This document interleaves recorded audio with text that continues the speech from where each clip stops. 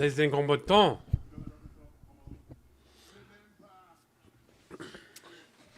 You're what the French call les incompetents.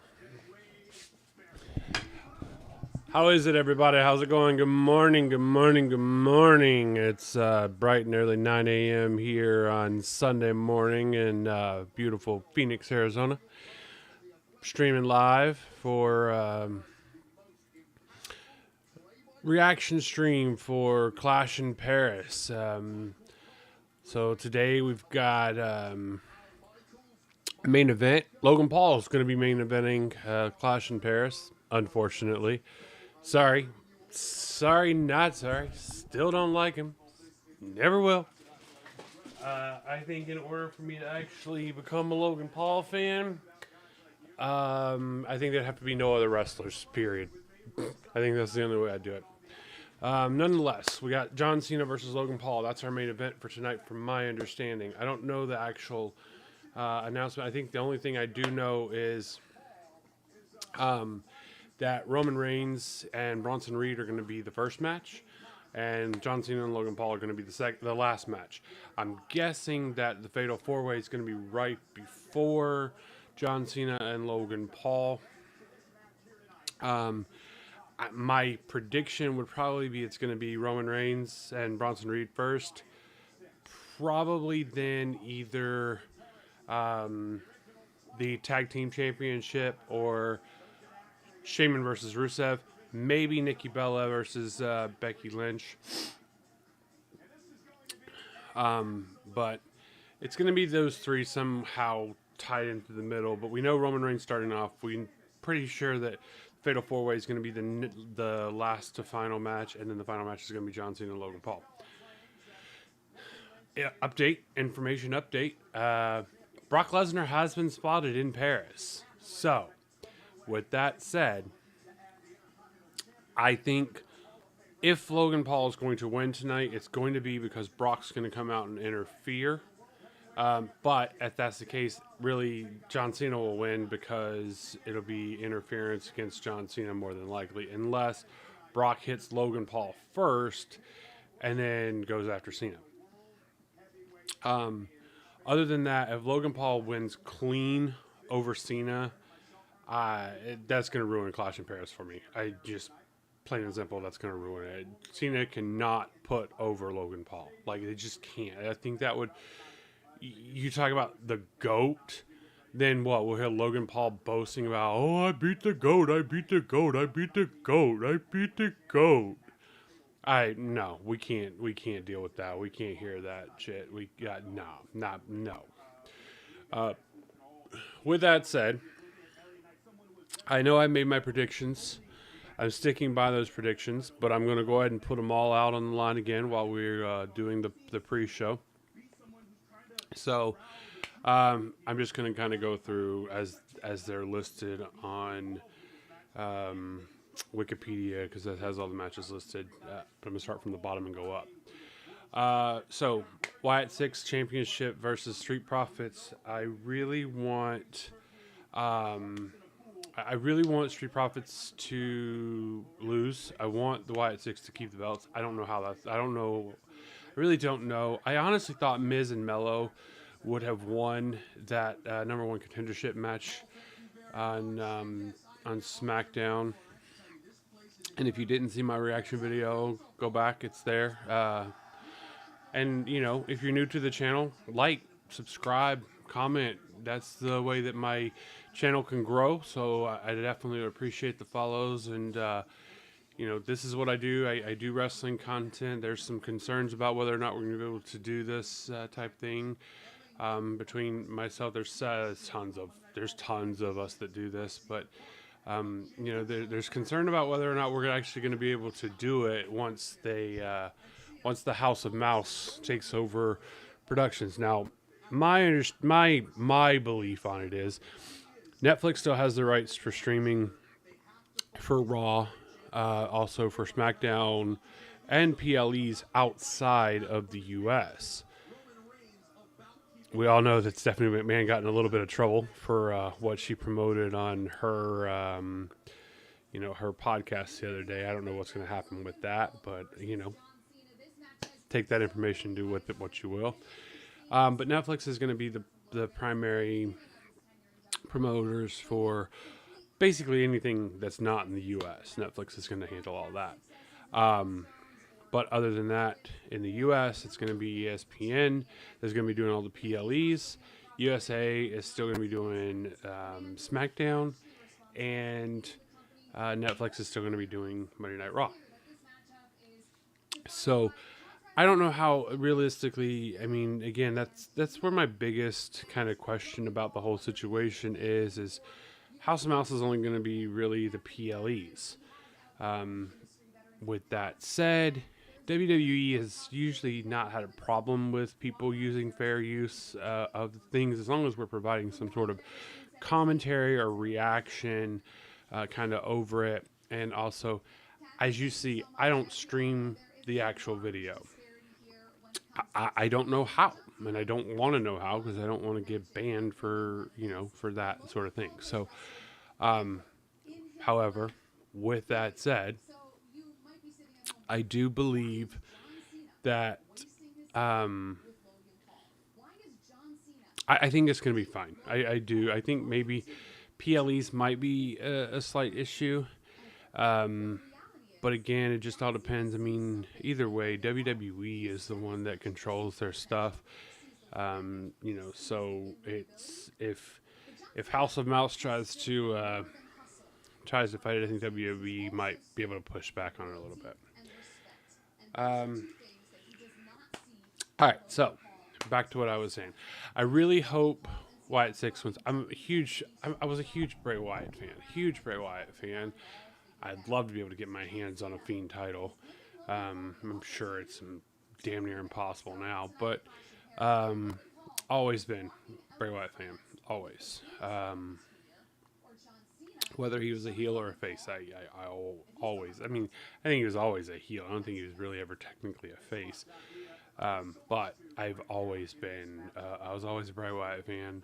I love what they're doing with Wyatt 6. I wish they would promote it a little bit more. I wish they'd push forward it a little bit more. But, it is what it is. Hopefully this is kind of doing it. Like I was saying the other night or Friday afternoon whenever I did the live stream of SmackDown for a reaction. Man, Bo Dallas is starting to look more and more like his brother every day. Every day. I mean, Bo Dallas has definitely put on weight. He is looking more and more like Wyndham every day. And again, I mean, maybe that's what they're going for. I think the only difference is I don't think Bo has the dreads like Bray did. Now, so again, I hope Wyatt 6 wins. My prediction is probably going to be and I think this is going to change what I said on Friday whenever I did the SmackDown stream.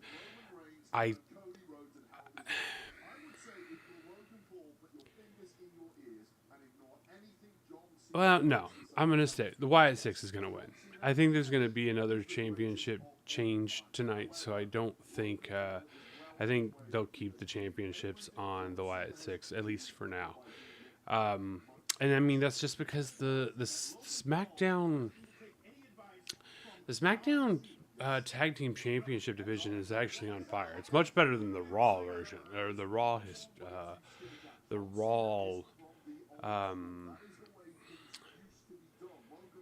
it's a lot better than the Raw version that's going on. So the Raw Tag Team Championship. I mean, again, I talked about that on Friday regarding the Rusev and Shemus match, and again, I'll talk about that more whenever I get to it. It's kind of weird that they're actually doing, back to what we're actually talking about with Clash in Paris. It's kind of weird they're actually doing the pre-show actually in the ring. However, La Defensa Arena may not have a space really for them to do it other than there. So.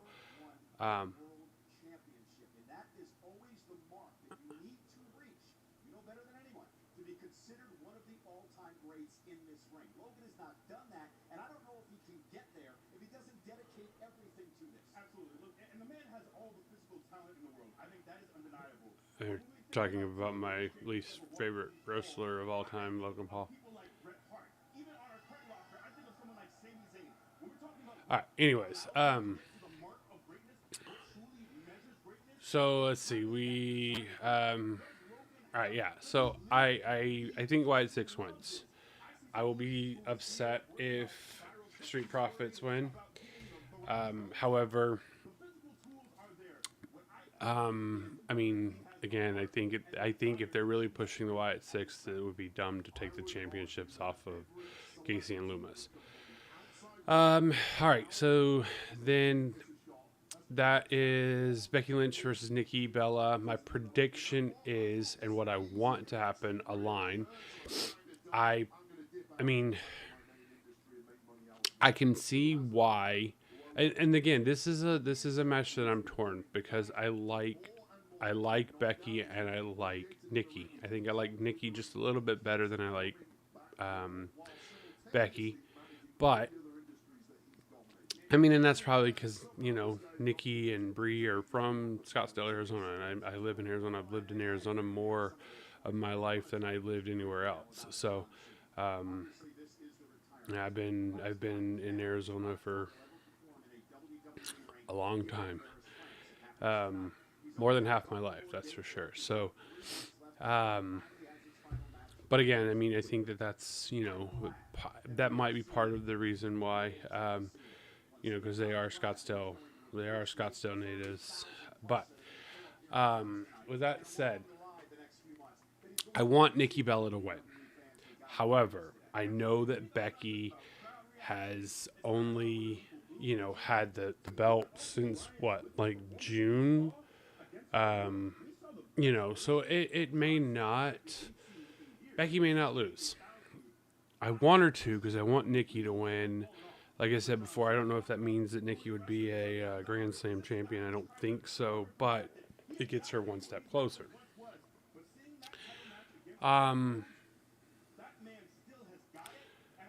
So my prediction is Becky wins, but I want Nikki to win. Starting match tonight, Roman Reigns versus Bronson Reed. Again, this is one of those matches that I don't. So there's rumors going around that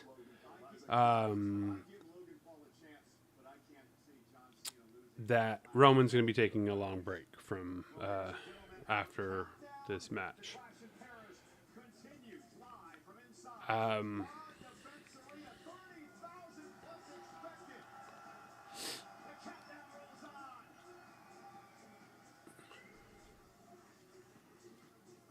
Holy hell, that's a lot of people trying to get in that arena. All right, so yeah, so Roman versus Bronson. I think this is one of those matches that is going to be involved in setting up. It's either going to be this match or it's going to be the Fatal 4-Way match that's going to set up the fourth member of, fourth, maybe fifth member of the Vision, what I like to call the Paw Patrol,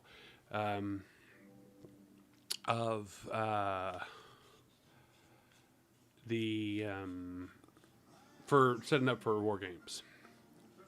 So I think it's 5 people. It's usually a 5-man team. So I know that there's currently 3 members of Paw Patrol.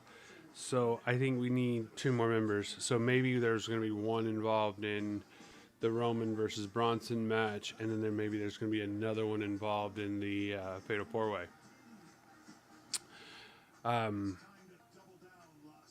So with that said,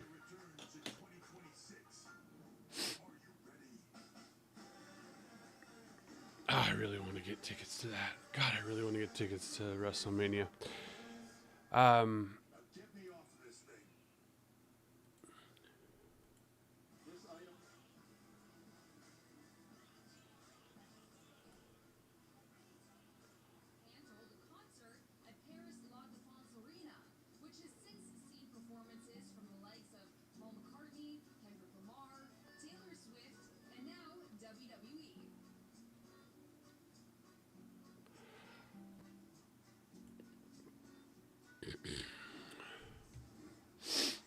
Well, now, not just WWE, but WWE Clash in Paris. The arena filling up over 30,000 WWE All right. fans expected here tonight. And our main event is going to be the fatal four-way match for the World Oh, so I guess Logan Paul's not main eventing. So I was wrong, I guess. Which is interesting to me, because if they're gonna have Brock show up, I figured it would be kind of like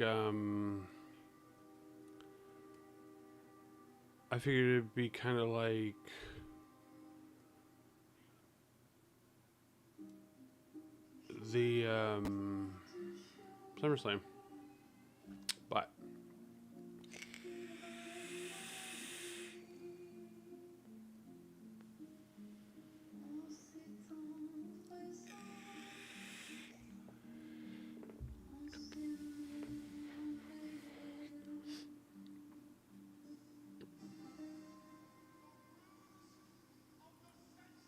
all right. So, no, I think Reigns wins by DQ. That's my prediction. Reigns wins by DQ. I think the fourth member of the Paw Patrol is going to come out and get involved, and it's either that or Bronson Reed wins clean, or Bronson Reed wins with the help of the fourth member of Paw Patrol.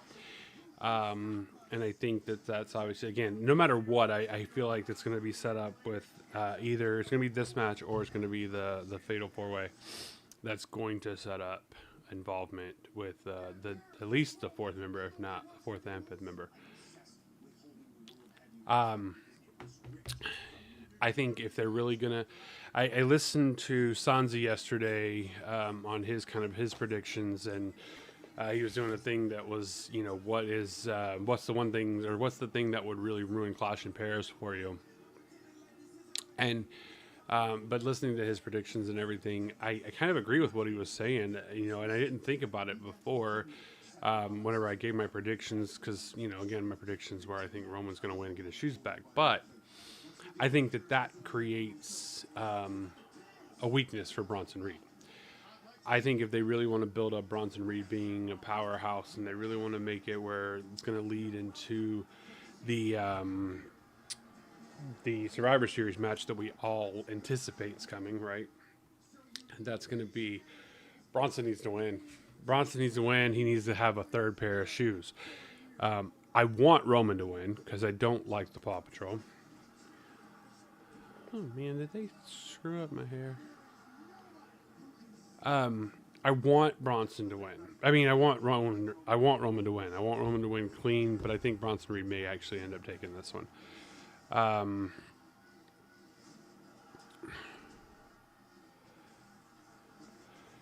With that said, like I said, what I want versus what I think is going to happen is not necessarily going to be the same thing.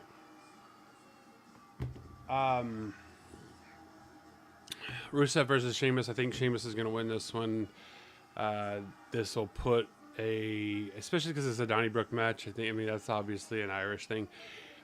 So I think that it's going to be I think Sheamus wins, and then I think him and Rusev then shake hands. They team up and reform a portion of the League of Nations. I think it's interesting. Hopefully that I really hope that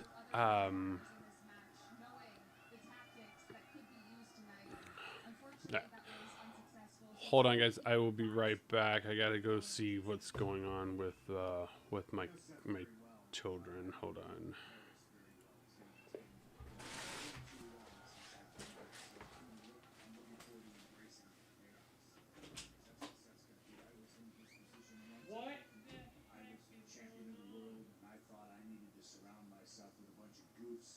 Sole job was to make sure I remained champion, and look how that turned out.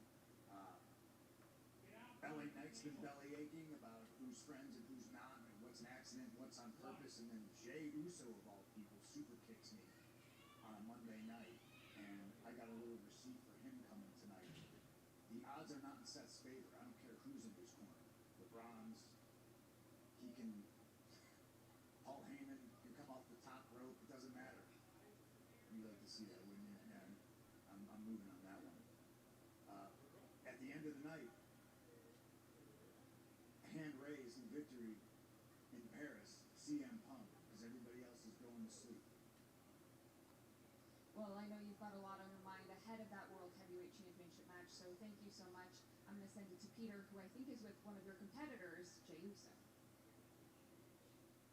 Thank you, Kathy. I am here with Jey Uso, vying for that World Heavyweight Championship tonight. First of all, let me ask you, Bill, how has Europe been for the People's Champ, Jey Uso? Fire, Oos. Fire. Just been out here hitting a whole bunch of great towns, Oos. Trying to finish the tour off strong. Trying to get the W tonight. Just been eating soup and bread the whole time out here. No Waffle House, man. No Waffle House. Now, one thing that people worry about Jay-Z and his, or Jay-Z, wow. Jey Uso in his Waffle House. Sorry, buddy, yeah, they don't have Waffle House in Paris. But they got a lot of good food. Oos, come on now. Do it for me tonight, Oos. Go out there, smash them all. I kicked them all in the face last week, man. I'm ready to do it tonight, Oos. I got to bring home that title around my waist, man. Just one more time, Oos. One more time. he's trying to become a two-time World Heavyweight Champion, Jey Uso. Back to you. So, Biggie, let's talk about Jey Uso for a moment. And they mentioned what happened on Raw Monday. Roman's saying enough. I mean, you can't help everybody. You got to worry about yourself. And Jey went out and did that this past Monday night. Will he continue along those same lines tonight? But I'm a little concerned. And this is not to say that he shouldn't be taking advice from someone who has been at the very top of our industry, one of the greatest to ever do it in his cousin, Roman Reigns. But the fact that you're about 15, almost 20 years in, you're a veteran, you've been a world champion, you've held countless tag team titles.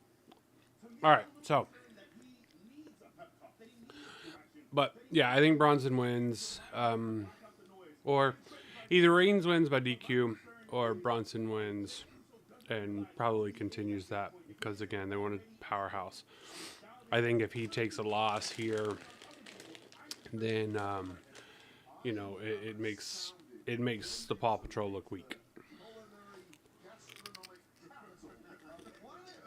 Paris and complain that they don't have a Waffle House. I'm too concerned where this guy's headed. So, Fatal 4-Way, Seth Rollins wins. I think, again, same reason why Bronson Reed's going to win. I think I was talking about Sheamus and Rusev.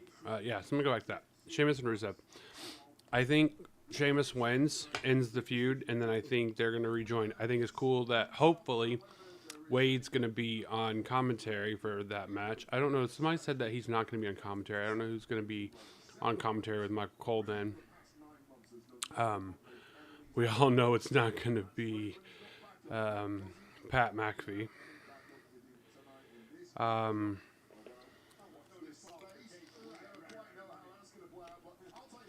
But with that said, I mean, at least you have 3 members of the League of Nations. Obviously, Wade will never wrestle again, but maybe Sheamus and Rusev team back up and go fight for the Raw Championships. All right. We'll go to John Cena and Logan Paul since we know that the Fatal 4-Way is going to be the main event. Cena Paul, we know that Brock's there. We know Brock's in Paris. Either Cena wins via DQ because Brock comes out and gets involved unless Brock attacks Logan, and then Logan wins via DQ. So then Logan will go around boasting about how he beat John Cena.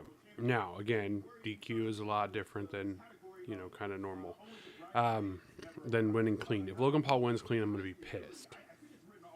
However, obviously Brock's going to get involved somehow, right? So it's either Brock's going to cost Paul the match by attacking Cena, or Brock's going to cost Cena the match by attacking Paul first and then going after Cena.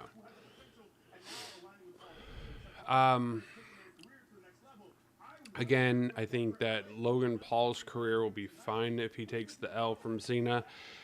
I think it's going to kind of tarnish Cena's legacy if they let Paul get a clean win over him.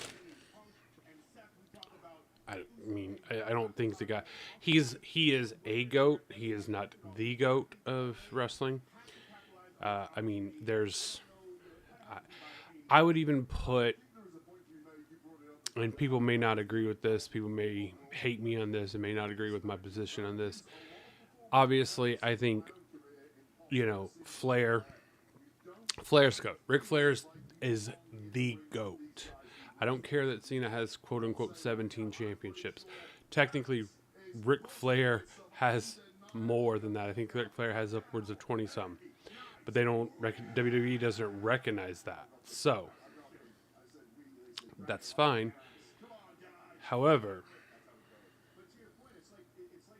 I think, Cena is up there. But I think, you've got Ric Flair's number one. My personal opinion, I think number two is probably, Sting. I think Sting is number two. Cena, definitely top 5. I mean, maybe even on the Mount Rushmore. Maybe he's top 4. But I do think that just regardless of number of championships, Sting is definitely, number 2. He's always been, if you ever really thought about it, probably Sting was probably the most popular wrestler of all time. But I think Logan Paul getting a clean win over Cena is it destroys Cena's career, and I think it then knocks him down lower on the greatest of all times, in my opinion. So, again, either Cena wins by DQ, Logan wins by DQ, or Cena wins clean and then Brock comes out. Either way, we're going to be setting it up for WrestlePalooza. All right, so that puts us in the Fatal 4-Way match. It's Fatal 4-Way, no DQ, right? So, realistically, Bronson can come out, Braun can come out. The fourth and potentially fifth members of Paw Patrol can come out, take out everybody, and then Rollins just gets an easy victory. Rollins doesn't lose the belt, unfortunately. I really do want Punk to win, but we know it's not going to happen. So, I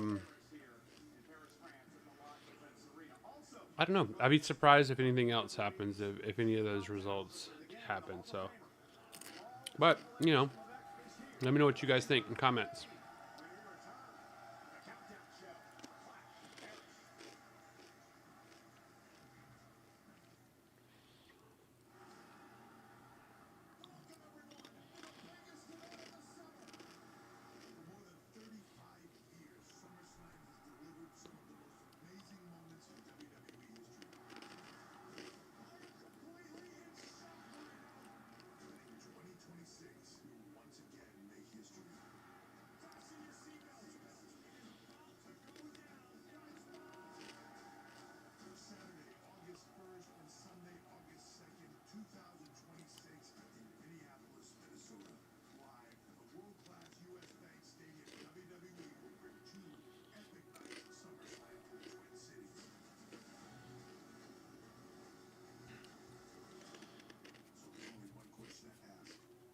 Are you ready?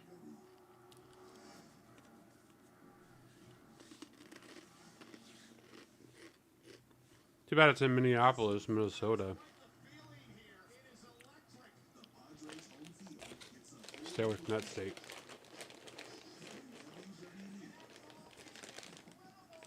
Sorry guys, I'm a little shaky, so I'm having to eat a little snack, so.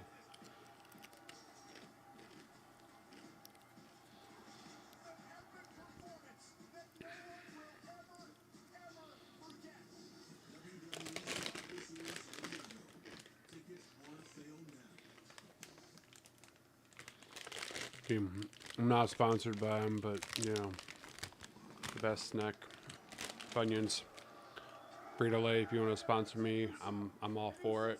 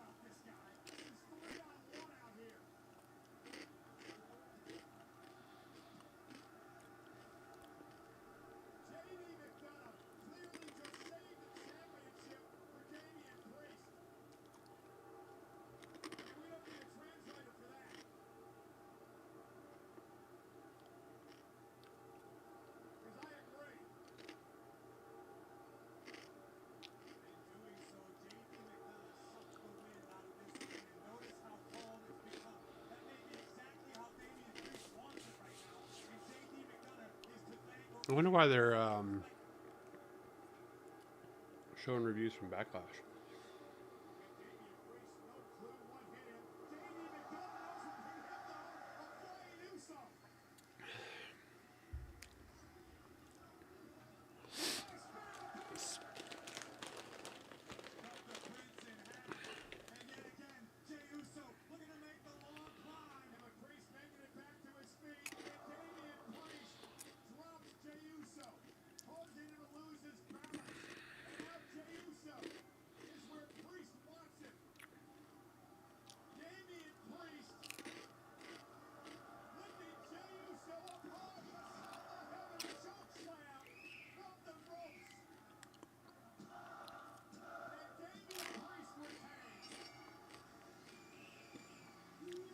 That was a botched move.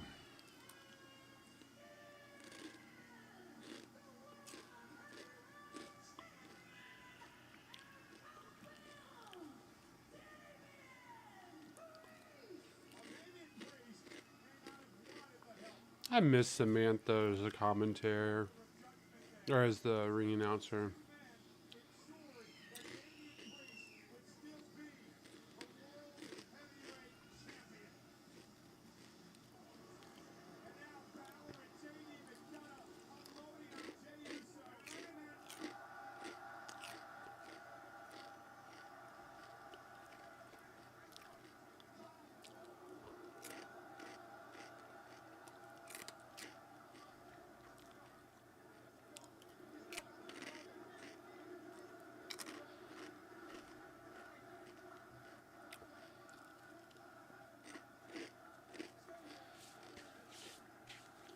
This is when the beginning of the end for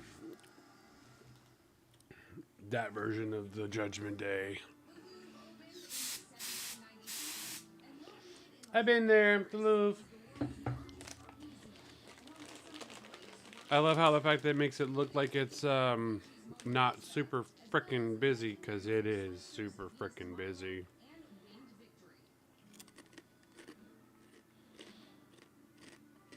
There's also Artemis, the child of Amadeus and, no, Athena and Hermes. It was it was Hermaphrodite. That's who it was. Because it was a chick with a pee-pee.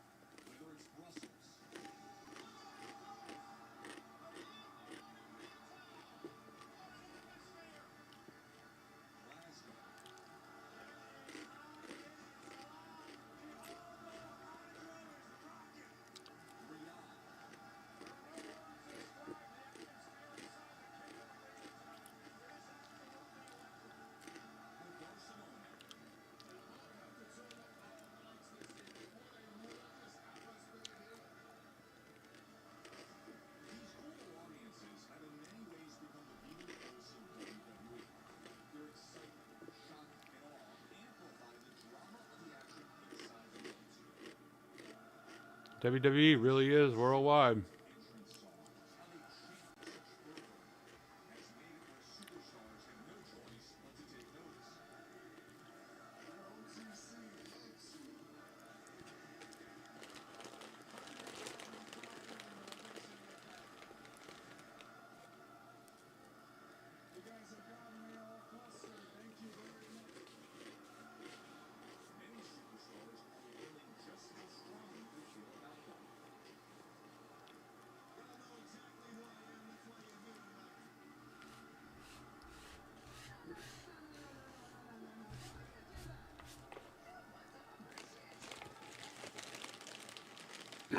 With that said, Becky, I think Becky might actually drop the belt just because of the backlash from what she said Monday night in Birmingham, England about Ozzy. You guys singing along to my music? Here's the world tonight. From Ireland to Australia to Saudi Arabia, everywhere in between, wherever our WWE superstars go, it's become obvious the fans know this contagious atmosphere that they've created transcends the squared circle. The audience is the show.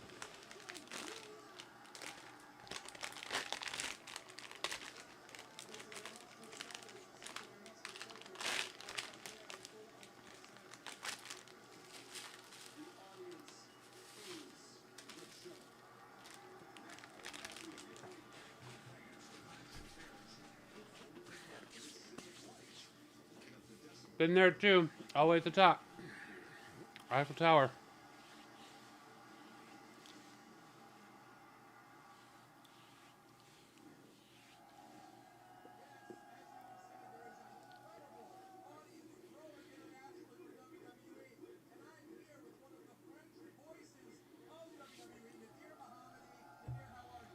I'm doing great. Thank you very much, Peter. Sabadania.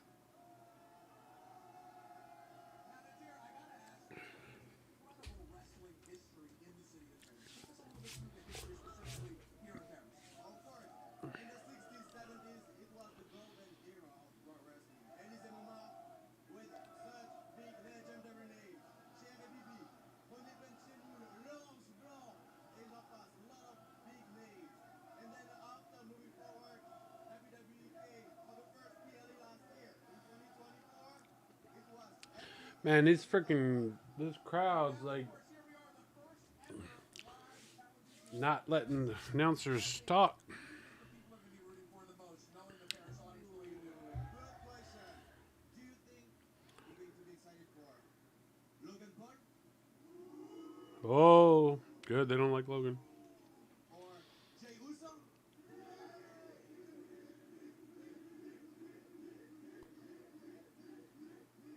Fair enough, fair enough. Now, I have to imagine some of you are also here to see John Cena. Lewis is here. Lewis, where did you come from for the show today? You came all the way from Scotland just to see John Cena. It's going to be epic. John Cena's last time in Europe tonight at Clash in Paris is going to be amazing. Nadir, thank you very much. Back to you guys.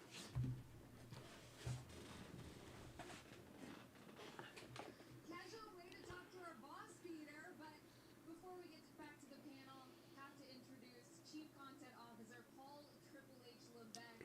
I know you're a very busy man, so I always appreciate the time. But tonight, we always talk about how electric the crowd was. I love how they actually have to put Clash in Paris, France, you know, because it's not Paris, Texas. Expect more of the same. Look, you said it. These international tours, the crowds are off the charts, especially here. Leon the other night lived up to his reputation on SmackDown of one of the loudest crowds we've ever been in front of. I think tonight here in Paris, if the last few days of me getting to go out, go to the Eiffel Tower, do some sightseeing and meet a lot of fans, tonight is going to be off the chart. This crowd is going to be insane. We've got 30,000+ people here. It's going to be off the chart. Well, you mentioned Lyon, and you said last time we had to come back to France. This is the second PLE now in France, the first in Paris. So, from your perspective, what do you think everyone's gonna see out there? I know this. What they're going to see probably is this crowd blow the roof off this building. It's rare that we have a building of this size with a roof on it. We might not be here for much longer. This card is stacked. This event is stacked. Whether it's Becky Lynch, Nikki Bella. Paul, I gotta disagree. It's not stacked. You got 6 matches, man. You could have thrown in at least another one. Shemus, Rusev. I mean, it is all stacked. We're in for an incredible night of action, and I think this crowd is going to put us over the top. Paris, you've seen Lyon, you've seen the rest of the UK. You've got your work cut out for you, but I believe in you. Well, you mentioned that Women's Intercontinental Championship match, and I am very excited for it. So let's take a look at how we got here between Becky Lynch and Nikki Bella.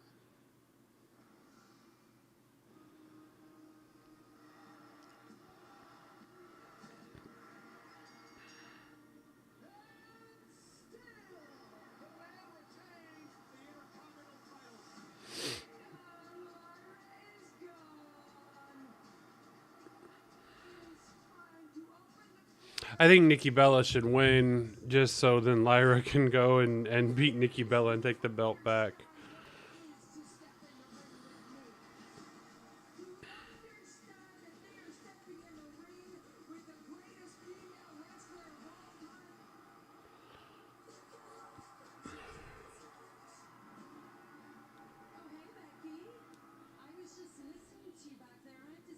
Becky Lynch really is one of the greatest of all time. And it was superstars like Becky Lynch why I knew it was okay to take a step away because the women's division was in such great hands. You turned out to be such a disappointment. Why don't you face me one-on-one? Nikki Bella versus Becky Lynch. You know what? We never went one-on-one. A cheap shot by Becky. Fireworks here tonight between the Intercontinental Champion and the Hall of Famer Nikki Bella. Natalya versus Becky, Intercontinental Championship. Enough is enough. Match is over. Here comes Nikki Bella. The woman who was embarrassed by Becky Lynch a couple of weeks ago. Sneak attack 2.0. That's how you make a statement. Becky Lynch wants to say she's holding everyone down.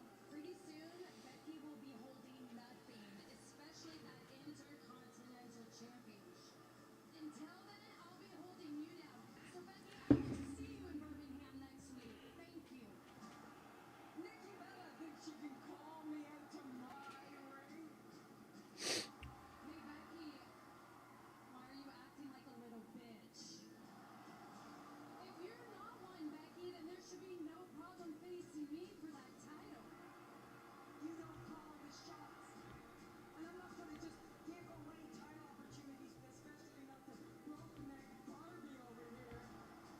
Is this what the man has become? Has the man lost her balls?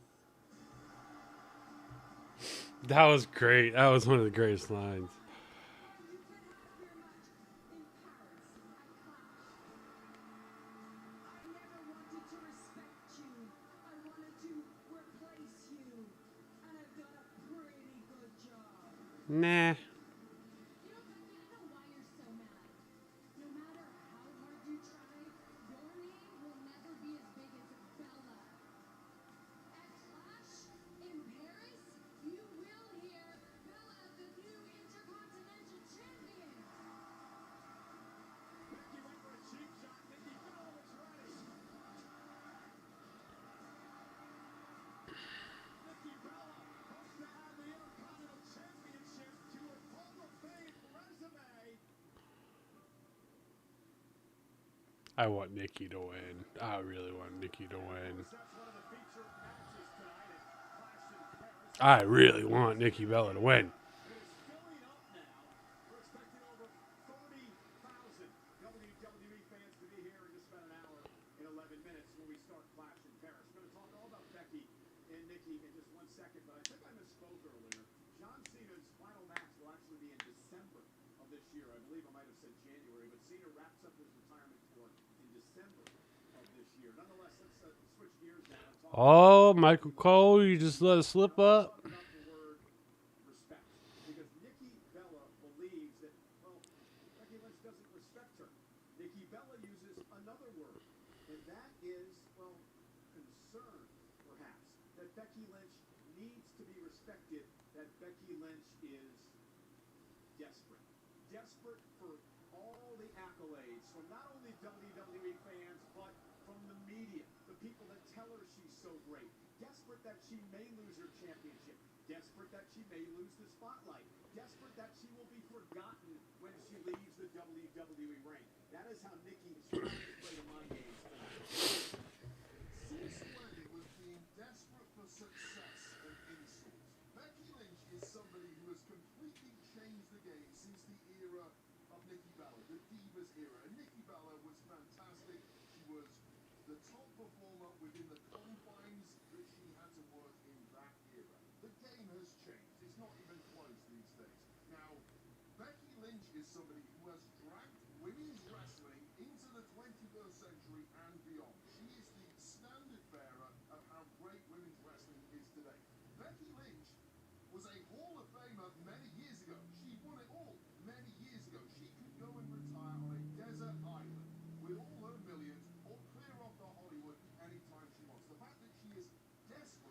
to stay as the number All her millions? is something we should be applauding Was that the millions that Seth got her? in Nikki Bella's words. I think you do make a great point in many ways. I wouldn't frame it quite the way that you did, but I think we're seeing a Becky Lynch. I think back to when Becky came up around the time with Nikki that was referenced before, and this is a very different version of Becky Lynch, and that's not necessarily from a physical side. She always had it in ring, but we're seeing someone who is not just here to go through all the proper channels, to shake all the hands, to pay deference, and I think we've seen elements of that. We've seen a lot of our superstars talk about how Nikki Bella has paved the way, they showed her respect, and that's not something that Becky is willing to do. She is going to kowtow to Nikki. And look, Nikki, you talked about the Divas era. Nikki has 2 championship titles here in WWE. She was Divas champion. The Divas championship has been retired since 2016. She has not held a title in this new era. But I know we're seeing a version of Nikki who is very hungry. She has made it very clear she is not just here to say hello to fans and say this is my last run. She wants to win championships and titles.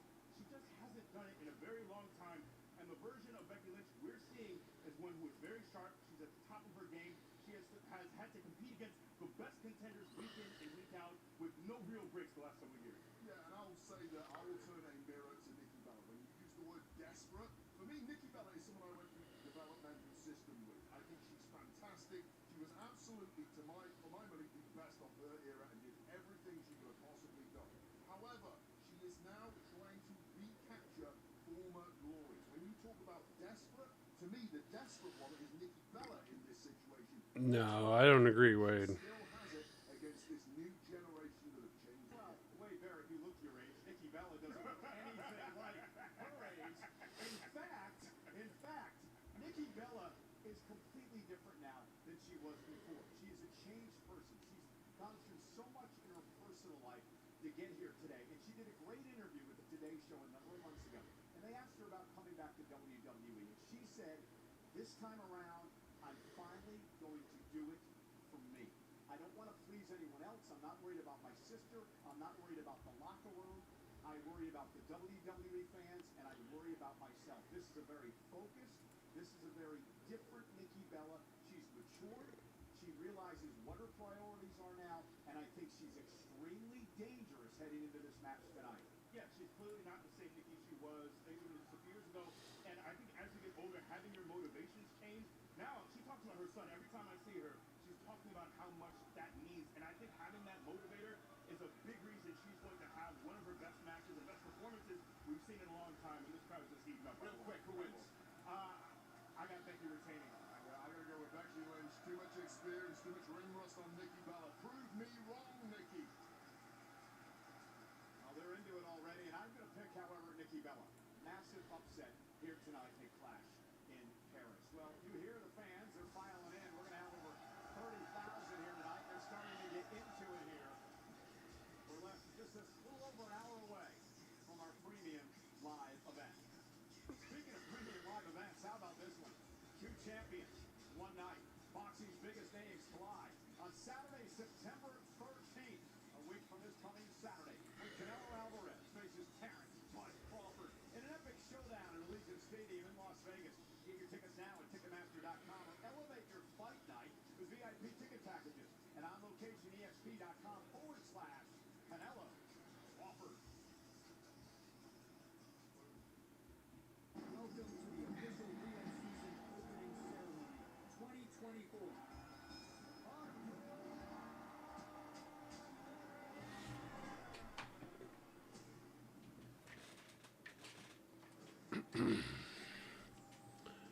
I don't care about boxing.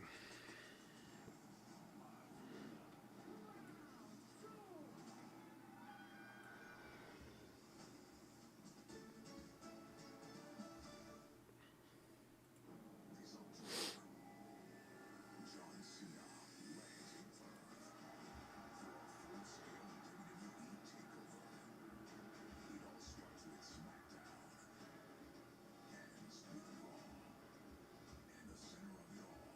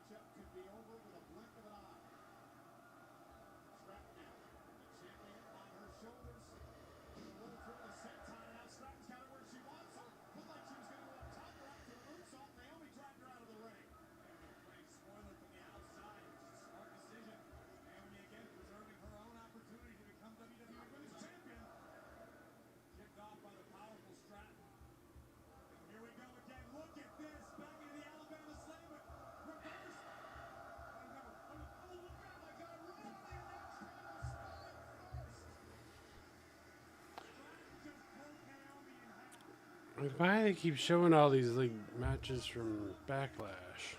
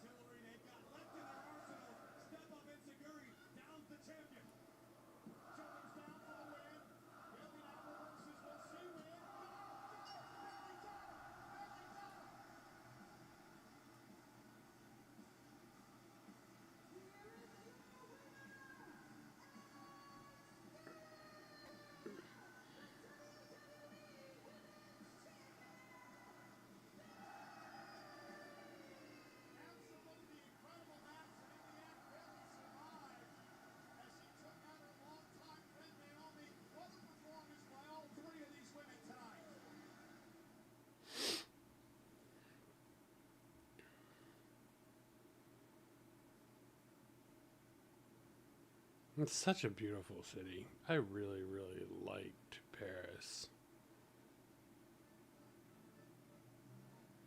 My wife did too, with all the escargot.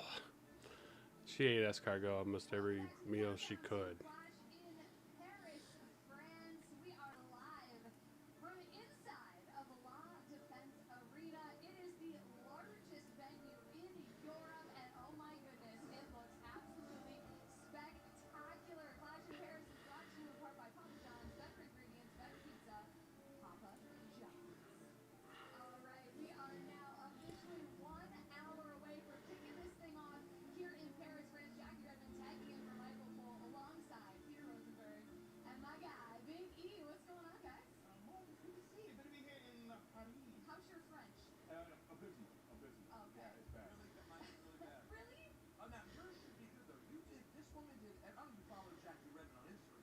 She did everything there was to do in Paris this week. Done. But in Paris, I mean, you have to do the things that everyone does. So yes, I've been all over Paris. The people have been absolutely amazing, and I have seen WWE T-shirts everywhere at the Eiffel Tower, at the Louvre, every single place I went. I saw WWE fans, even at Versailles as well, which is like an hour away. But it's been amazing. Mm-hmm. But tonight is the night. Yeah, well, it's the night, all right. Tonight's the night we find out whether Paris makes Lyon look like trash. Oh, Now, I want Paris to show up on a different level than Lyon even showed up at Backlash. You don't have to worry about Paris. This crowd is going to be incredible. I promise you. They're going to be. Look, we would do live events here. Oui. Years ago. Look at this crowd tonight. It's going to be incredible, Rosenberg. Who you talk to? You don't know her. These people here. You better act like you know Paris. You better act like you know. I know now. Come on. I'm starting to know. See you? Come on. He's getting Man them here going. got me fired up. He's talking about the Paris crowd. And this won't be the best crowd of the year. Listen, all I know is that before this show starts, you do need to at some point gyrate for the people.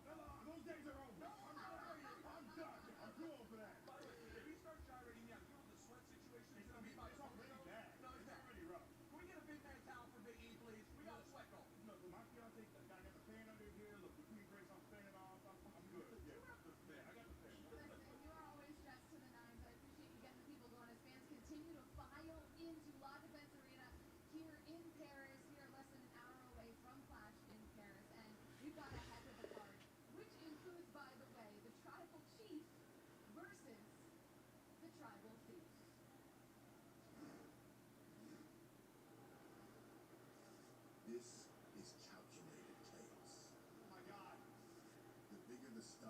destroy, Roman Reigns is in the drop zone. the more my stock rises. Here goes Reigns. Methodical terror. Roman Reigns. I'm reading online and on social media that I schoolyard You are a schoolyard bully. in front of his schoolyard friends. Not once, but twice. A man that put Roman Reigns down, the owner of the Sheena. And Roman Reigns was not man enough to get back up. Big Bronson Reed. I'm going to add to my collection until you acknowledge your tribal thief.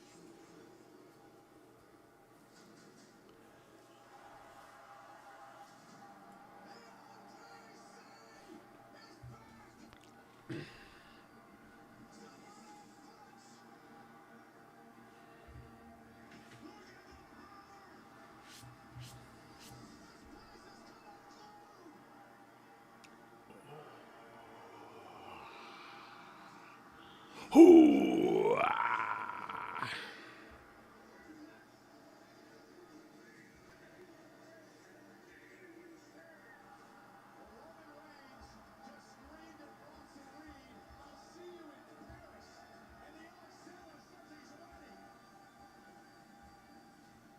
I'm not the same guy as I used to be.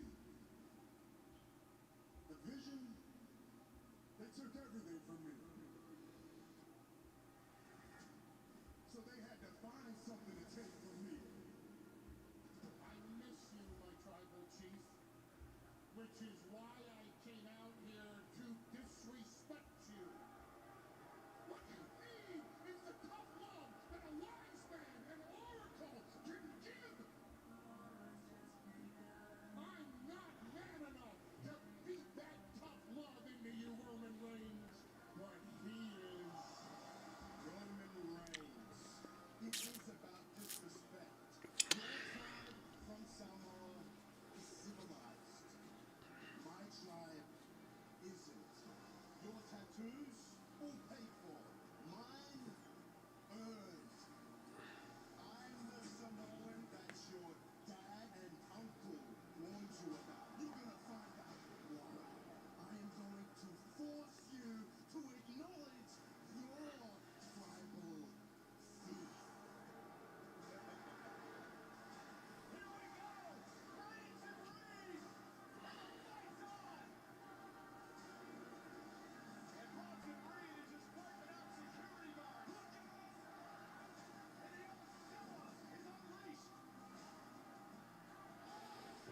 It was such a.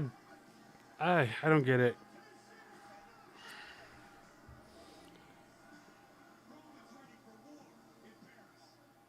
It seems like a weird storyline.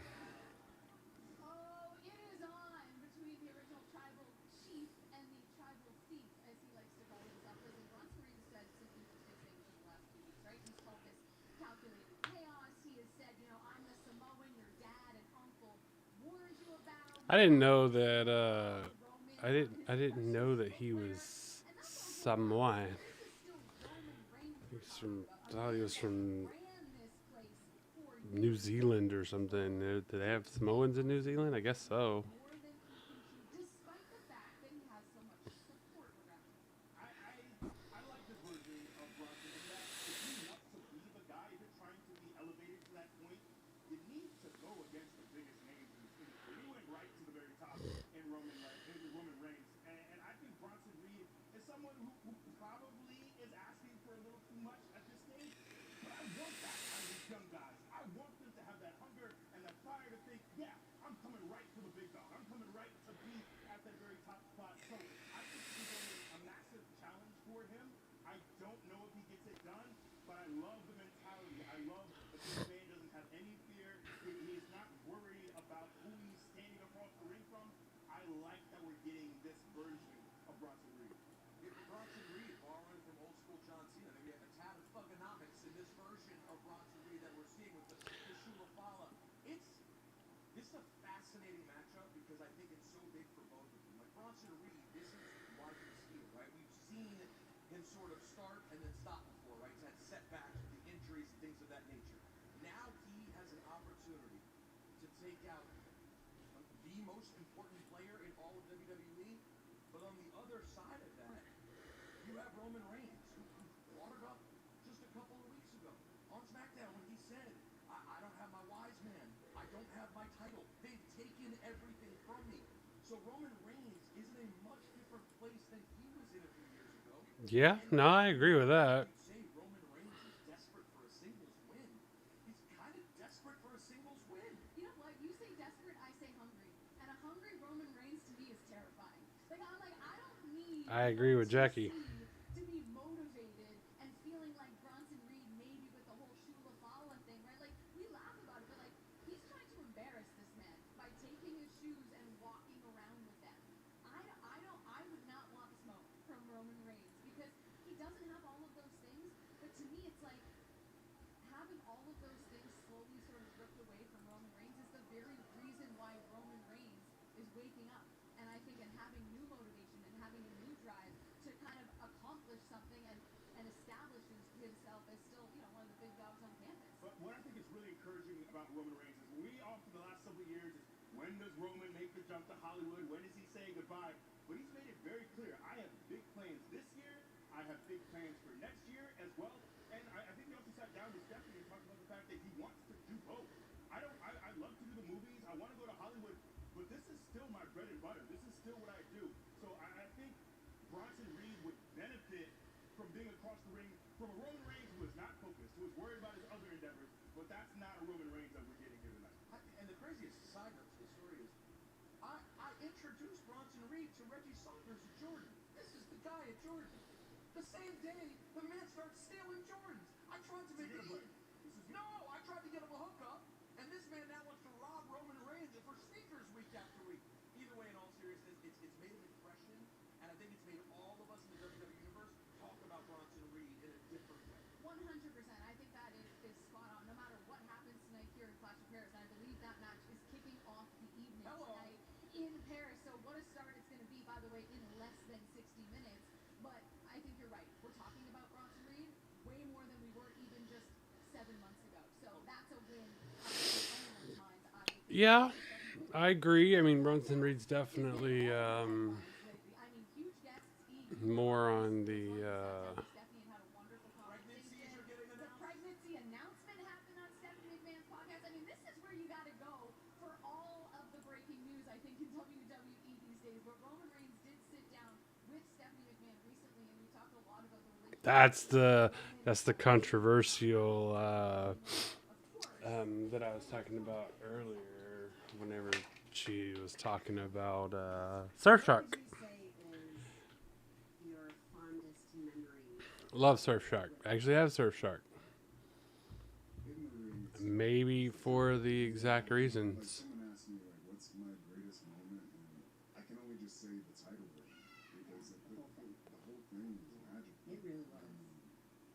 During the entrance, a lot of times he'd tell me, like, because I don't slap my arm, Right. but we all get them. Everybody Of gets course, the goosebumps, you get the yes. goose flesh. And When he it's would always, working. when it's Yeah. when it's that magic's happening for sure. And he would always point it out behind. You could never see him say it, but he's like, "You got him again." Or whatever he'd Yeah. say, like, "I can see the goosebumps," and that feeling to be able to go through the storm together, Mm. and get to the eye of the storm.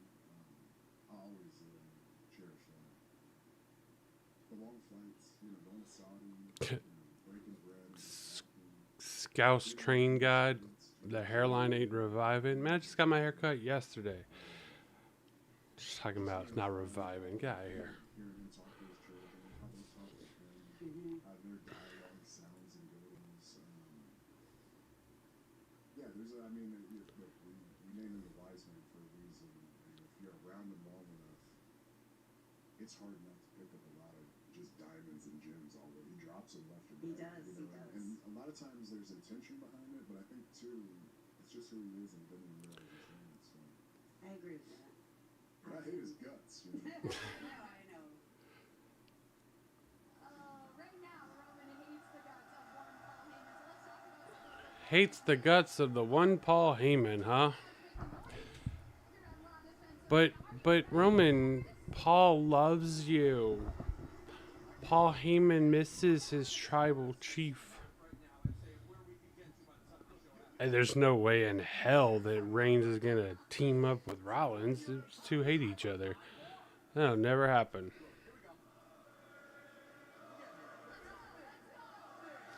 Ole, ole, ole. Ole, ole.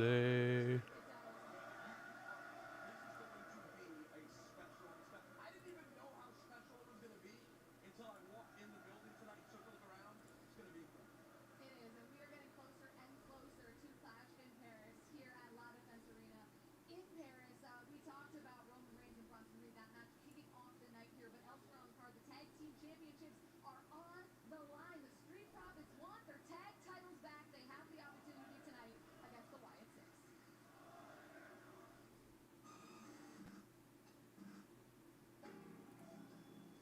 For everything, there is a season. Time for all matters under the sun. A time to be born. A time to die. A time to sow. And a time to harvest. I gotta figure out how to get my. When we return, we vow to expose the liars. I have proven over and over that I am a man of my word. The tag team division was a rotting carcass, putrid with hypocrisy, duplicity. And charlatans had the audacity to call themselves brothers. Brotherhood is not bound to free greed, but cemented by the unbreakable bond of blood. With each trial, exacts a new foundation, spread sickness. I take no pleasure from suffering. But I would be the liar if I didn't expose the truth.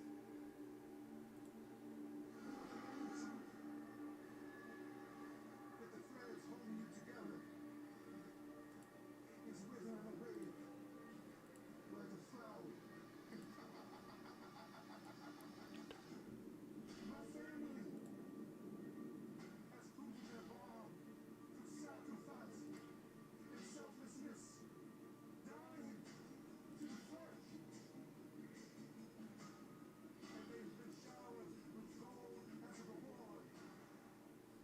We will not let them take that from us. We see. You think you're fighting to take our accolades? This is a battle between you and your so-called brother. Fighting for your very own survival. Everything you believe is at stake. How much longer can your egos withstand? The season has changed. The hourglass has emptied. The reaper is needed for the harvest. Man, I really hope that Wyatt 6 keeps going. I hope that WWE doesn't. I hope Paul that doesn't like starve that or stifle that out. Tag team championships are on the line here tonight at Clash in Paris after the match was made less than 48 hours ago on Friday night. SmackDown, the Wyatt Six defending the titles against the Street Profits, who have been trying to get those things back. Let's check in with Kathy Kelly backstage. Yeah, guys, thanks so much. I am here with the Street Profits and B-Fab. And let's take it back to SmackDown on Friday. Bo Dallas trying to get in your head saying that you're not family. So clearly it didn't affect your mindset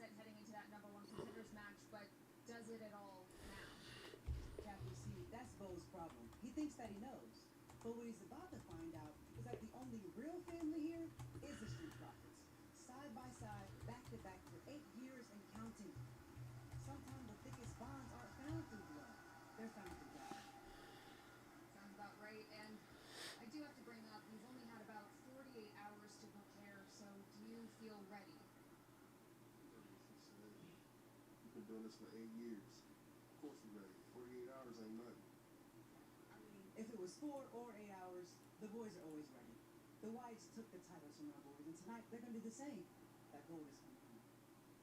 Sounding very confident heading into this evening. In the meantime, let's send it back out to Lorian. Kathy, thank you so much. We heard Kathy ask the question, are you ready? This match just got made 48 hours ago, but of course the Street Profits always have their eye on the prize. With the Wyatt Six, they're a different sort of mountain to climb, right? There's the wrestling aspect, and then there's the mind games. We just saw a glimpse into that in the package. Yeah. How do you prepare for someone like the Wyatt Well, Six? can I say, going back to that interview, the vibes were very off. I thought the same thing. Yeah, we see a very gregarious Montez Ford. We see a lot of energy. It was very somber. We didn't hear Montez at all. Didn't say a Somber word. or serious? Serious is one thing. I'm expecting a level of intensity, a level of focus, fired up. We've seen that from the Street Profits. We haven't seen Montez. I don't know if he's checked out. I don't know what's going on here. I'm not saying that, but I'm saying this is not the Street Profits that we know and love. These are very different tag teams, okay? Over the last few days, Montez Ford probably dropped 15 racks at the Gucci store. Do you know what the Wyatts were doing? The Wyatts were rolling around in slop, some random farm up in northern France. Well, apparently some people love it, but myself included. But my point is, these are very different tag teams, very different mentalities. And what you saw as sort of an oddity in terms of Tez's behavior, I sort of liked it. I did see a real brooding intensity. These guys are trying to get these championships back. It has been too long for the Street Profits to not have gold Well, around. really quickly, because we've got to go to break here in a second, but, you heard Dawkins talk about, we've been at this for 8 years, right? They've been trying to carry tag team championship gold for a while. They had it for a brief moment. They want them back. They've been a tag team for a long time. If they are unsuccessful tonight at winning back those tag team titles, do you think that there is a possibility they start to contemplate a different path? I think very much so. I look at SummerSlam, seen these two afterwards go in separate directions. They're at an impasse here. They really, really need this. I love those guys. I think they're immensely talented, but something's got to change. All right, we shall see the tag team championships on the line tonight here in Paris as we inch closer and closer to kicking this thing off at La Defense Arena. You can see this place fits a lot of people. Coming up on the other side, we'll talk I mean, not a lot. It's only 30,000, but still. Donnybrook match. That's next.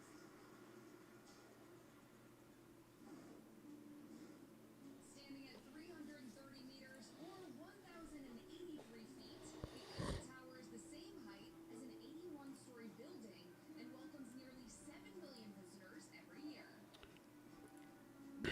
Sorry, guys. I'm trying to figure out how to put my actual chat on here.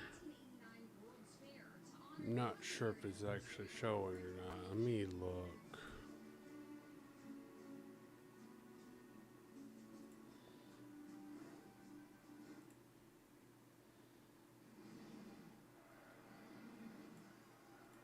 Bodies ache, their lungs are burning. It is a matter of pure will.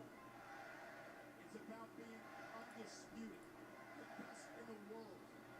The undisputed WWE Universal Champion. Reigns wants to keep it,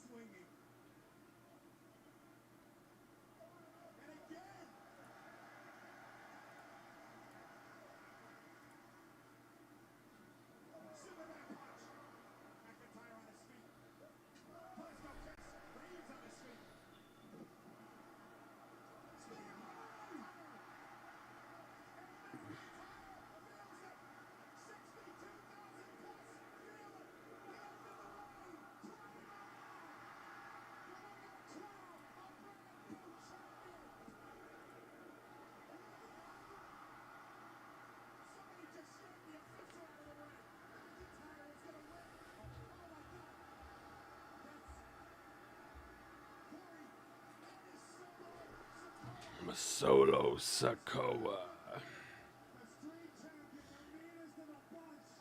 The NXT standout, Roman Reigns' cousin, another member of the Alloy family.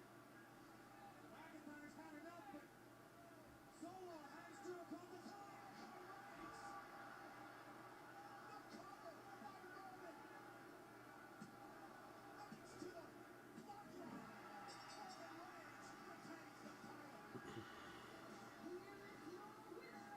Alright, it's definitely not showing on the screen, so I gotta figure that part out.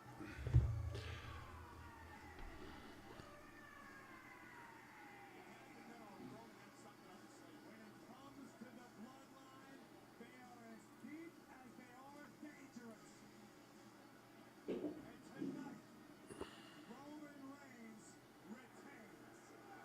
Thought it was over. The Claymore. McIntyre to climb to the top of the mountain. And then the official was pulled out of the ring by a man who would reveal himself to be yet another member of the bloodline.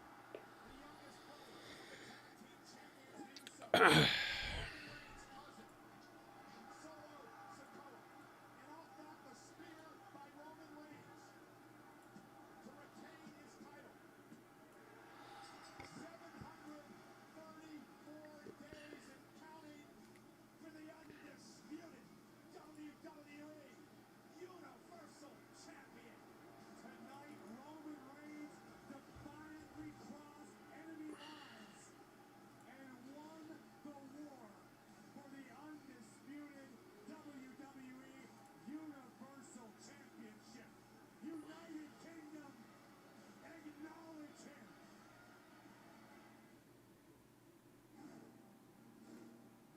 Paris is home to several architectural marvels, including the Louvre, the Palace and Gardens of Versailles, and Luxembourg Palace.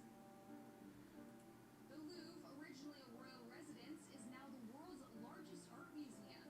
The Palace of Versailles, located outside Paris, once served as a seat of royal power. And Luxembourg Palace, built in the 1600s, now houses the French Senate.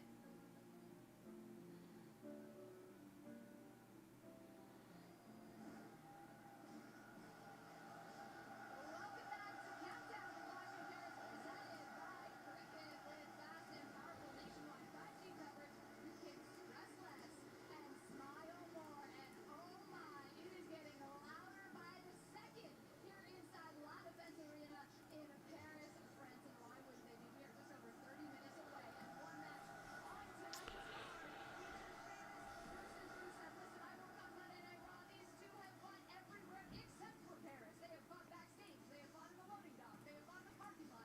They cannot get enough of each other. But everything changes tonight when they go one-on-one here in Paris in a good old-fashioned Donnybrook match.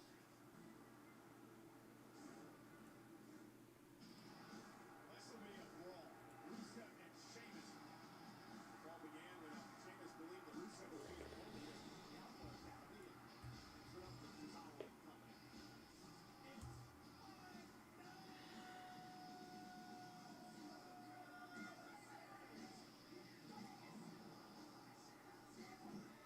There we go.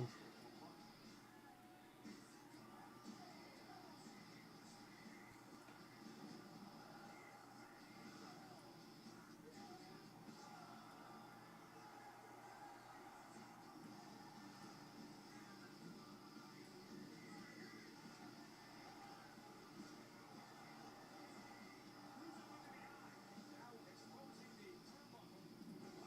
Oh! First into the steel.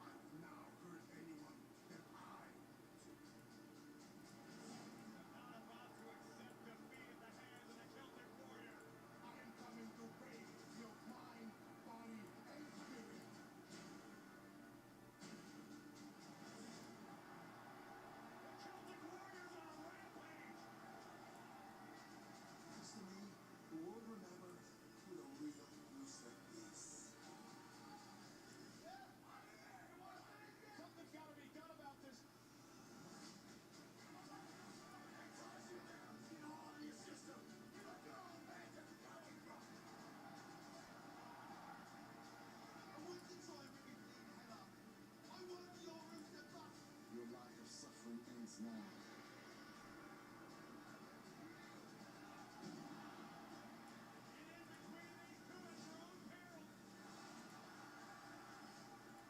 Don't forget, our names are relevant again. You picked your own poison, my friend. So my actions can affect what I'm about to do.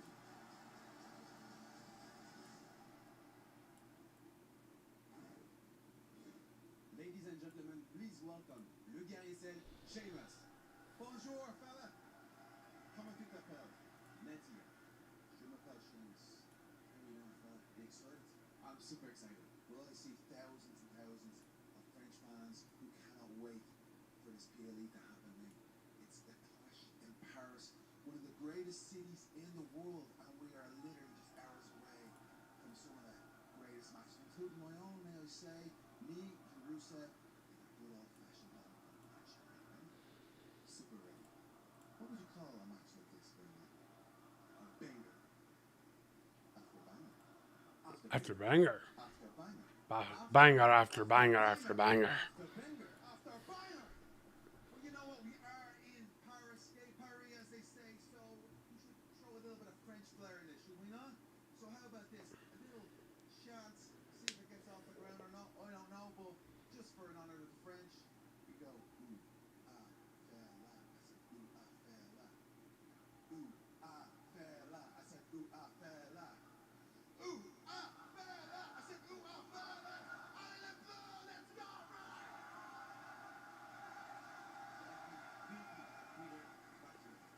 Peter, thank you so much. As you can see, Sheamus fired up. Sheamus is a little hyped. Ooh, ah, fella. Say, ooh, ah, fella.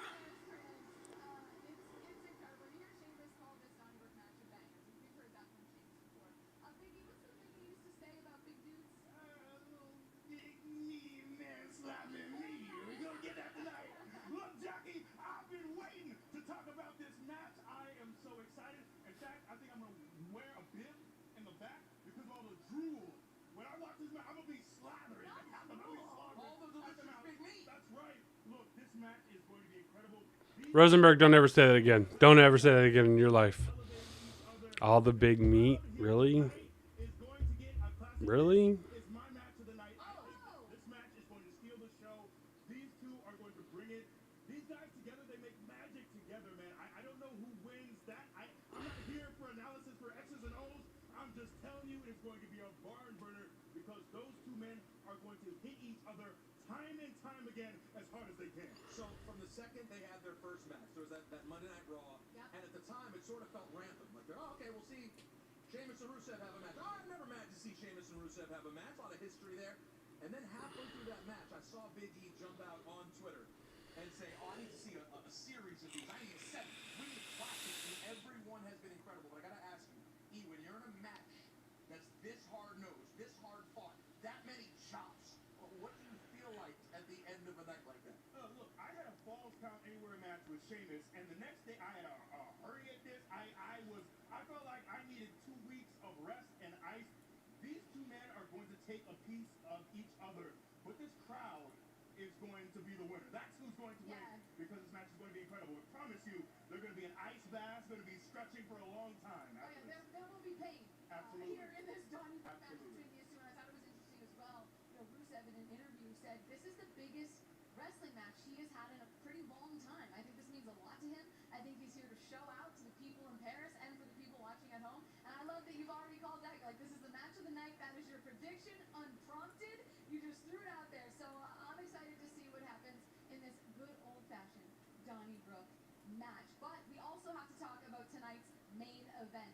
The World Heavyweight Championship on the line in a fatal four-way. Seth freaking Rollins defending against not one, not two, but three very stellar opponents. One of which is LA Knight, who is so hungry to win his first ever World Heavyweight Championship. I had the chance to sit down with him one-on-one in an exclusive interview earlier this week. Let's take a look at what he had to say. LA Knight, welcome. Yeah, exactly. You were trying to set me up. I was kind of, yes. Thank you for paying it off. Welcome to the Countdown Show. Stepped on it a little bit, but Yeah, I know. Listen, do you want to redo it? No. Are you sure? Let's roll with this. All right. Let's keep it a little under this. We're off to a great start. when people hear the name LA Knight, there's a couple of words that come to mind, right? Yeah, of course. Megastar. I think another one is probably confidence.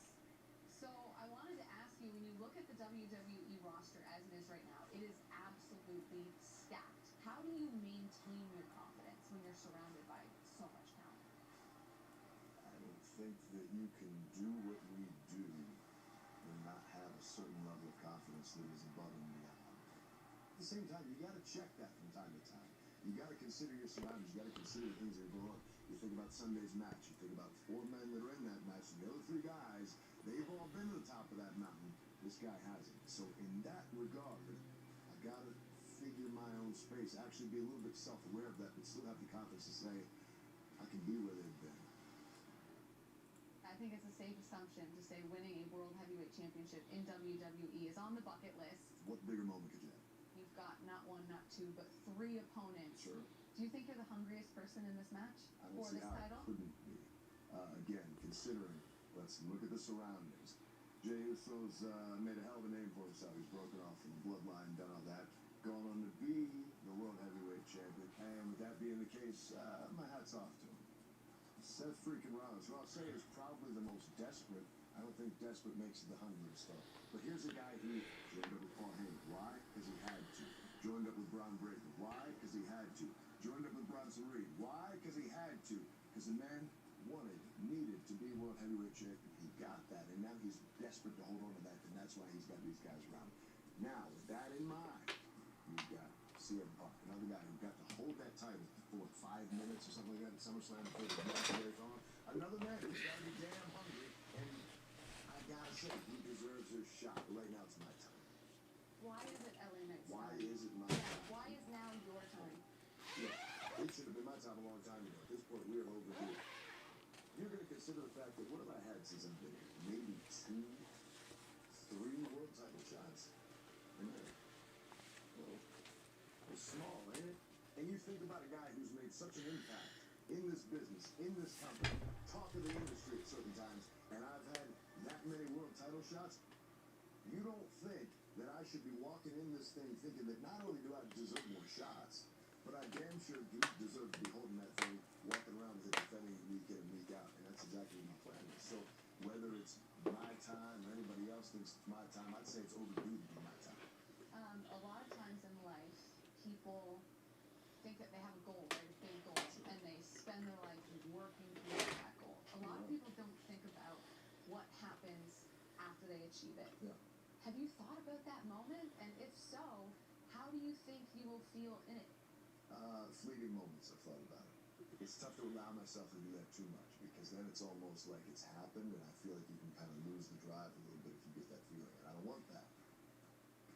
So with that in The mind, weight's not really balanced on the belt, but you know, when that happens, the champ is here. You coming out? What are we doing? Party boss, let's go. Plans, Everybody. so I'm there. Yeah, all right, let's do it. Listen, I'm in, but until then, we appreciate the time. Our audience of the Countdown Show has been asking for a sit-down interview with you, so we're finally going to get it. Are you finishing up with me right now? Unless if there's anything else you'd like to say. Hold on. Listen. I'm going to break fourth wall right now. Before this camera's rolling, we're sitting here, we're talking. And you were asking me something about yeah and yeet. What do you want to ask me about that? Well, you know that there's going to be competing chants, right? Sure. Yeah versus yeet. There's a lot of similarities between you and Jey Uso. Isn't that funny? Well, I'm going to tell you this. I already gave Jay his props, but when I think about it, and we take it back a little bit, and what, 2023, yeah gets really hot. Yeah. And then this other 4-letter word starting with a Y just pops on the scene. Yeet.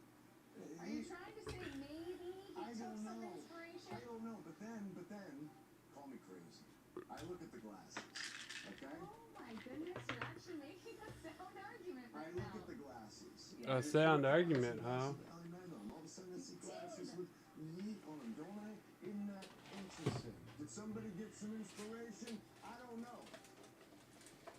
But this man's here, and this man's coming in the class. So what I'm saying, whether it's Jey Uso, Seth Rollins, CM Punk,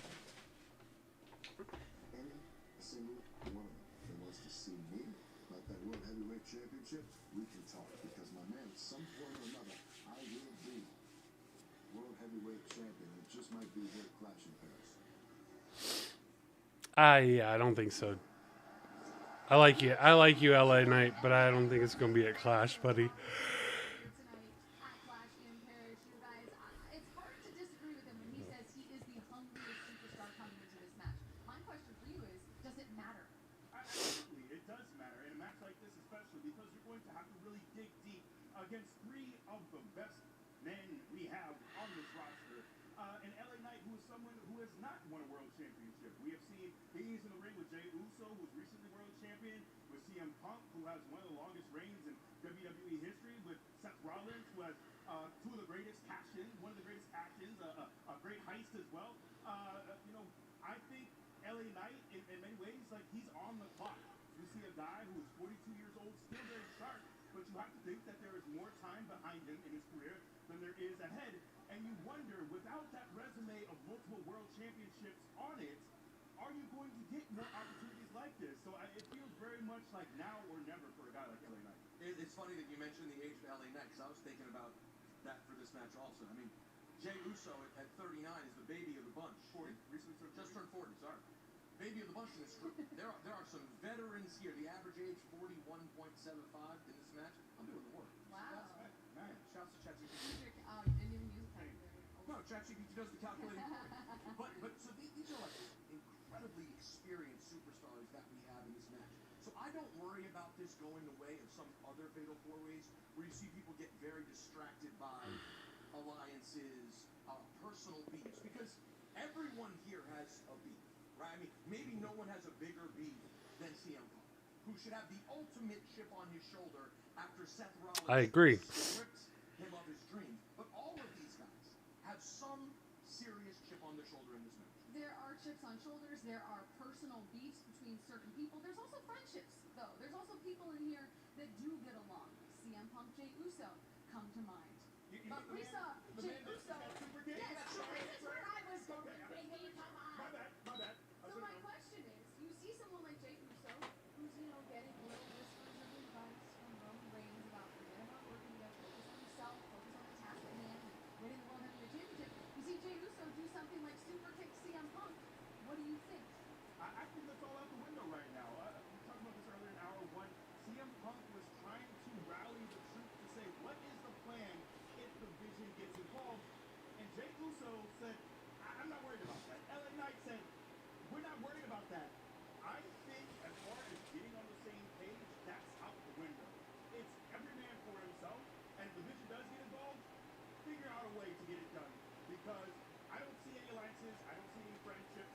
I see a total Seth Rollins who potentially has the bronze on his corner, in his corner, on his side, and I think that's going to be so difficult for the other three to overcome. Man, you know who's going to be having an interesting time watching this match? Somewhere going. Who? What are all these guys in this match? Where's Gunther's opportunity? Like, it is very, very interesting. Now, that's a man not Who's on this match. Gunther? Also think about what Jey Uso I think he's did gone. in his Raw Factions Championship after losing. Just kidding. That would be Jake, of course. I assume he thought he'd be dealing with Gunther, he'd be dealing with CM Punk. Now instead you're dealing with Seth Rollins, Wise Man, Vision, some people that Jey Uso knows all too well. So I want to know who your favorite is in this match. Does Seth Rollins retain? Do you pick somebody else? Who do you think comes out on top as the World Heavyweight Championship as they board the plane out of Paris? I think it'd be such a feel-good story to see LA Knight win his first world championship here in Paris. That's what we're Paris night. It's a nice. Sorry. It's a nice thought. Just say You that. just give me a wrap it up. Just get to it. That's a great story you just told. I'm going with Seth Rollins. He's got too many eyes in the building. Too many people looking out for him. I'm going with Really? Yeah, I'm going with Seth Rollins. Okay, I guess time will tell as we get closer and closer. We're just over 15 minutes away from Clash in Paris. That fatal four-way is our main event tonight. The World Heavyweight Championship on the line. You see the clock is ticking. If you can't be in Paris, Gotham is a pretty sweet place to be, righty? It is. I've been to the Gotham in Dallas. It is an incredible viewing experience. It feels like you're there. It does. It has so much to offer for the WWE universe. You can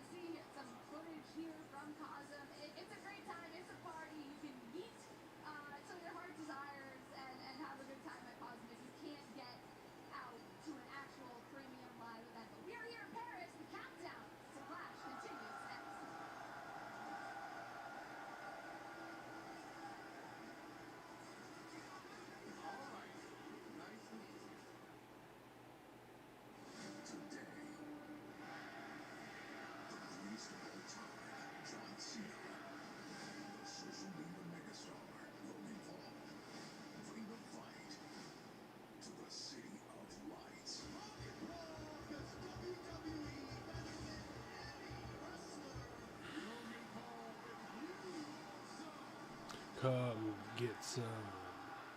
WWE Clash in Paris today. Oh, they're still selling Karrion Kross shirts on WWE Shop.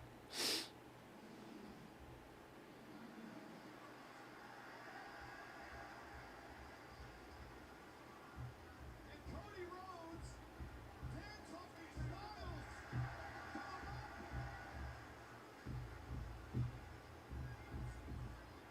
Styles in danger of falling on his own sword. Somebody's about to get an ass whooping.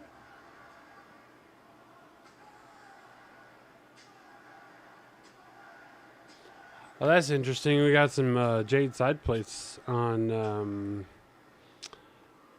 WWE Shop too. So I wonder.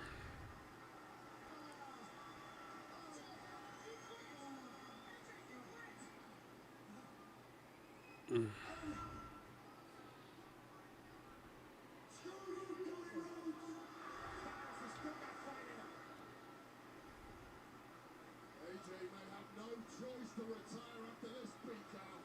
Ooh, and again, chair right to the midsection.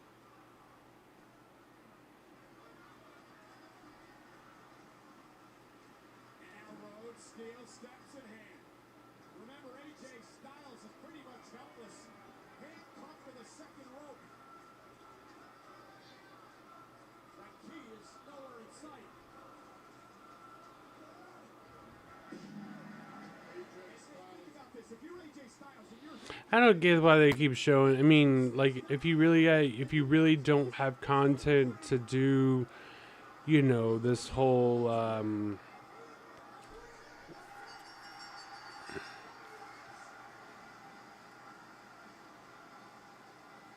if you really don't have the content to put on a 2-hour pre-show, why advertise a 2-hour pre-show? Out of control, do it all to get them off their feet.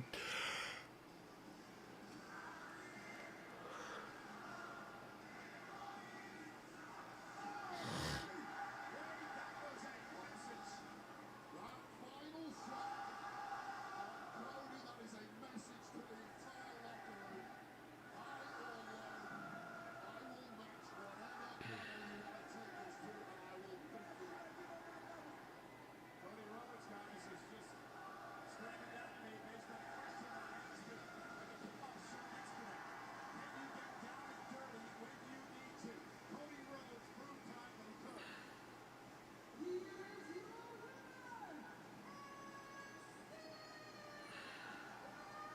I think Rhodes actually, while he's the champion, I don't think his belt has Velcro on it. I think he went classic and went with like the actual snaps. I think that's one of the. Well, no, never mind. It does have Velcro. I guess it does. I don't like the Velcro concept, but you know, to each their own. We are live in Paris, France, a city that was over 2,000 years in live events arena. It's really hard for this venue. I'm gonna be going live here in about 10 minutes with the show.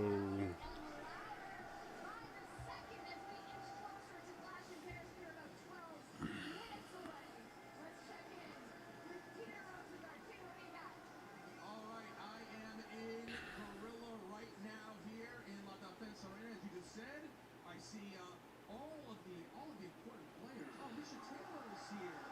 Alicia Taylor's here. Well, the French announce team is here. This is the vibe. You're going to see Michael Cole's over there. No selling as always. Thank you, Cole. Never cares to see me very much. Superstars will walk through this curtain, and then they will enter this stage. And when they get out on this stage, they will see the Paris crowd for the first time. Ça va bien? Paris! Ça va bien? This is the crowd that is going to bring the energy tonight at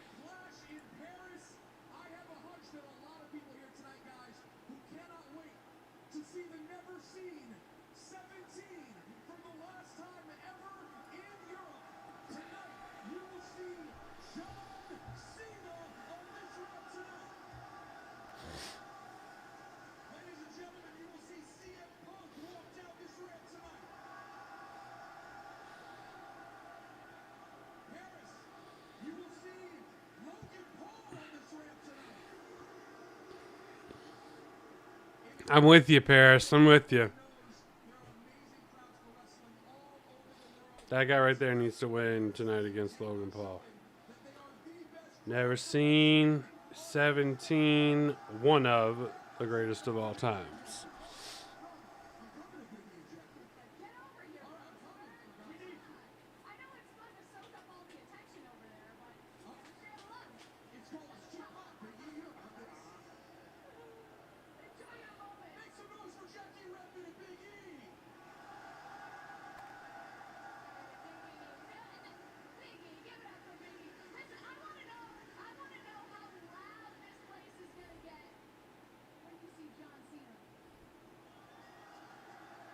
That's weak. Huge match for John Cena tonight, taking on Logan Paul, and really at the center of this, I think.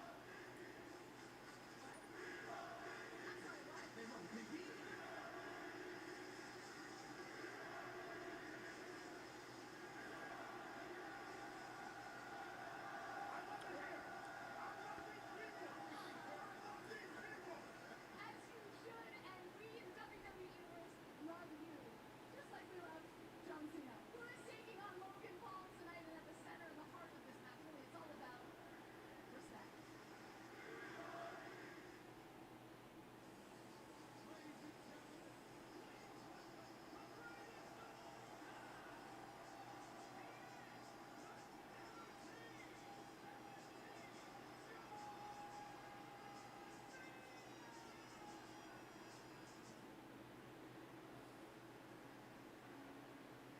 I'm afraid after I'm gone, you guys are gonna forget about me. But you and I, we've known each other for a long time.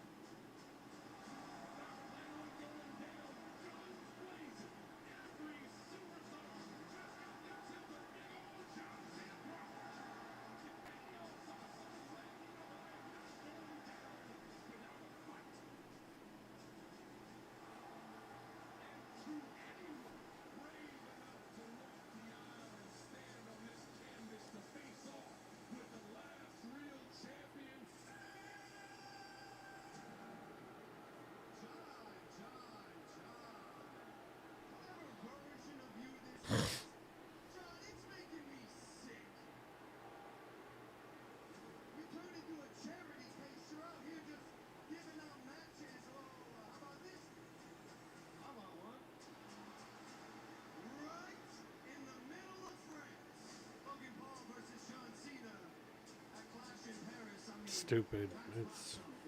No, it's not box office. Be careful what you wish for, man. You want to match with me? You sure about that? Logan Paul, does WWE better than any professional wrestler, and that includes you. Stupid. Wrestling is changing, and I am wrestling. When are you idiots going to accept me? Because newsflash, I am exactly who I say I am. These people, they're gonna go online and call me an outsider. How? Who's the imposter? The guy who risks his life at every PLE for your viewing pleasure. Or the guy who's been doing the same move for 23 years. Sure, everybody keep hearing. Logan Paul is an outsider. Logan Paul is an outsider. He is a parasite. Steve do BS, man, and they know you're here for the wrong reasons.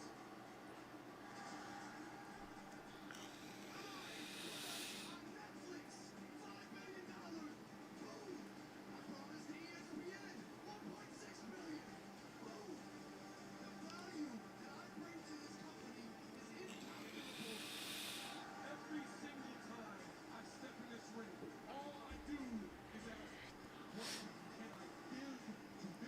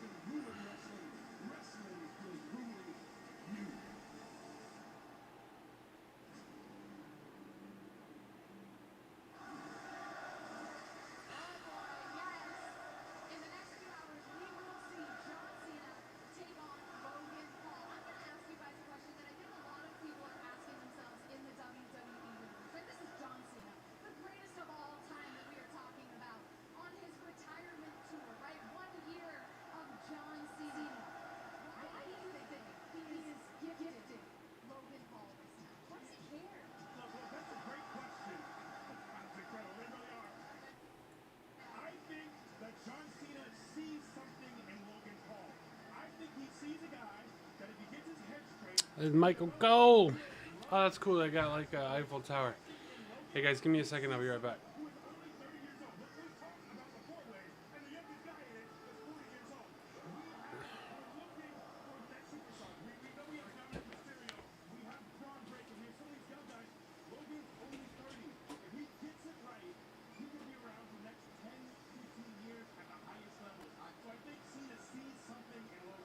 I think you're exactly right, Biggie. I think it couldn't be better said. He sees, as much as he may detest certain things about Logan Paul, he knows the absolute undeniable facts. The guy is a natural at everything. Logan Paul is not just incredible in the ring, he's incredible on the microphone. He can not only stand toe-to-toe with John physically, guys, he's standing toe-to-toe in promos with John Cena.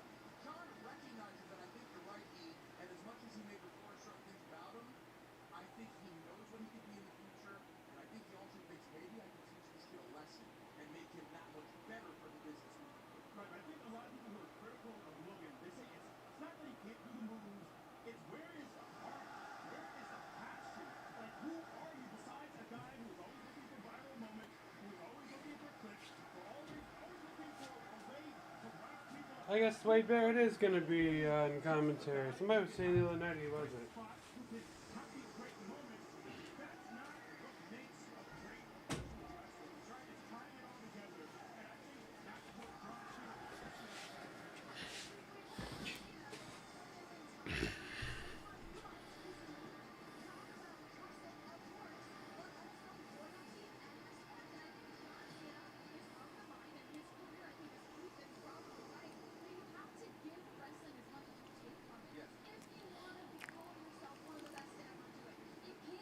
I'm afraid I've got some bad news.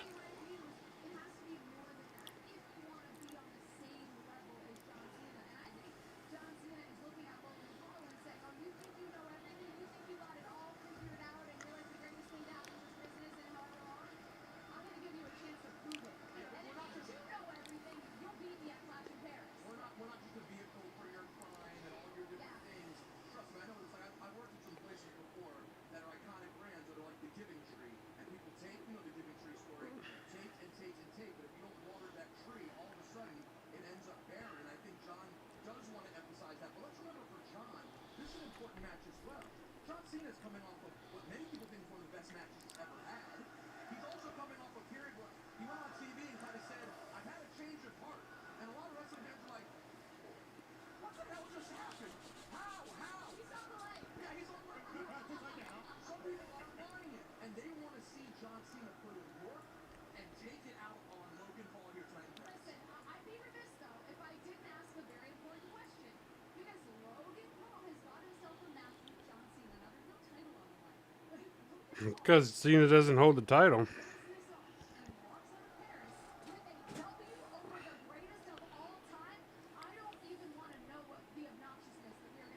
See, I agree with Jackie.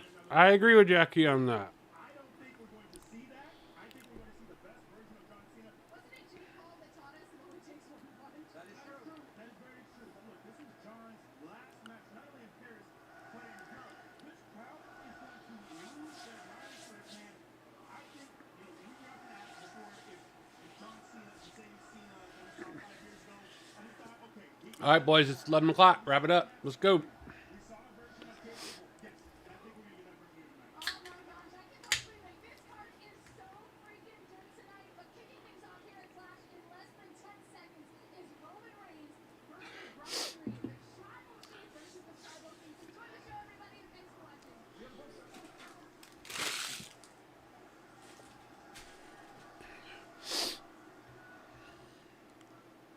Then, now, forever, together.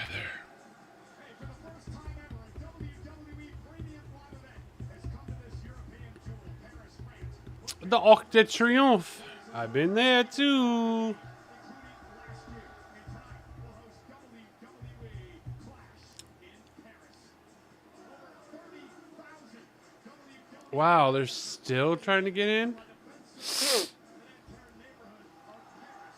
And it's like gonna start right now. That's pretty cool. French flag.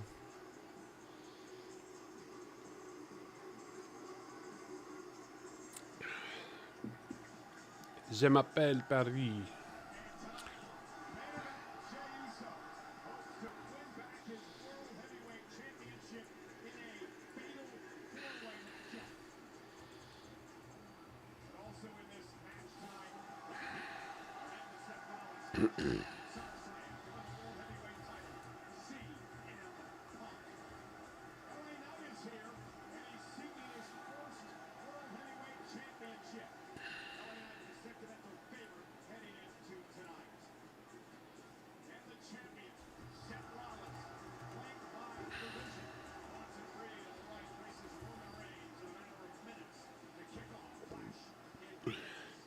C'est génial, c'est génial, c'est génial, c'est génial. So if you hear the audience start saying "c'est génial," this is awesome.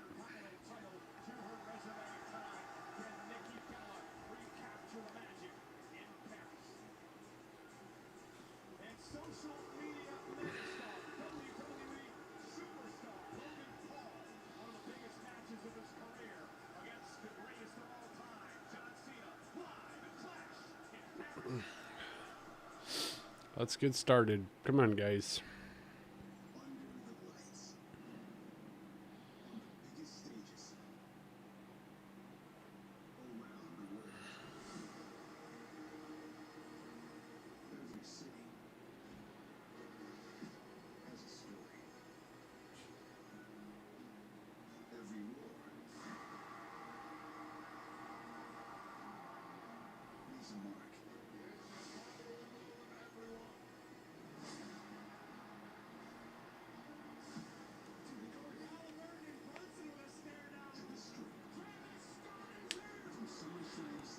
Travis Scott ain't here no more.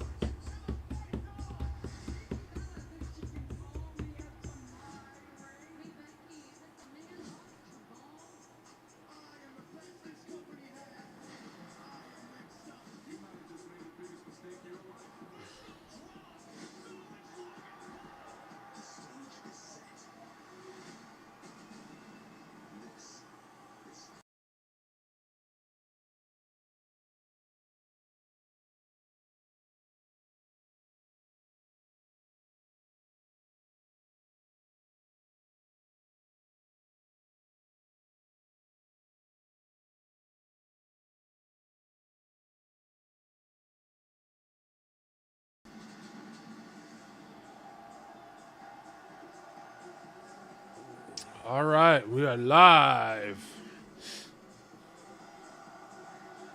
in the City of Lights.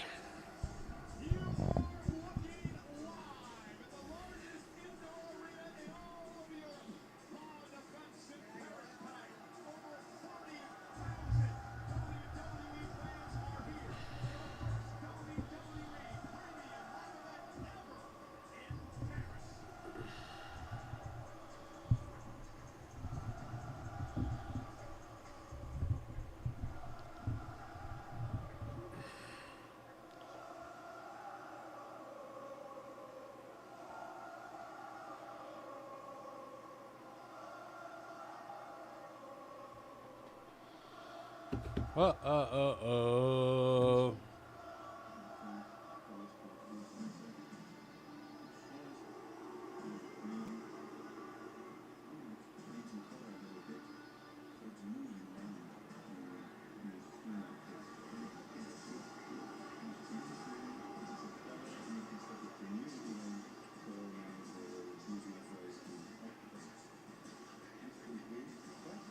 Are we?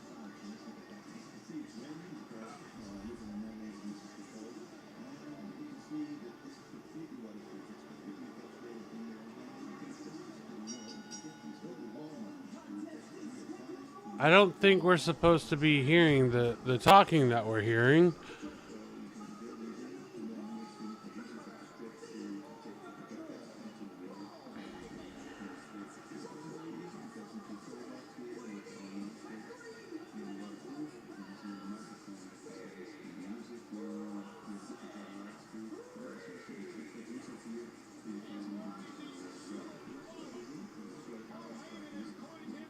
I want to see, is that...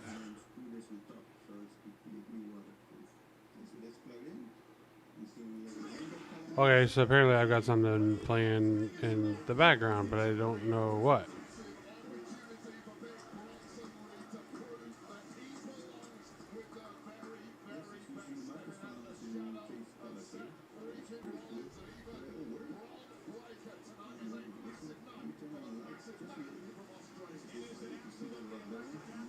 I have no idea.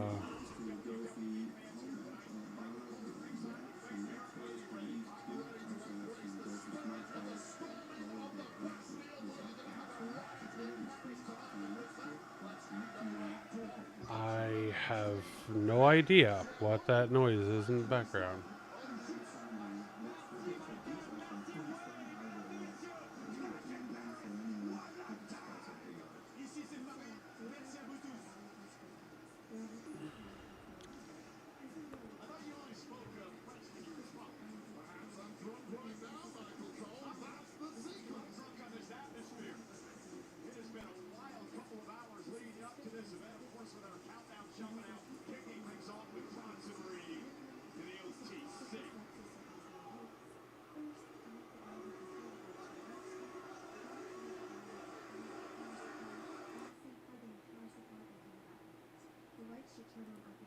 Okay, got it. Figured it out.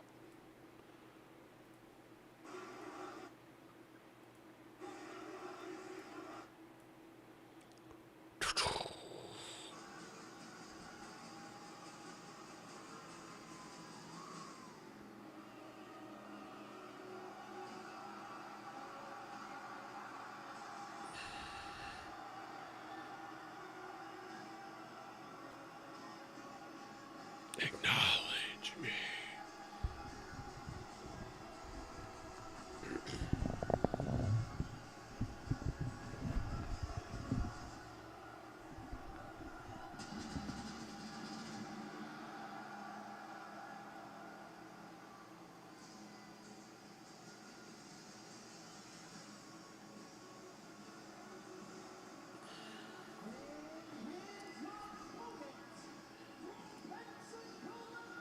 Pensacola, Florida.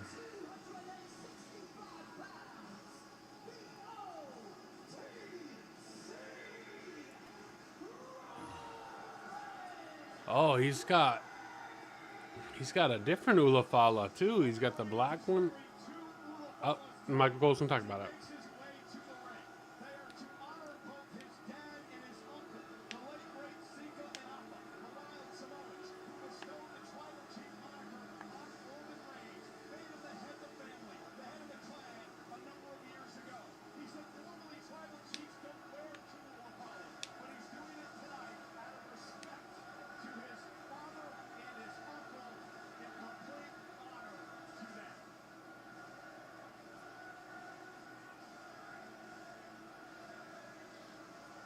And there we go. There's the answer why.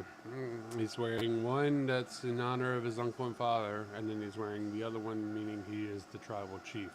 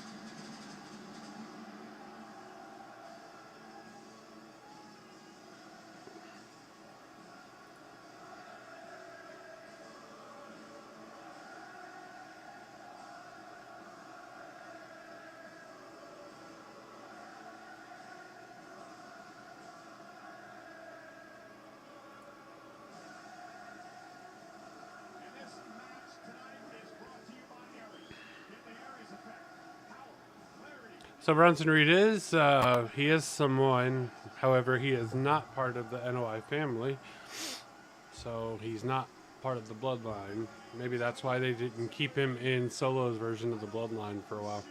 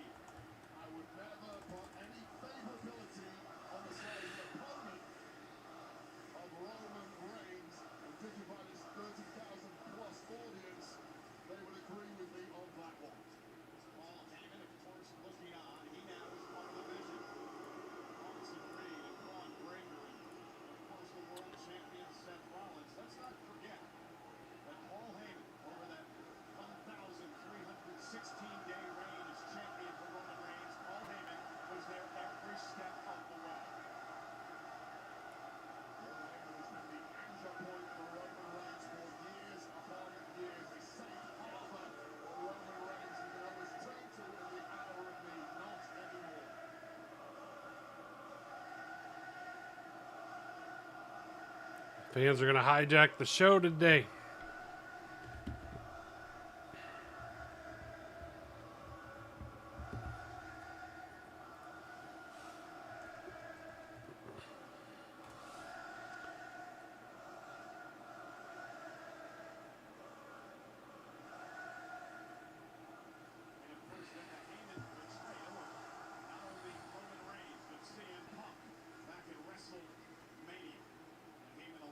With Seth Rollins. And I like what Bronson Reed is doing here is not allowing the crowd to take him out of his game. Very patient, waiting to start this match.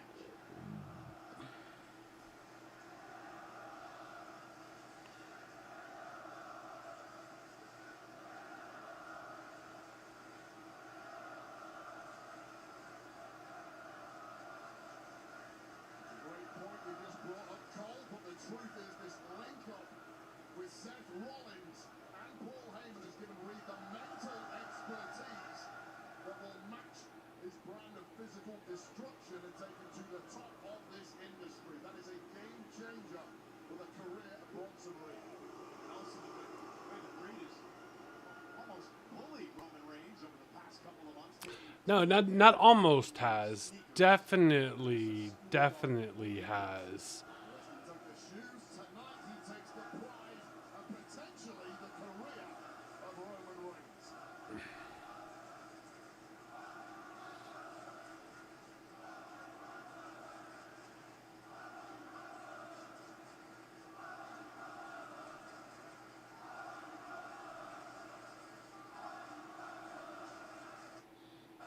Oh, now you start bleeping it out, Peacock?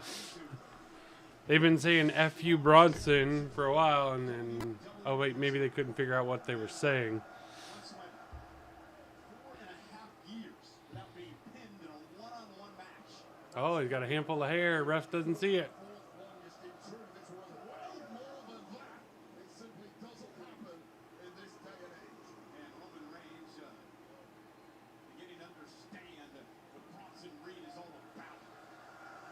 Brushed it off. Brush it off. Tackle and Reed says bring another one.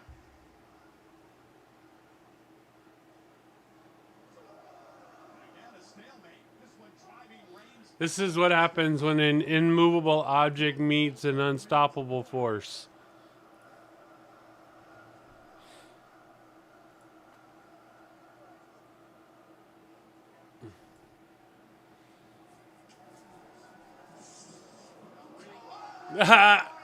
Suckered him in.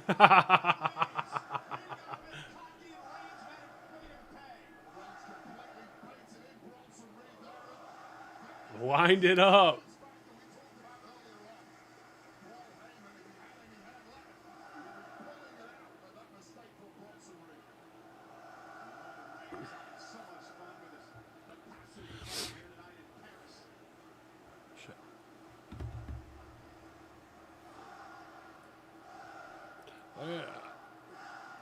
So, let's see.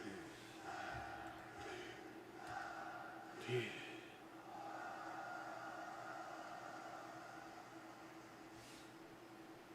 Reigns now looking to build momentum. Oh, look at Bronson Reed just picking Reigns out of the air. And Reigns sits behind.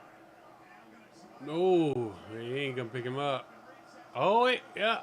Oh, Bronson's shocked. Bronson's shocked.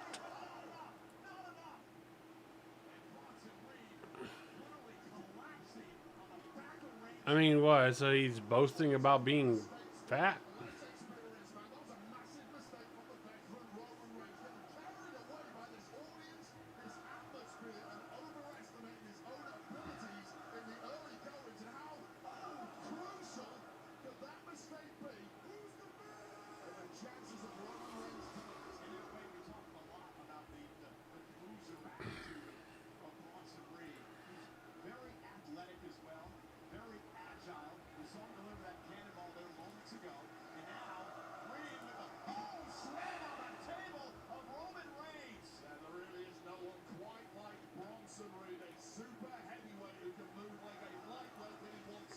All right, so who are we predicting is going to come out and be the fourth member?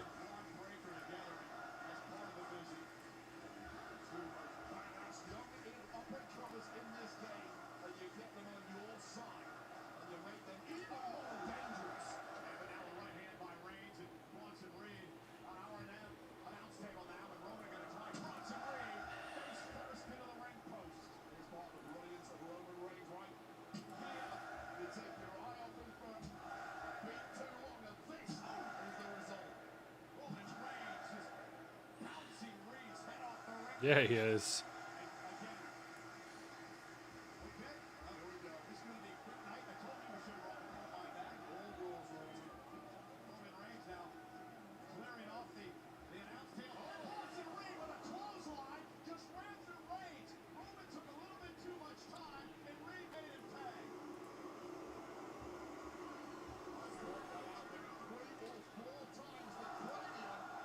He just flipped him off.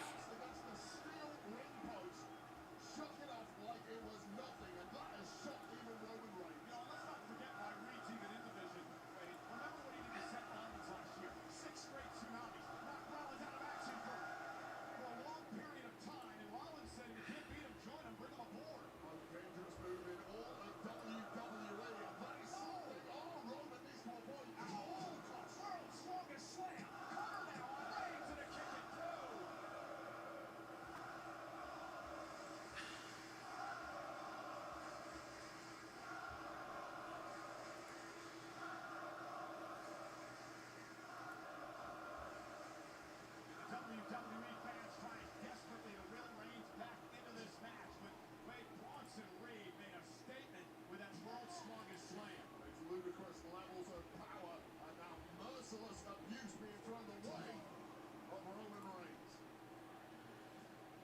And now Reed gonna mount Reigns and pound away with a big He's right mounting him, huh? Damn, Cole.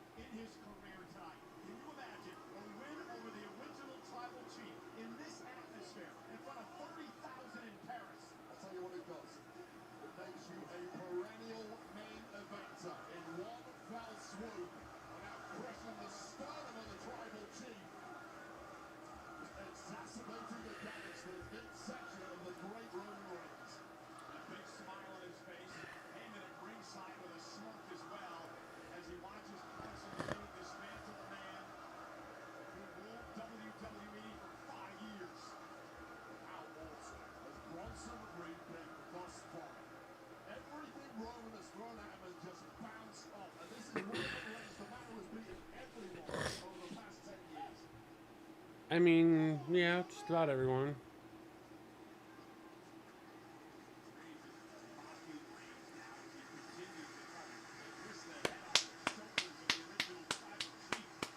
Come on, Tribal Chief.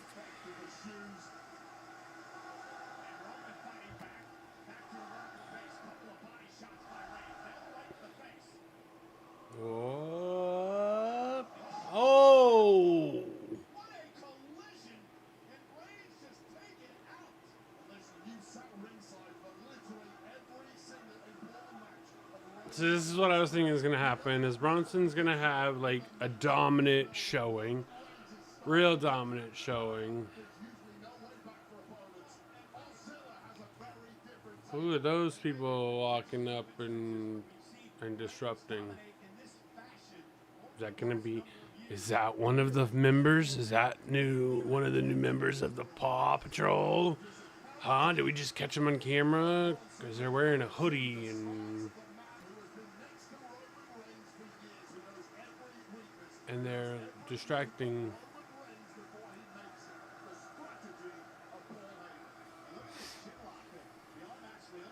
Wow, Roman's really like red.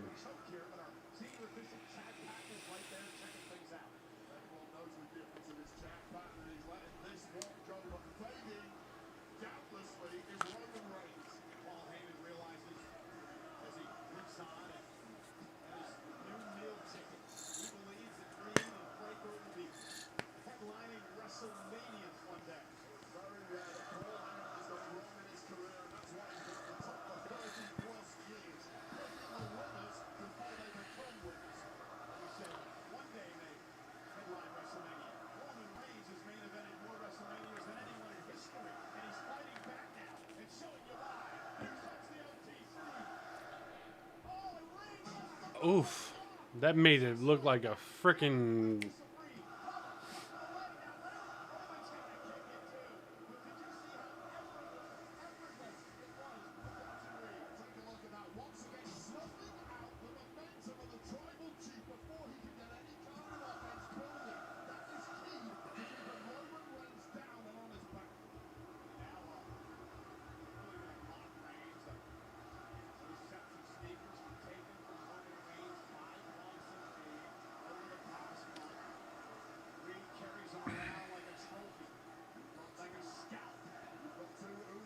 Like a scalp. Jesus, Michael Cole, did you really go there? You just said like a scalp, like he's like scalping. Considering the fact he's Samoan, that's kind of insensitive, don't you think?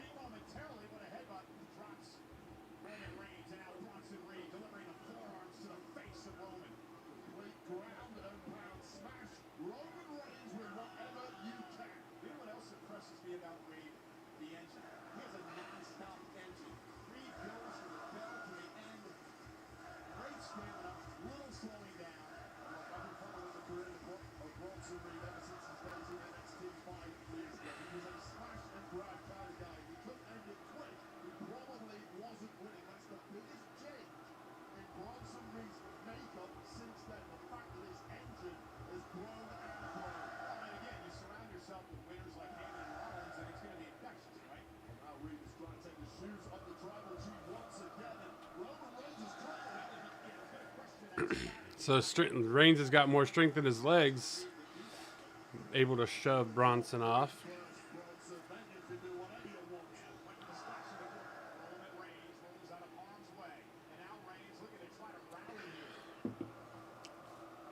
Pump it up. Boom.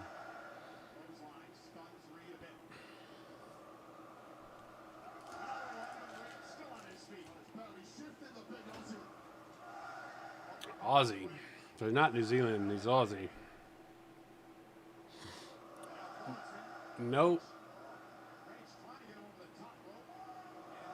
There he goes. And he just broke. Whew, he broke that top. I don't think that top was supposed to be there.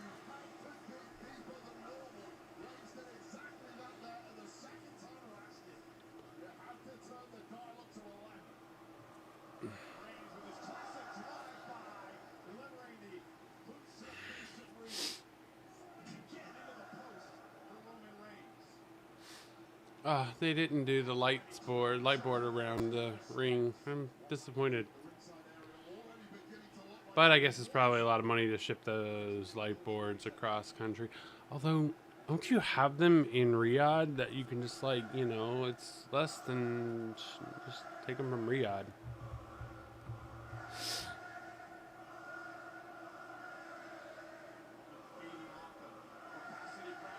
Superman punch. He's charged it up. Oh, choke slam.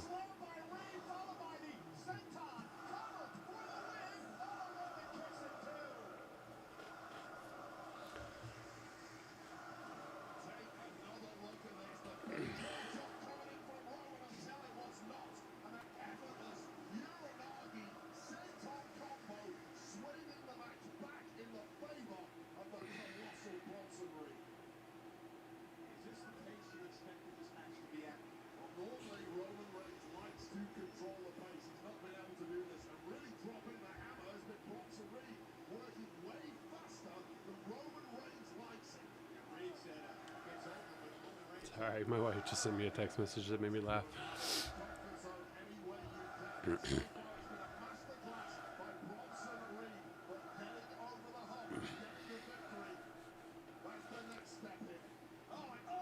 Oh, oh.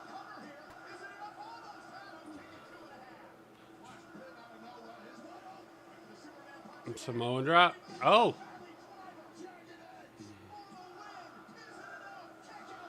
That almost kind of looked like an attitude adjustment.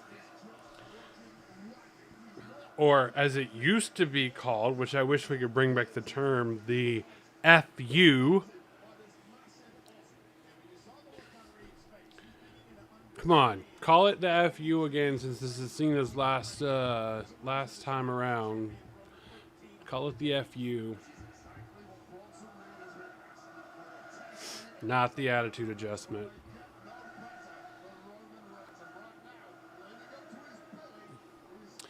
All right, are we going to see a tsunami from Reed? I mean, obviously, if he tsunamis him, then is Roman... Oh, big kick. Is Roman going to kick out if he gets tsunamied? We'll probably see the tsunami after the match is over. Ain't no way that fat guy's going through that fucking over that rope. Another one.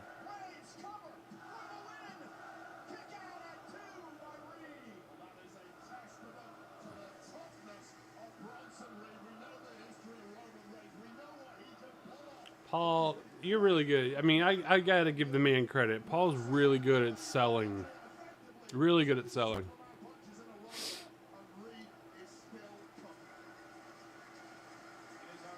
God, that's a huge, huge sign. Cutting off a big portion of that arena.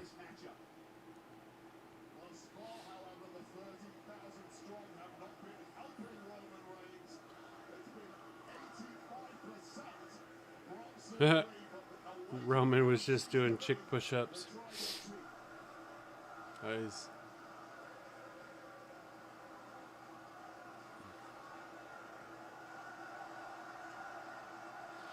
But here's the question. Is Roman going to be able to take down Bronson with the spear? Wow.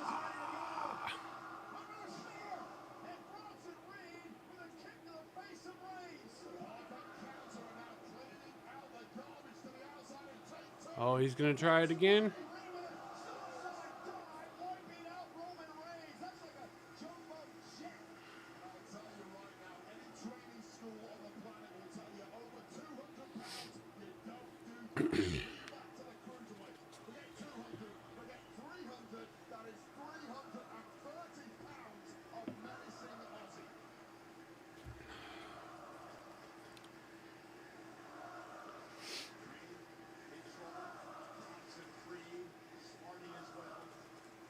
I guess they're saying it in English.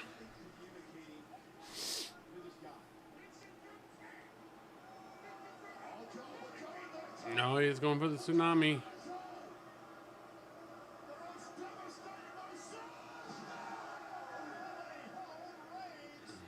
I mean, we saw a tsunami, it just didn't land.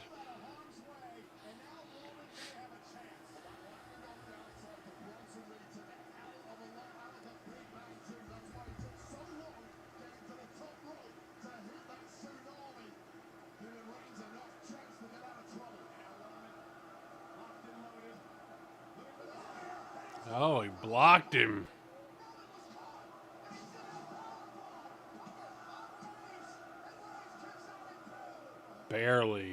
Barely got out. Barely got out of that.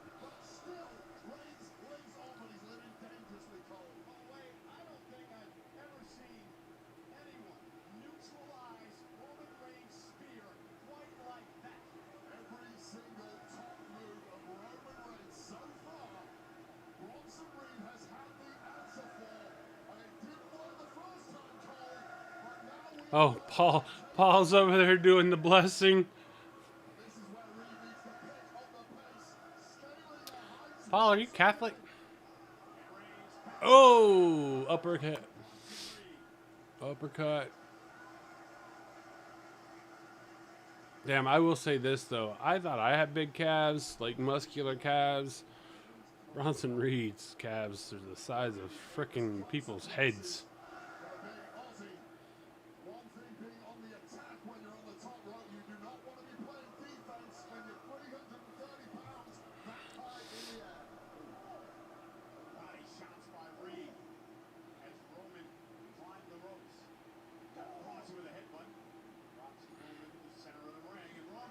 Superman punch. Oh. Super Samoan. Super Samoan drop from the top rope.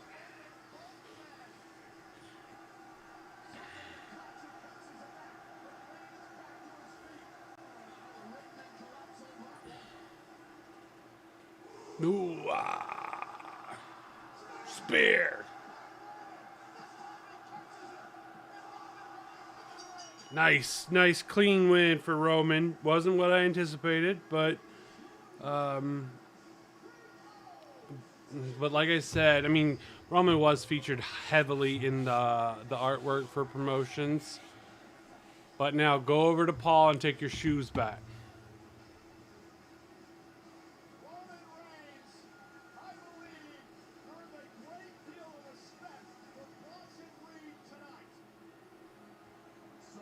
Good job, Joe. Good job, Joe.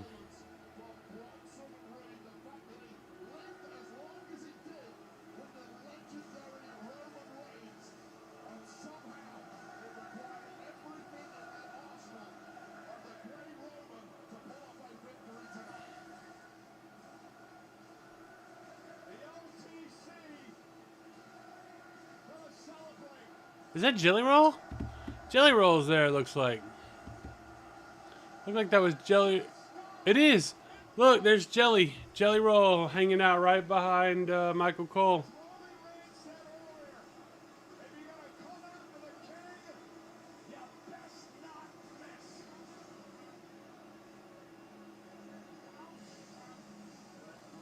It also looks like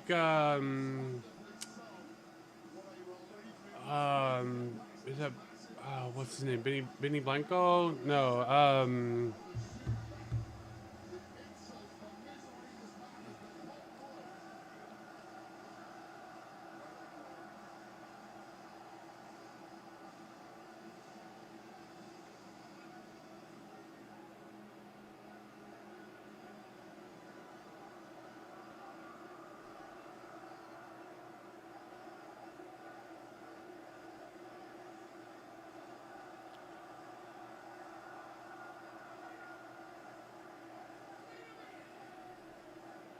Here comes the fourth member, or it's gonna be Braun Breaker.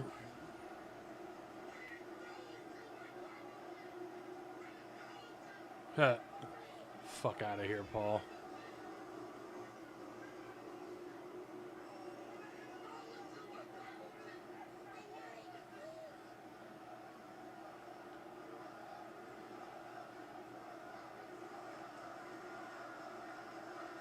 Knock him out, Roman.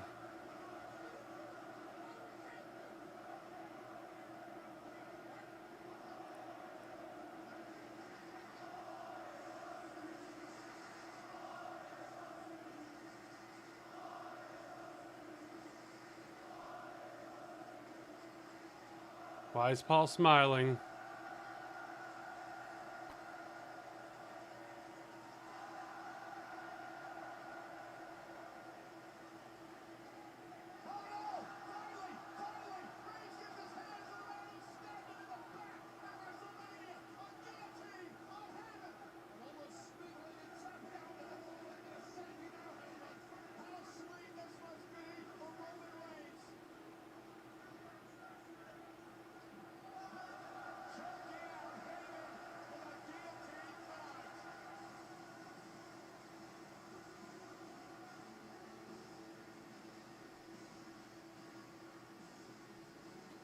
Roman got his shoes back.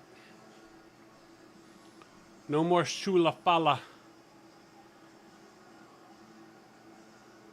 And the Shula Fala is back in the hands of his rightful owner.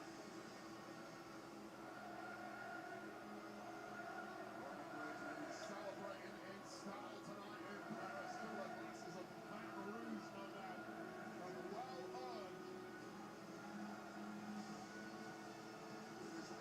Oh, he's signing them. Come here at the La Defense Arena.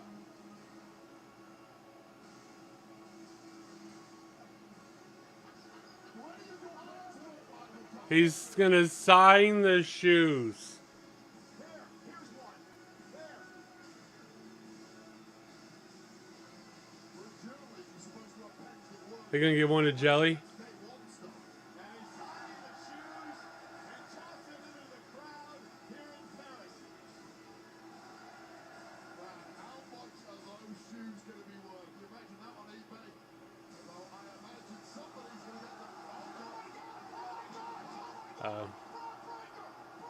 Okay, so I mean, I knew somehow gonna get involved.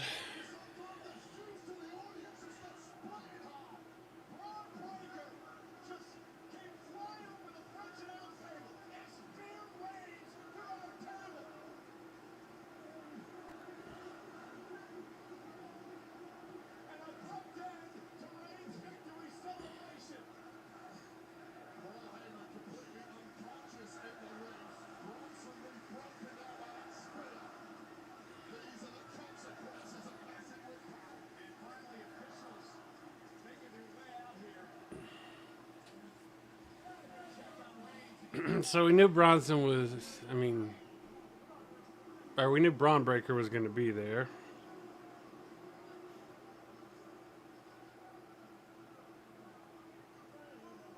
That was one of the damnedest things I've ever seen.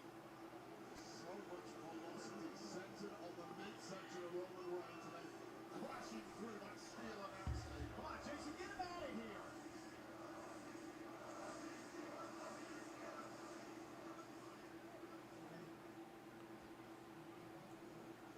Now Breaker into the ring to check on his partner.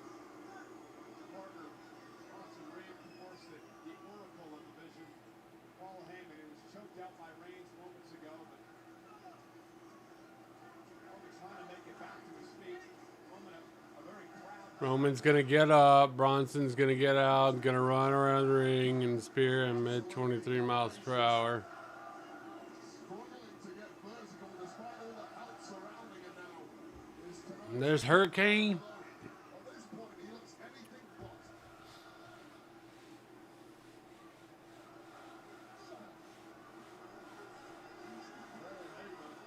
Gingerly being dragged out of here by his two proteges. Is that saliva or drool around Paul's mouth?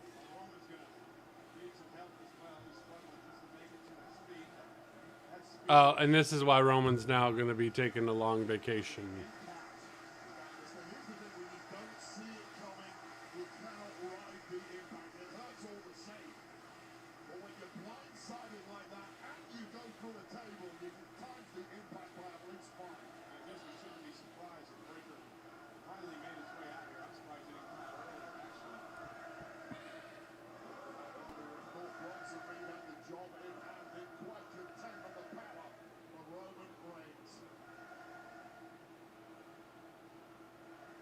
I guess those other two shoes aren't going to get signed and tossed.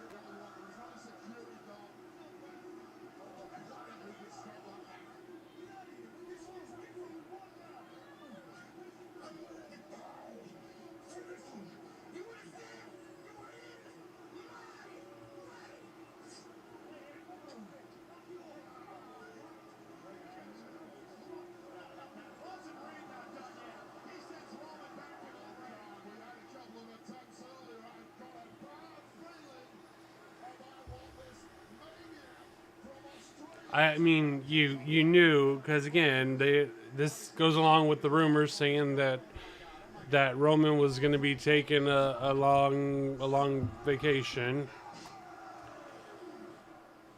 When's Survivor Series? Is that the end of October?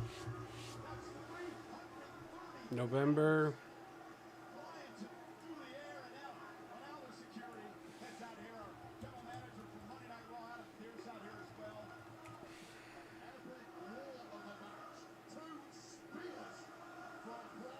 November 29th. So I mean, we won't see Roman for a little while because obviously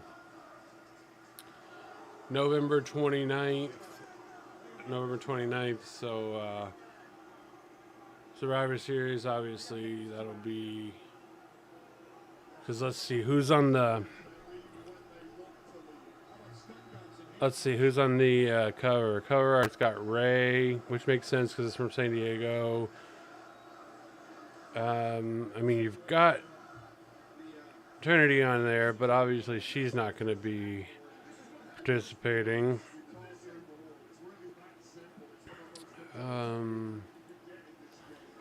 Let's see.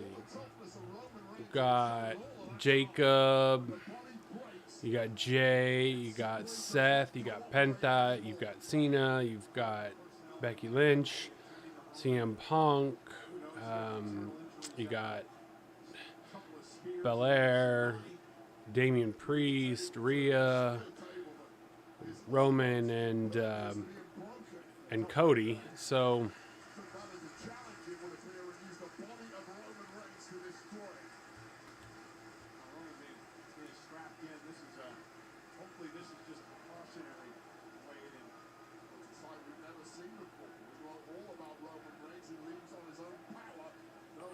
but yeah, no, it makes sense that he's gonna be out. Oh God, another one while he's on the back brace.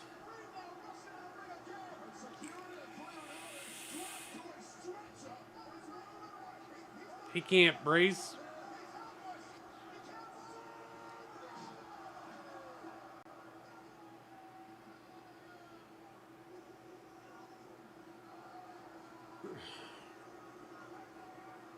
Yeah, no, Roman's going to be gone for a little while. Oh, Jay's there. Oh, bad choice, Jay. Bad choice, because you got a match later, man.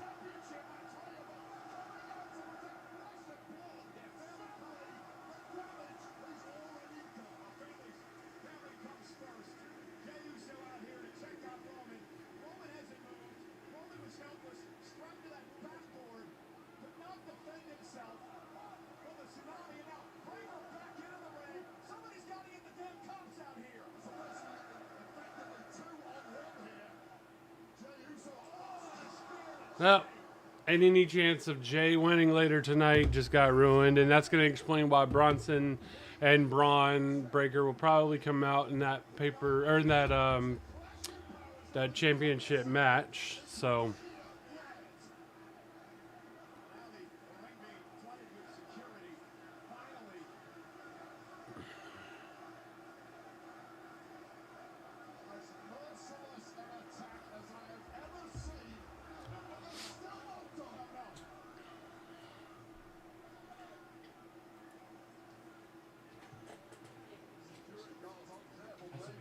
you. There's no talking reason to do ice cold chillers like Russell Lee and Rob Breaker.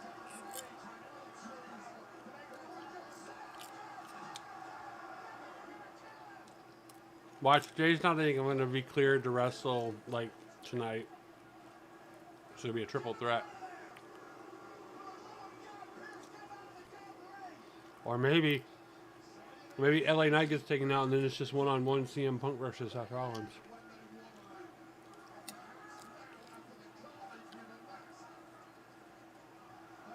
Get him the hell out of there.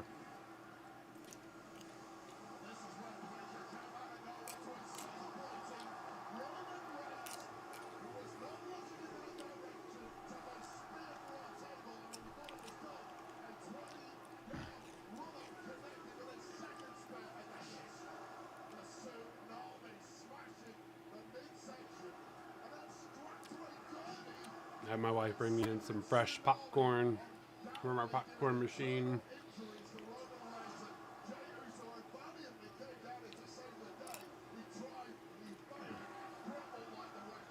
Because you always have popcorn right here at a WWE event.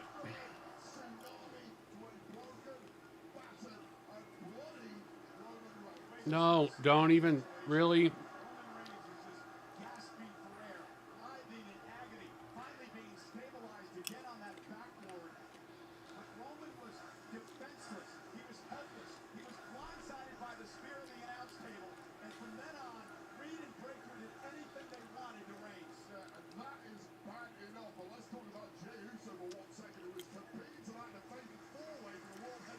Means Jay's gonna eat. If Jay does participate, Jay's gonna take the loss.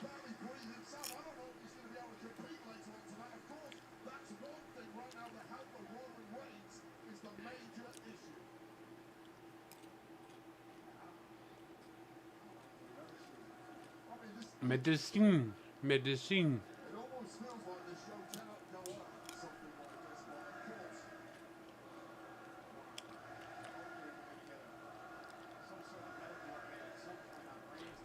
Michael, we're still waiting on a medical update from Cody Rhodes. Although we all know why Cody's not there. He just had a baby. Well, Brady just had a baby.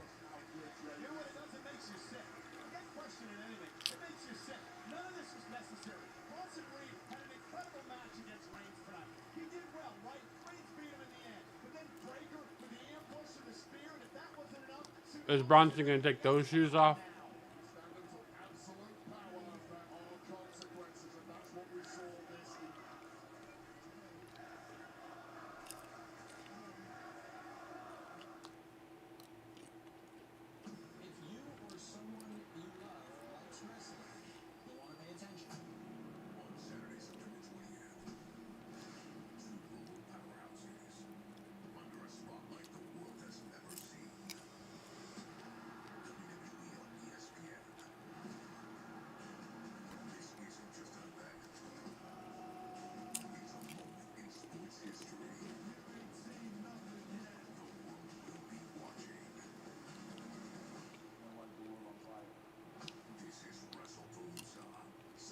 The stupidest name. Which stupidest name. But it makes me wonder if, like, House of Mouse bought out the remaining part of Peacock's contract with WWE. I bet so. Because originally it was supposed to be to the end of the year with Peacock, but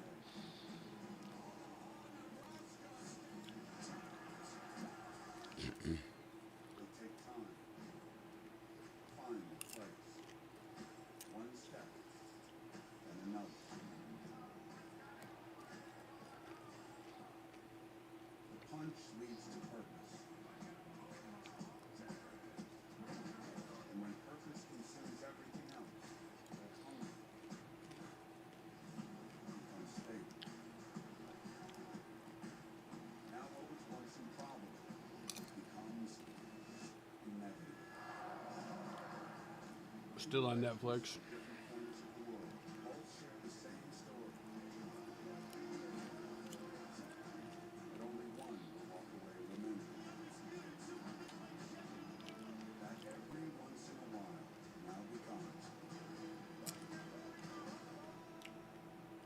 I mean, that first match was almost an hour.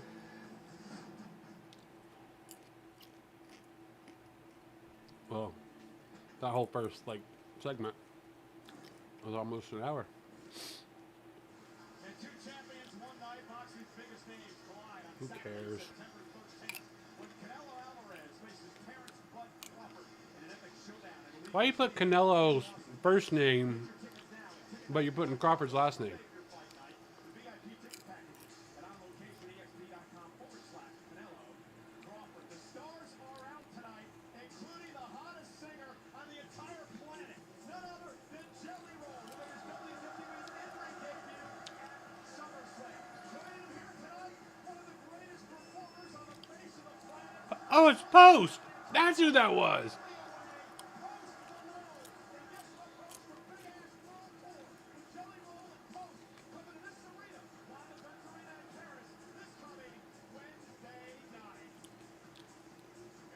That's why they're there.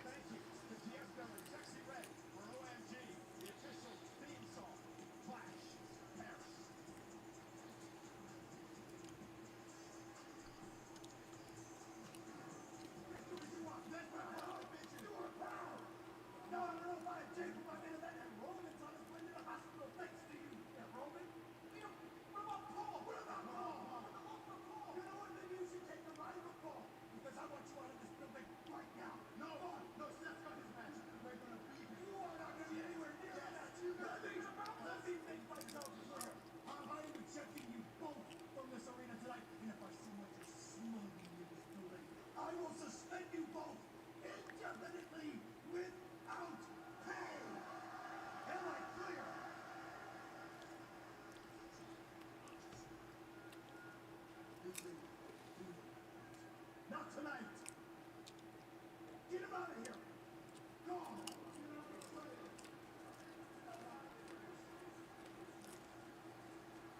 Enjoy your evening and Katy Perry.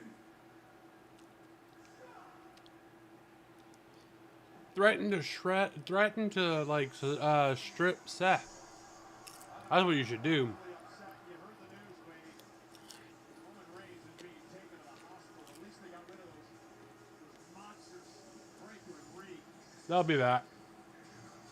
Or that'll be when the other people come out for introduce. I guess we still got a little bit of time though, because it's not till November.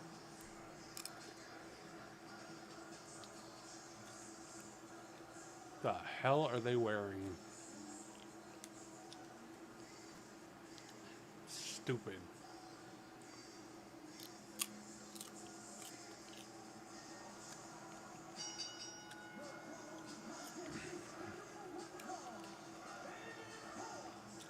Hey, Mr. Bianca Belair, did your wife make that outfit for you?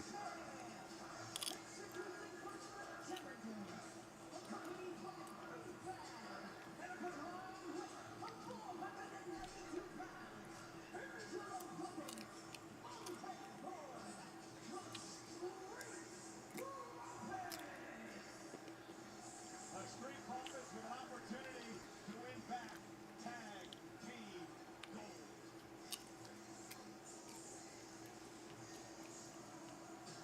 Are you ready to break free? Borderlands 4 is coming to hot with 4 Walter. A dangerous new world to explore and literally billions of weapons to play with. Grab your friends and play Borderlands 4 September 12th.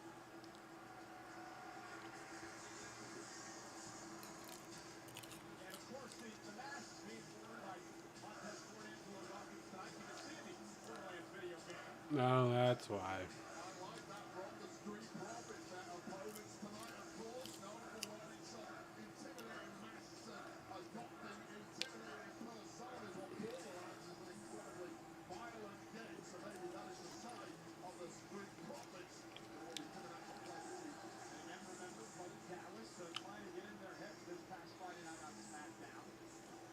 Talking about the Dawkins and Ford aren't quite as close as people make them out to be.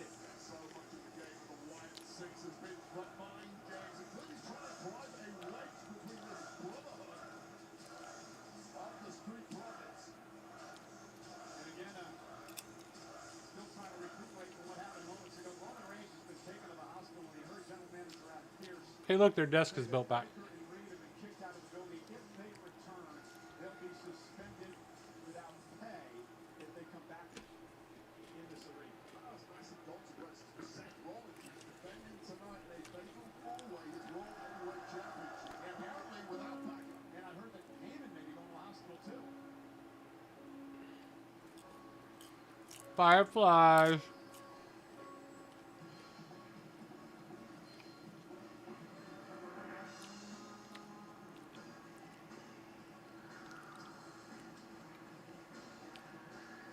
Rip, Bray, rip.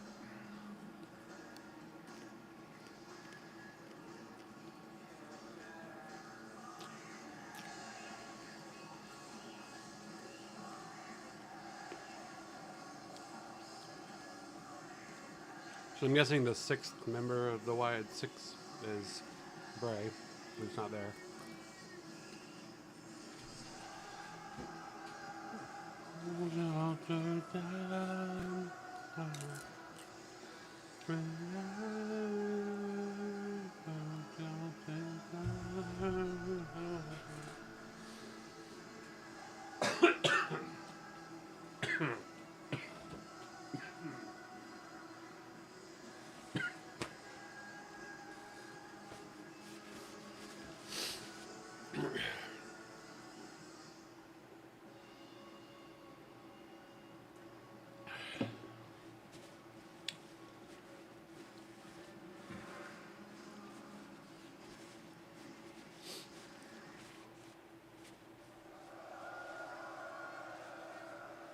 Loomis and Gacy will defend the tag titles tonight against the Street Profits. Remember, Wade, it was back in July.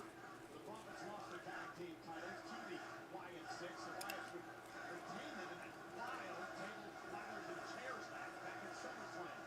Wild is the word for the SmackDown Tag Division. Chaos every single night, and the Profits have had to work damn hard just to get back to this opportunity, beating DIY, the NFTs, and this past Friday, now Miz to secure this opportunity. That is calling for the bell, and now Ford and Dawkins in a discussion over who will start this match. Apparently wanted to start things off.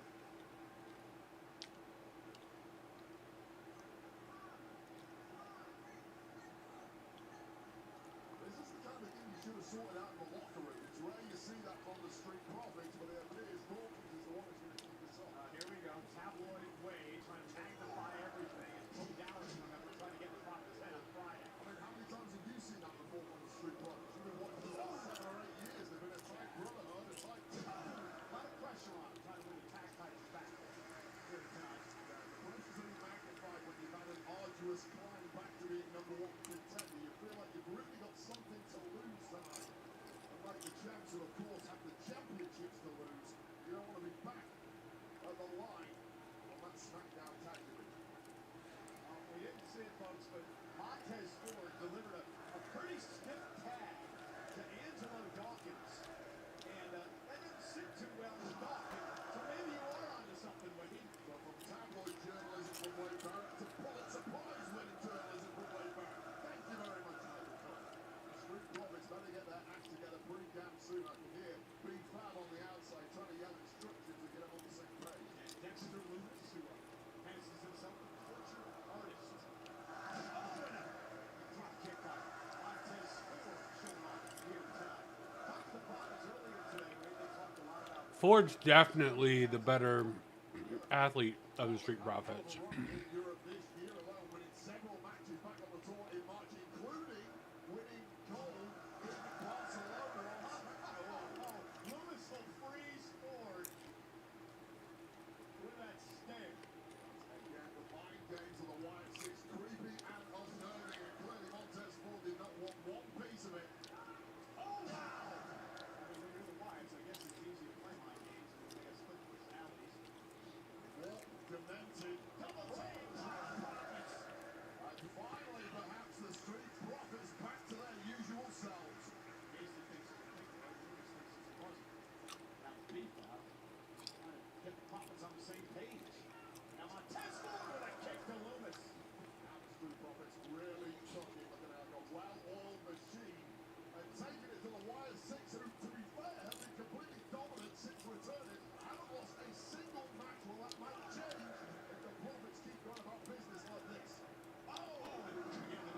Oh. Yeah. That hurt. That had to hurt. Montez Ford fares any better.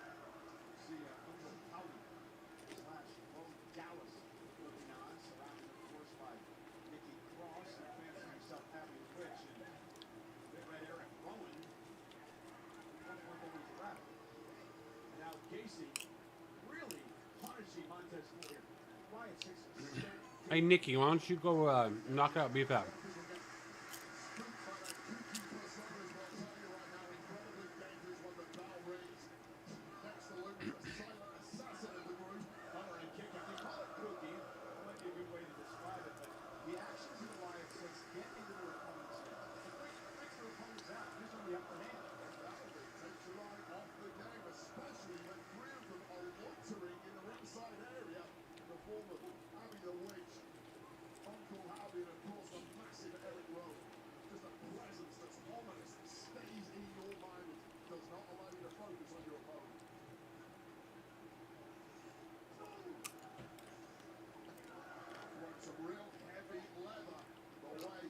Joe Gacy, but Joe Gacy is a street fighter. This guy's a brawler and can throw it back. I think that's one of the things that, look at Gacy, really locking in the chin lock here. The thing about Gacy, I think you sometimes get blown by the persona. The masks on the rocking chair with Bo Dallas, Uncle Howdy.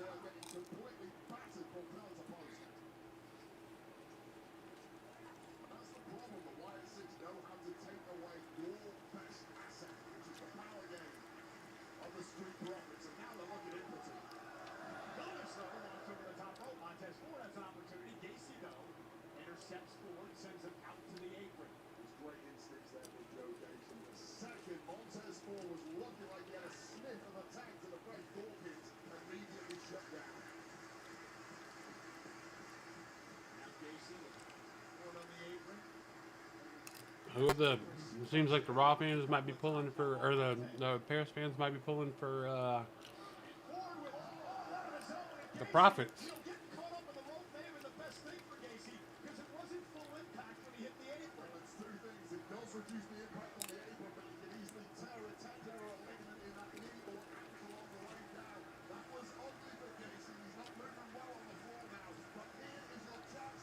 Throat's looking a little loose.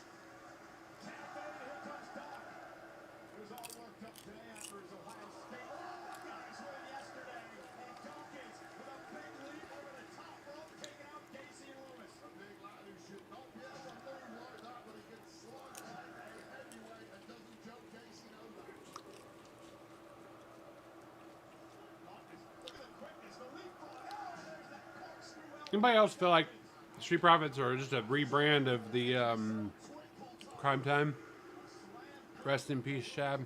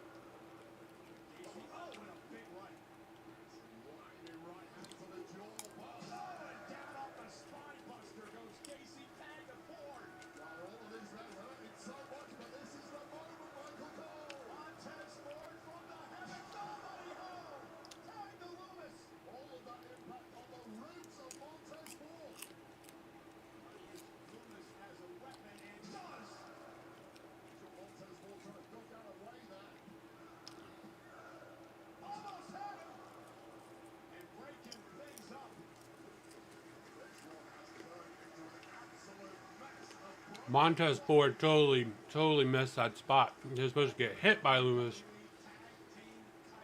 doing the spin, and they messed up. He just sold it, but it never made contact.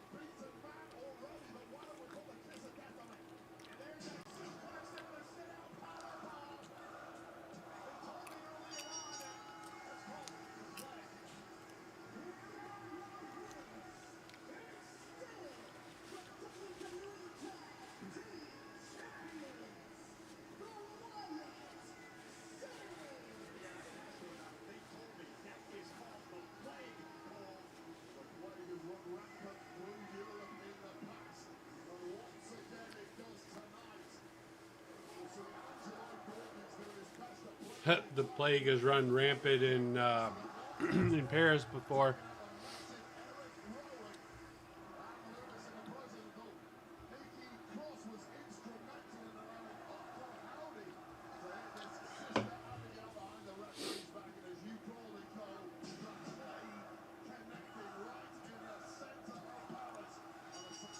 Un, deux, trois.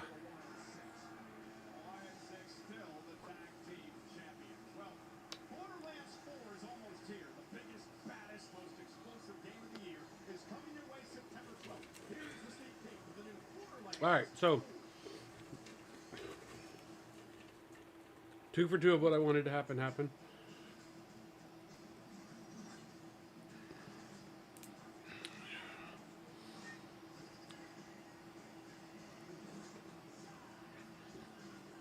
As far as predictions,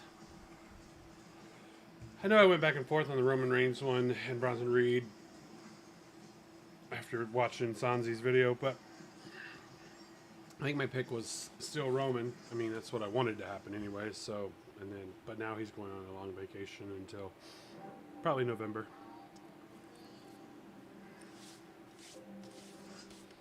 All right.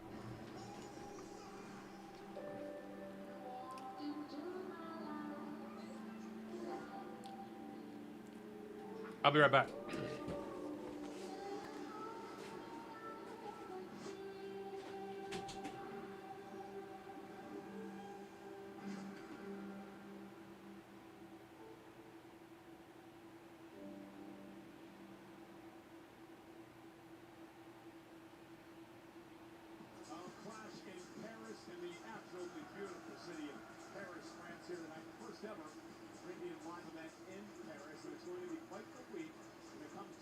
WWE Podcast Network, highlighted, of course, by the Clash in Paris recap.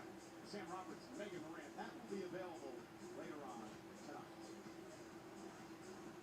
Well, the man has dominated since winning the Intercontinental Championship, but her post-match beatdowns and vicious verbal jabs have pushed Hall of Famer Nikki Bella too far. In the shadow of the city lights, Nikki didn't come to sightsee. She came to prove her legacy shines brighter than Becky's arrogance.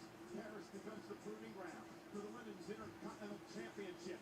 Nikki Bella versus Becky Lynch, live next.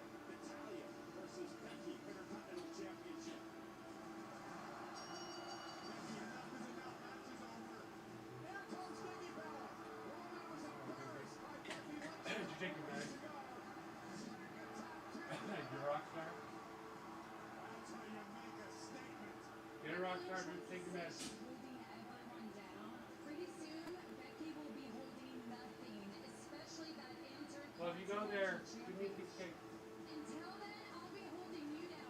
So, Becky, I will see you in Birmingham next week. Thank you. Nikki Bella thinks she can call me into my ring. Hey, Becky, why are you acting like a little bitch?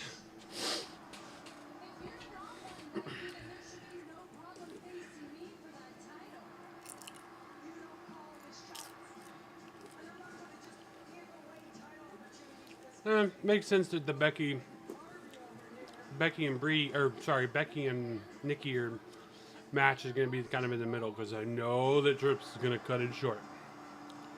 Because he always cuts time off the chicks matches.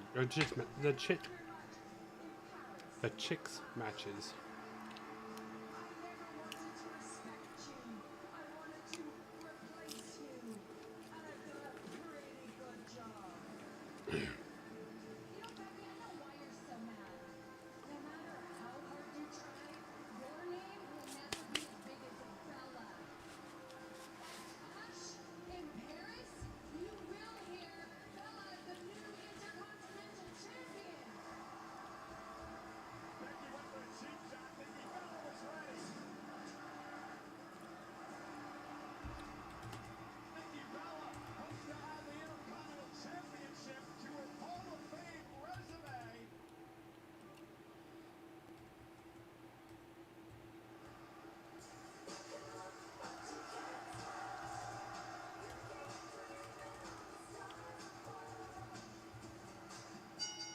The following contest is scheduled for one fall, and it's for the Women's Intercontinental Championship. Introducing first the challenger from Scottsdale, Arizona, WWE Hall of Famer, Nikki Bella. Nikki Bella, a two-time Divas champion, once held that title over 300 days, but talked a lot about Nikki Bella since her return to WWE. This is a different Nikki. She's got a lot of her personal life. She's had to persevere on a number of occasions. She's come back to WWE this time around. She said it's fourfold to me. It's about time I did things for myself, not worry about my sister, not worry about what people think about me in the locker room, not worry about trying to be a leader. Do something for myself for a change. Please myself and all the WWE fans. I'm going to sing the praises of Nikki Bella, our through Florida Championship Wrestling many years ago with Nikki Bella. She's a hell of a competitor, and she really was one of the greatest on earth here. Class in Paris is brought to you in part by Papa John. Better ingredients, better pizza. I'd love to see some twin magic happen. And Brie show up. About Nikki Bella, I will say she dominated, as you mentioned, in the Divas era. I'm sure she won't, but Different era now. The level of competition is miles above it was even 10 years ago. Nikki Bella has a lot to prove tonight, in my estimation.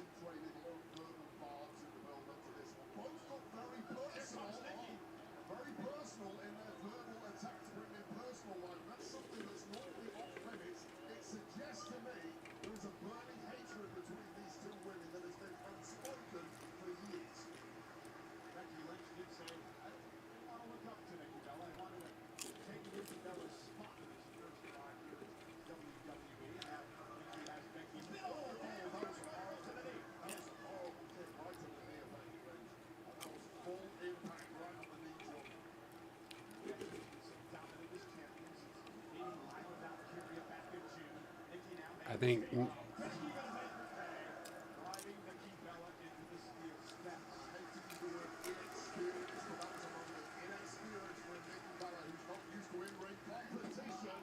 Experience or perhaps just ring rust, Wade. Well, it's reckless, that's not right. She came out of the box way too hot, overcommitted. Becky Lynch rode out that brief early stall and now has reverted the tide with a man in control.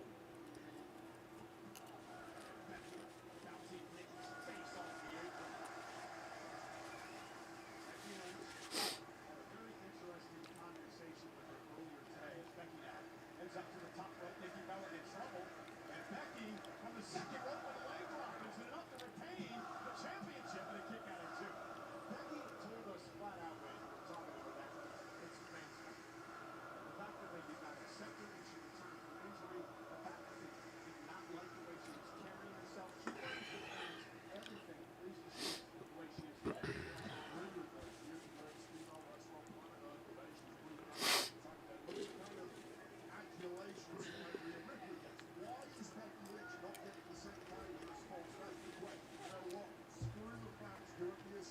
You know, you want respect, you got to give it back, right?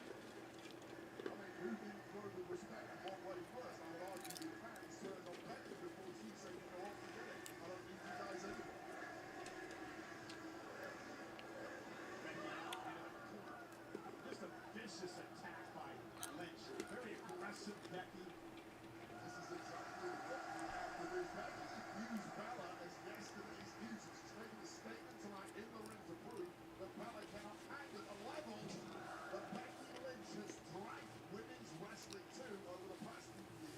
Next floater delivered to Nikki Bella, who is in deep trouble here. A man dominating.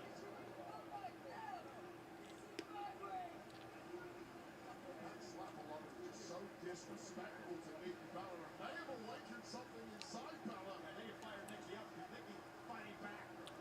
Forearms to the face of the champion.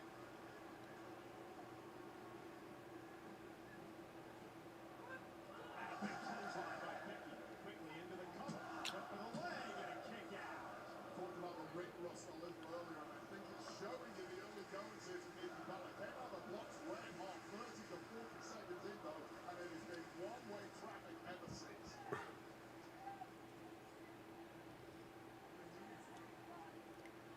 Trash talking the whole come on, Nikki. beaten up in the ring, unable to throw anything back in the opposite direction. And their opponents make it so easy, they're talking trash in the process.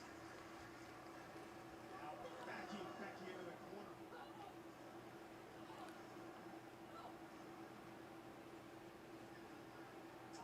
Becky with a big boot. Explodes out with a clothesline. Cover. Kick out at 2 by Nikki. Becky just looks like a little bit sharper than Nikki Bella so far. Every time Nikki Bella tries to muster up a little bit of offense, it's being to the punch by Becky Lynch.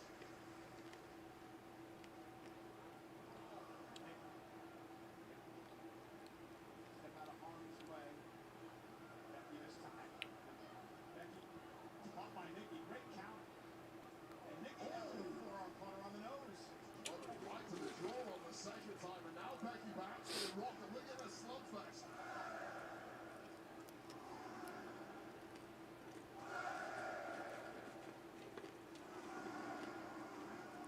And the uglier this turns, perhaps the more it advantages Nikki Bella. Maybe not as Becky buries the knee. Now Becky went for the uppercut. Caught her with a kick to the midsection. How smooth is Becky Lynch? Just unmatched finesse. Nice little clothesline. Another one. Nikki Bella, who started to build on that drop kick, dropped Becky. Nikki Bella Come on, Nicole. remembering exactly who she is, finally finding that competitor that took her to the top of the pass. Oof. Baseball slide drives Becky to the floor. These are stinging shots. Table and out. Bouncing Becky off our table. And now off the French announce table. But the most important thing you can do if you're Nikki Bella, you've got the upper hand, make it count. And a keeping Back and forth. Becky's got a winner, so that's a champ. She's got to get Becky back in the ring. Count's getting high, perhaps get a little carried away here as Nikki Bella focus on what is important. That is winning the gold tonight, Nikki.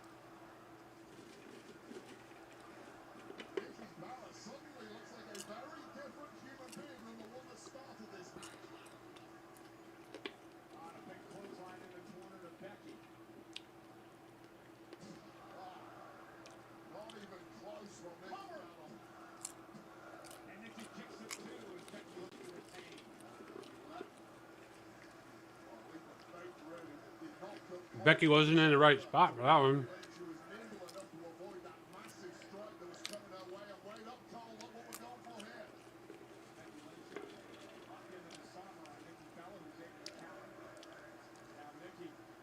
Rock Attack 2.0. She's hit Becky with this before. Bringing out the big guns at this point, the heavy artillery. Becky continuing another right. Bella just sense that sense on her tail. Here we go, Cole. Now, oh, again, Becky wiggles out. Becky is the counter, driving Nikki to the mat. Gotta watch out though, Nikki. You might have a repeat incident that you had a couple weeks ago, where your boob got knocked out of place. These are the moments that lack of ring sharpness really starts to tell in a comparison. And Nikki Bella is in the deep water at this point. It's something that Becky Lynch is used to. She's had these reps of late. And one thing you can say about Becky, she's been a fighting champion. She hasn't avoided putting the championship on the line.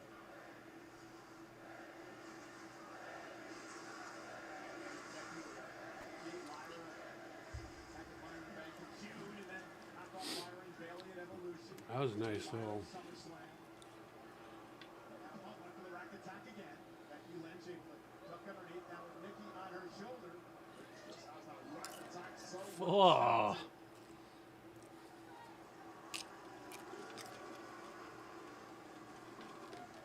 Now Nikki with a little too much time. Becky able to send her out to the apron. Nikki with a shoulder knot to the champion.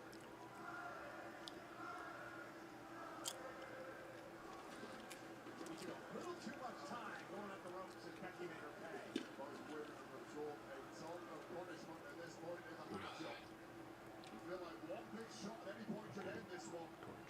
It's hanging in the balance. And a brawl right up there on the turnbuckle. Becky now, Nikki top row. And a super black. cover. Another near fall for the champion now. In an armbar, Becky with an armbar locked in. No, she doesn't have it locked in yet, Michael. Now it's locked in. Come on, where's They got one of Nikki gonna tap here. That was a great counter, forcing Becky to kick out. Two birds with one stone. And now Nikki with this. Nikki with a submission move of her own. This is the fearless lock. If she can get it locked in. Nikki's taken out a number of opponents in her career with that, but Becky Lynch able to counter. Now looking with the disarmer. Great move by Becky. Transition there for Bella, too sharp for it. Now Becky up on Nikki's shoulders. An electric tear sends Becky to the mat. Both women are completely spent here, but perhaps the advantage is swapped away at Nikki Bella. Spine Buster? A nice takedown. Cover the champion. Near fall for Nikki Bella. How frustrating must that be? This deep into a matchup, you start hitting the big moves, and still it's not enough. But I'll say right now, Nikki Bella is looking the fresher of the two. The champ is in trouble. And Nikki's got to capitalize. She's got the champ on the ropes here. This is where those instincts of repetitious matchups being battle-hardened. Where are you going to go to next? There's no time. You can look, but you can't touch. Up on the top rope. Kick to Nikki Bella. Another one to the face. Nikki Bella with shots here, and once again going on top is the man. Becky has to roll through as Nikki rolls out of harm's way. And now Nikki. Oh, went for the manhandle slam. Face first. Trying to drag Becky. And once again, going for the fearless lock. And this time she's got it locked in. Becky's got the fearless lock locked in this time around. Becky has to make it almost to force some sort of break here. A mad scramble for the champ to retain her championship that just about breaks the hold. I don't know how much damage has been done to the body of the champ with that hold, but maybe that was the moment that Nikki Bella needed to win this one.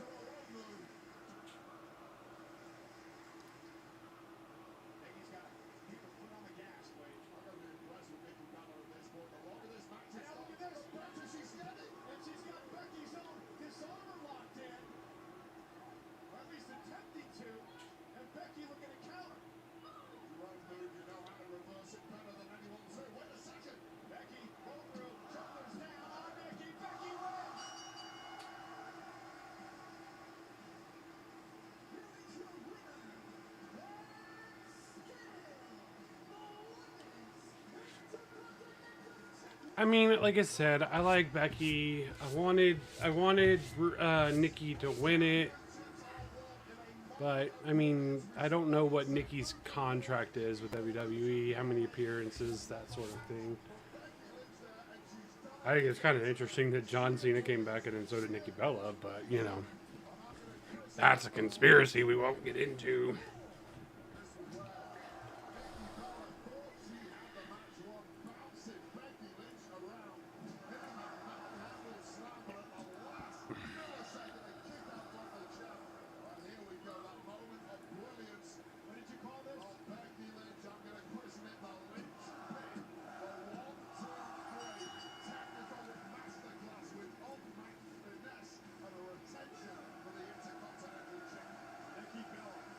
Disappointed, but she gave it everything she had tonight. A tremendous performance by Nikki Bella.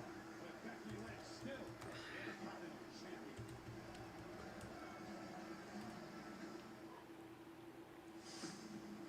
Lucha Libre is more than wrestling. It's culture. A legacy of mass sound. Now, on this Mexican Independence Day weekend, under the bright lights of Las Vegas, Triple H and WWE come together to bring the tradition to a global stage. This is where legends rise. This is where worlds collide. Las Vegas, September 12th. Tickets on sale now.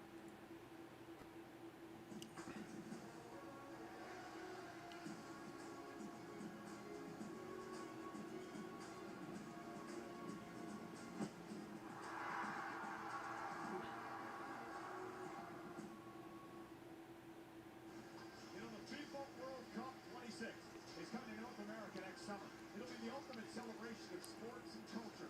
Get closer than ever to the beautiful game with a hospitality package. Closer to the heart of the action and the best seats and suites. Closer to match day, elevated with world-class food and entertainment. Closer to the experience of a lifetime. Book a hospitality package at FIFAWorldCup.com/hospitality.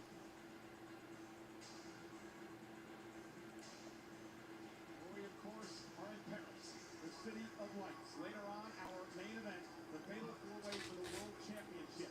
Remember, CM Punk, who will be in the matchup later tonight, was at the main event at WrestleMania earlier this year. It was his first WrestleMania main event of all time. It was emotional for Punk, and it was captured in the award-winning documentary series on Netflix, WWE Unreal.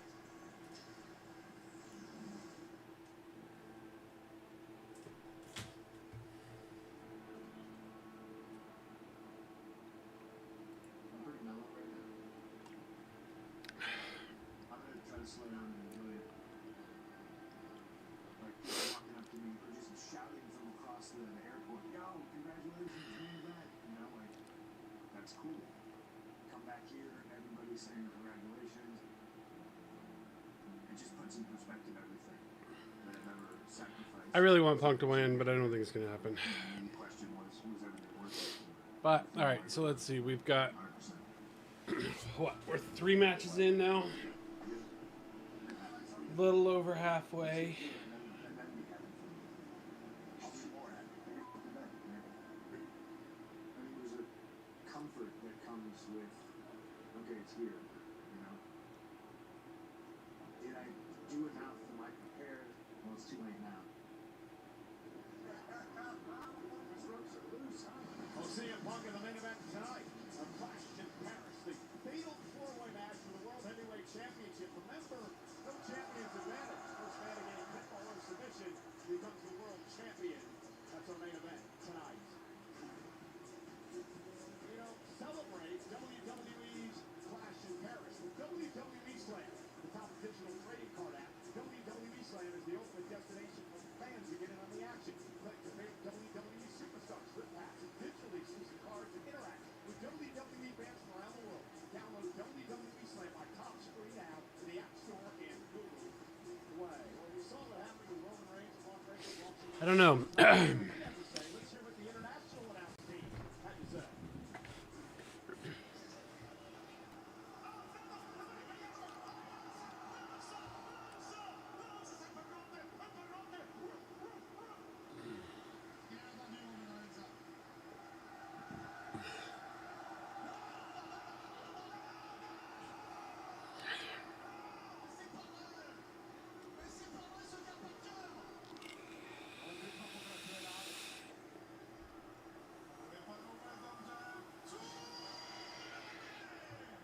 Tsunami.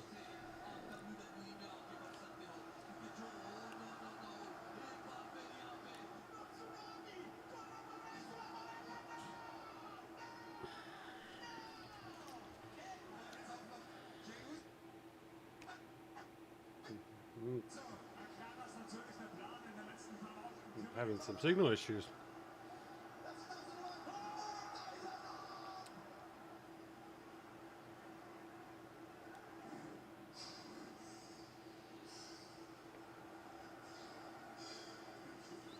All right, so let's see. Is Jay going to be? Thank you. Level of use. Are you good to go today? I can go, AP. I hear what you're saying to me, but I feel like medical's on the verge of saying something else. So I need you to just hit me with the truth. Man, I don't give a damn what medical say, AP. Last thing my cousin said to me, go out there and win that World Heavyweight Championship, right? And they just put him on the stretch. AP, tonight, I'm bringing home the World Heavyweight Championship. You're gonna lose it. You're gonna take the pin there, Oos. Well, Rusev's return was supposed to be a comeback story, but Sheamus turned it into a bar fight that wouldn't end. The two have beaten each other all over America in weeks of backstage brawls of Adam Pearce, no choice. Break out the barrels and the shillelaghs because tonight it's all legal. Sheamus and Rusev collide in a good old-fashioned Donnybrook match with no disqualifications. Live next.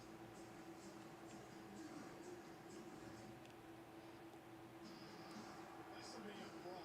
Rusev and Sheamus. Problem with popcorn getting the hole stuck in my teeth.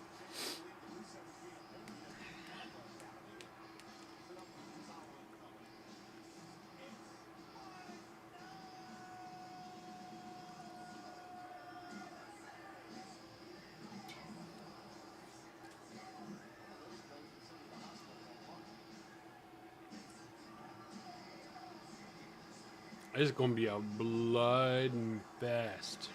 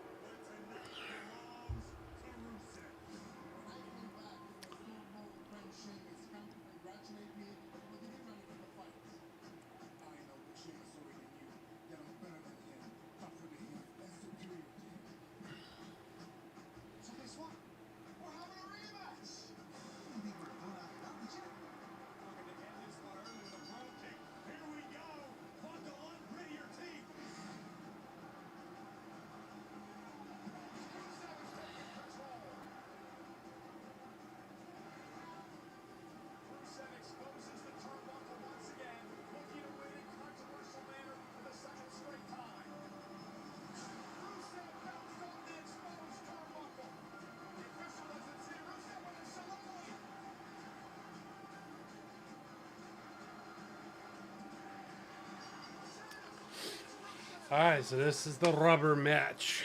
The Donnybrook Brawl rubber match.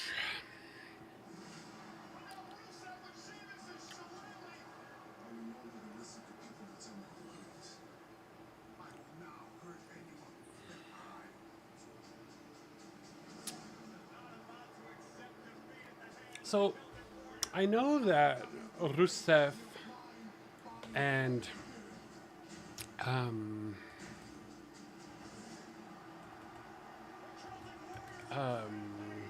Lana, like, I know that they're still married, and I know that CJ signed a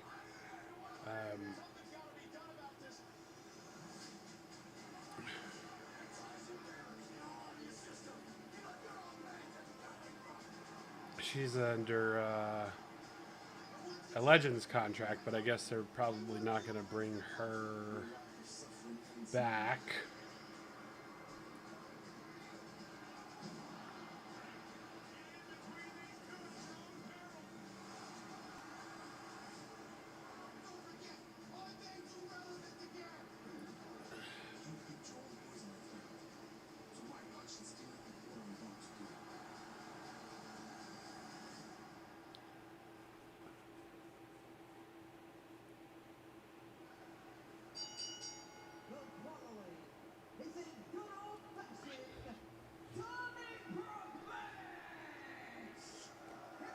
Oh, they put up a bar for the Prime. No holds barred.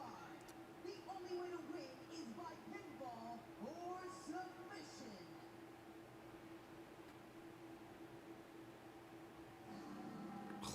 Rusev.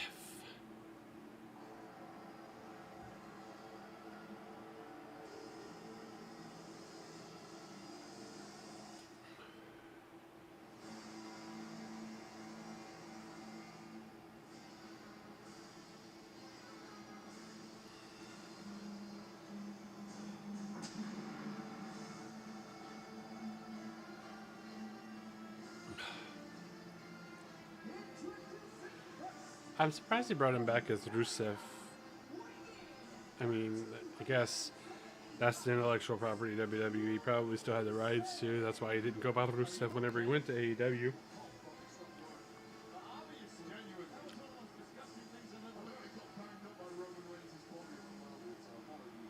Rusev, he's got his battle face on here tonight. You know, Shemus has a winning record in these Donnybrook matches. I think Rusev may be at a disadvantage. Well, Sheamus, they have the experience in this kind of match, but Rusev Let's see. Are we gonna hear Wade?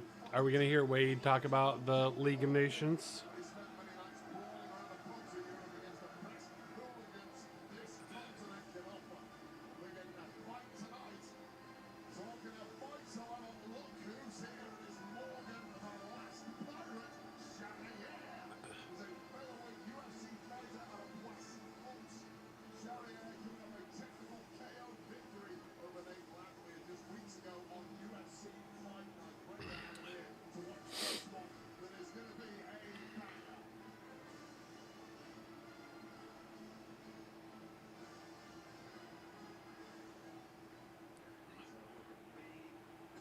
Focused and ready for war.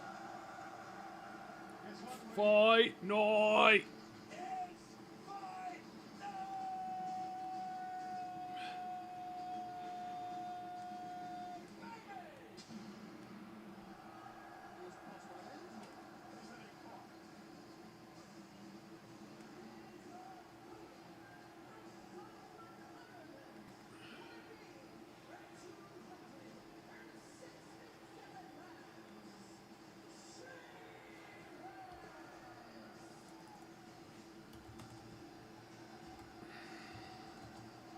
This is going to be a banger.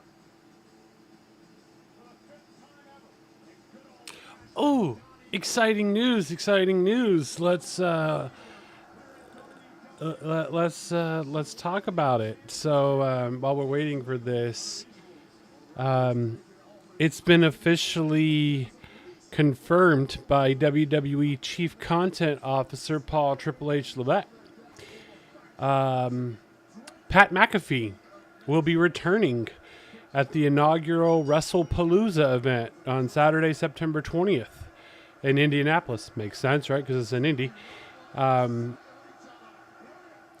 So maybe it's because of ESPN. Maybe Pat had a play in ESPN and wanting to do it. So it looks like, but you know, obviously McAfee cited that he had mental and physical exhaustion, and that was why he needed to, you know, cut back his WWE duties. He felt he had hit a wall. But he is scheduled for the first ever WrestlePalooza, and so that connects him, WWE, with his prominent, you know, obviously position with College Game Day on ESPN and his Pat McAfee show.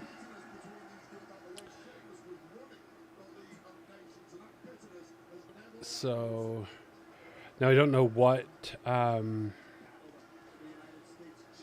at one point in their career. Now this is just about beating the hell out of people. Who's the bigger man? This is personal.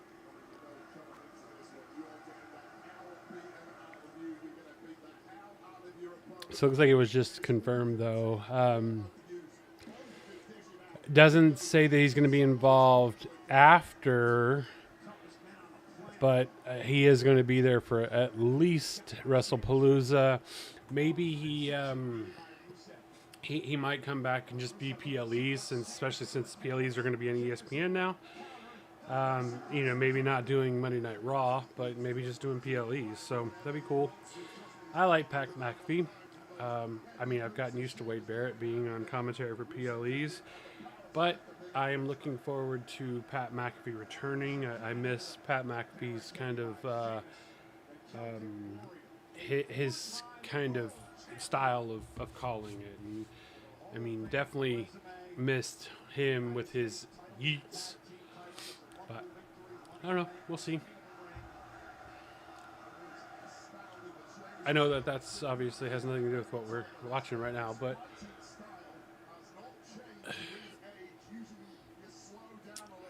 I do think that Sheamus. Oh, kendo stick. Again, I still think. I think. I don't know. They might give Rusev the rubber match just because, Rusev came back, and I'm sure Sheamus is probably going to be eyeing retirement soon. I don't know. Sheamus has been around quite a while, but nonetheless, I think that, Rusev is definitely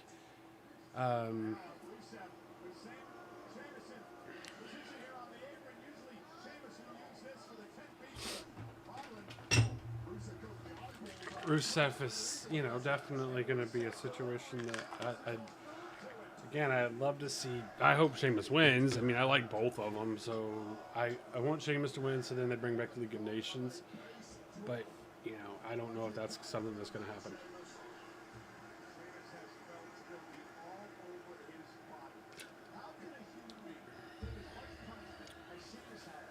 Because he's Irish. Because he's Irish, Michael Cole. Of course the Irish can take a beating like that.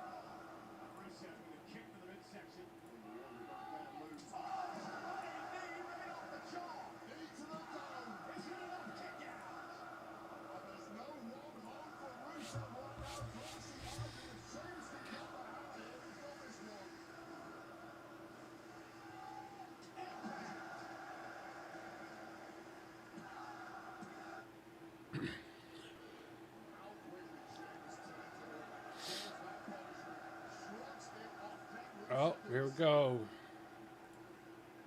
Now Sheamus gonna put Rusev in position. For the original 10 beats of the moment. Just listen.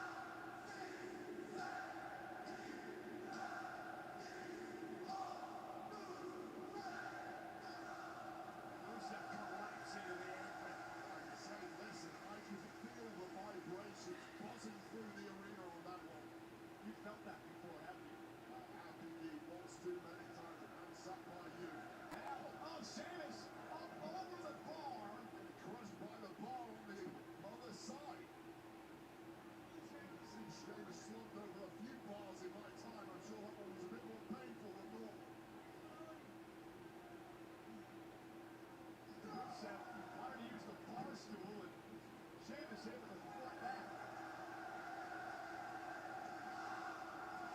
In possession for the moment.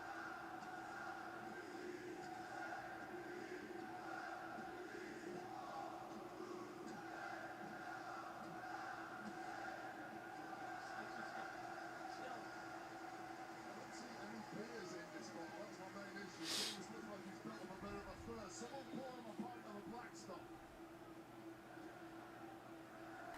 And Rusev now.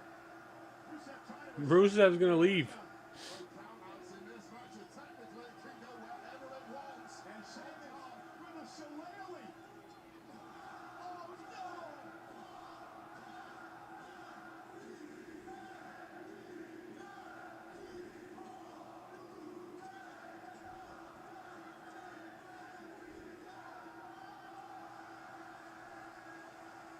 That has to be the most devastating beat of the ballroom we have ever seen.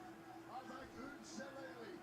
Rusev just collapsing to the floor, and now Sheamus dragging him back into the ringside area.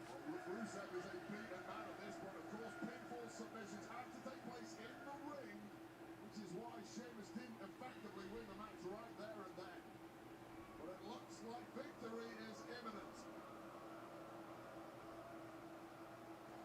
And Sheamus lifting Rusev up on his shoulders. Well, he was going for white noise. Rusev able to avoid that. Now right onto the chair that Rusev set up. Falling on his own sword, and Sheamus looking to put the finishing touches to this masterpiece. Razor's Edge, With the Celtic Cross. aka Razor's Edge. Is it enough? And the Donnybrook match continues. Wow, such a devastating landing.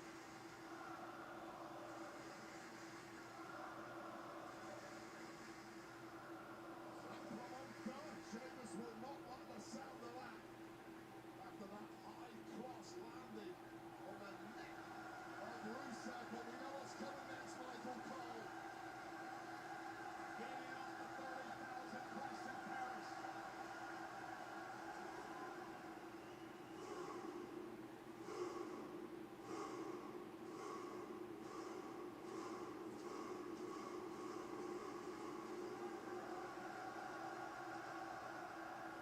Tip of the pro kick, and Rusev scooted out of harm's way. Absolute brilliance from Rusev, just when you think his wits have left him after that beating. What the hell are you doing here, Sheamus? You know it's Rusev. Tell him that. Sheamus, top rope, and Rusev. Oh!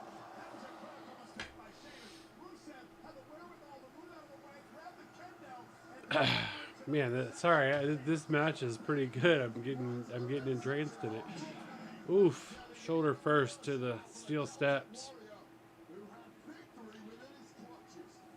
away. You called it out. Sheamus looking off the rope, the top rope. Sometimes you get a little excited. You know you've got to do something drastic to put away an opponent like Rusev, as tough as this big Bulgarian. And now this rope slamming the steps on the face of Sheamus, who collapses to the floor. Sheamus stepped out of his comfort zone, and Rusev was ready there to make him pay for the mistake.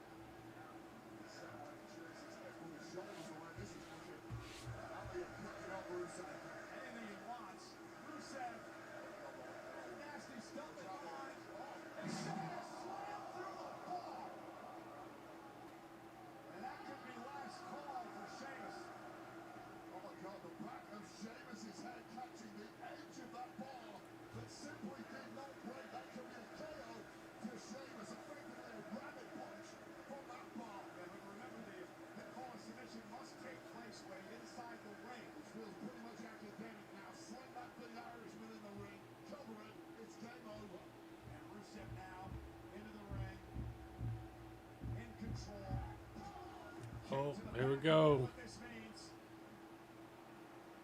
Rusev with the accolade. The submission move locked into Sheamus. There is a man I have felt is incapable of tapping out at times, but the pain may be overwhelming the spirit at this point. And this is how Rusev beat Sheamus for the United States Championship 11 years ago with the accolade. But Sheamus not going to give up yet. Back to his feet. Rusev in trouble. Now. Onto the chair. And you saw Sheamus, despite the obvious agony and exhaustion, just with a glance from the corner of his eye, spot that steel chair sitting there and thought, Rusev, screw you. That's a good backdrop to get out of that, Sheamus. WWE fans here at Harris showing their appreciation for what these two men are putting themselves through here tonight. Segala. These two together in this kind of matchup, maximum agony for our pleasure. He invited Sheamus out for a beer last night. He said he couldn't come because he had to be 100% for this. Yeah, that's the first time Sheamus has ever turned down a night out. That shows you how much this means to Sheamus. It shows Look into you that how barrel. seriously he takes the threat of Rusev, clambering into those old-fashioned either beer barrels or wine barrels or whiskey barrels, but who cares?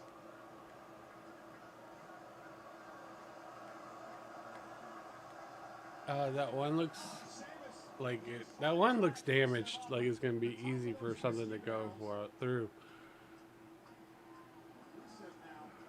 Oh, I guess not, because I've just put full weight on it.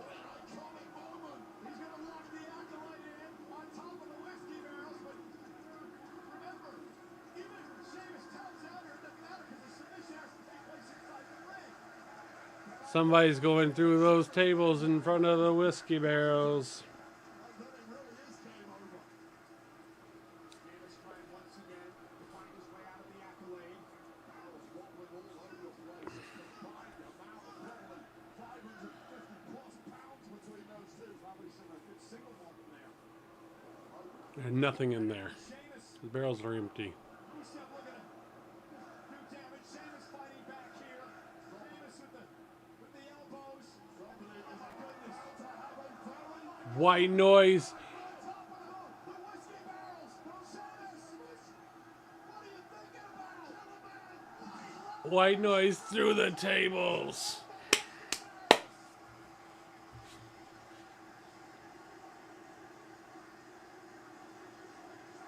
White noise through the Slim Jim tables.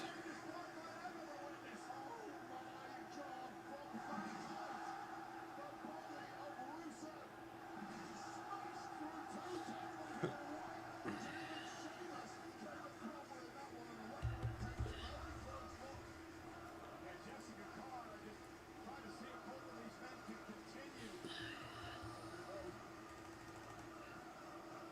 This is awesome in theory, provided you're not one of these two. That's dirt and sweat mixed on Sheamus's arm. It's not blood. It's awesome to do it.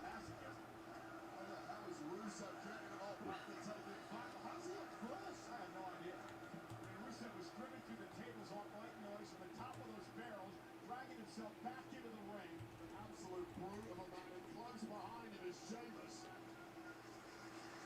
can't imagine how these two are going to feel tomorrow rolling out of bed. I need a crate to get them out of there. But we still need a winner. Rusev, look at, he's crawling toward the corner. And that's where that shillelagh is. Sheamus is just crawling to a corner to try and pull himself upright. The legs aren't working anymore. Rusev with a shillelagh in hand.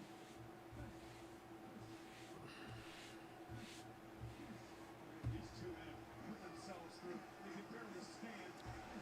Rusev completely controlled it. He's really never separated that at some point in the matchup. Bro kick. Nice. Oh. Oh.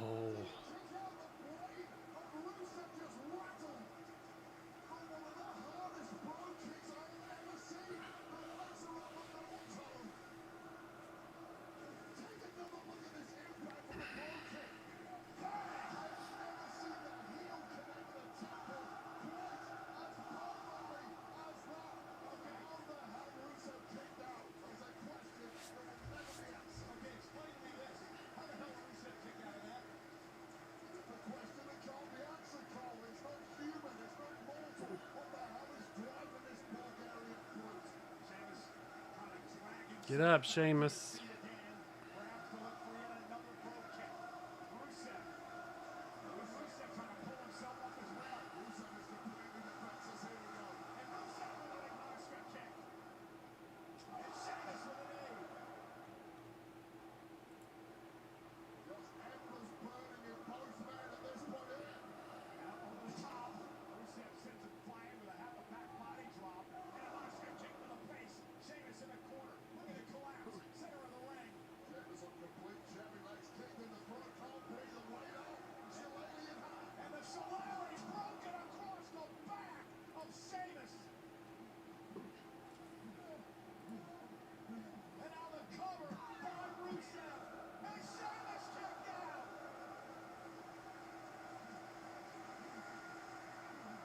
Rusev just shattered the Shillelagh across the spine of Sheamus. And Sheamus somehow kicked out. These two are simply not human. They're not from this planet. Driven by blind hatred for these superhuman things. They're now going to use the Shillelagh as he locks Sheamus in the accolade. And now the Shillelagh placed into the mouth of Sheamus. Sheamus trying to fight back somehow. But Rusev following those legs like a constrictor around the waist of Sheamus. And Sheamus right on the tap out.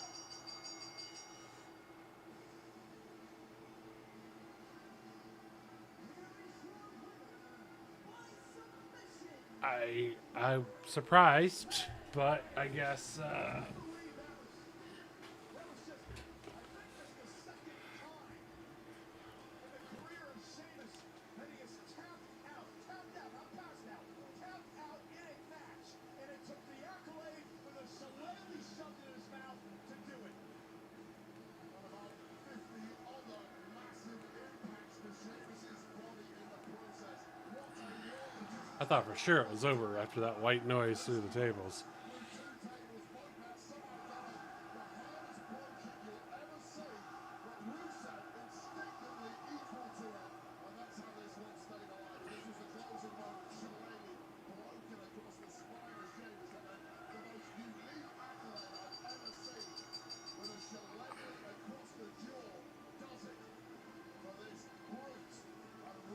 I mean, it was a good match. It was a really good match. If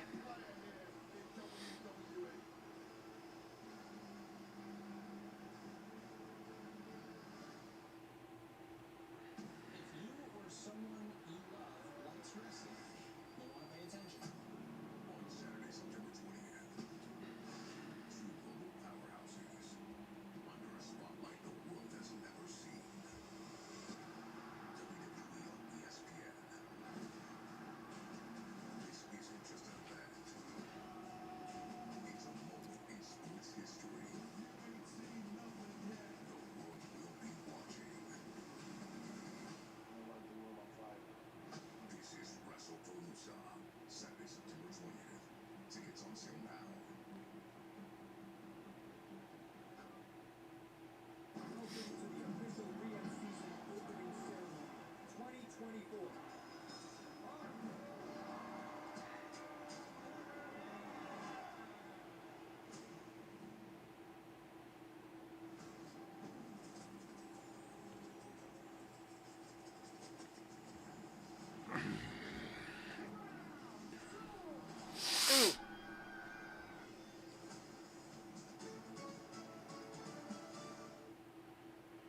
This January, WWE Live kicks off the Royal Rumble season.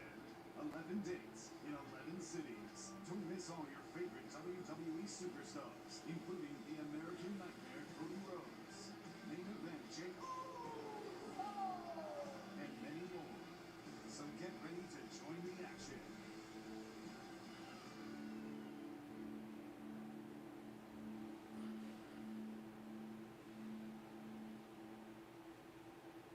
Wait, it has been such a blast, and Terrence and also throughout the entire week here in Europe, and we're coming back just after the January 1st. It's 2026. The WWE is returning to Europe for an 11-city tour. Visit WWE.com/. The road to the Rumble. Pre-sale opportunity. It is the road to the Royal Rumble, Europe 2026. It's your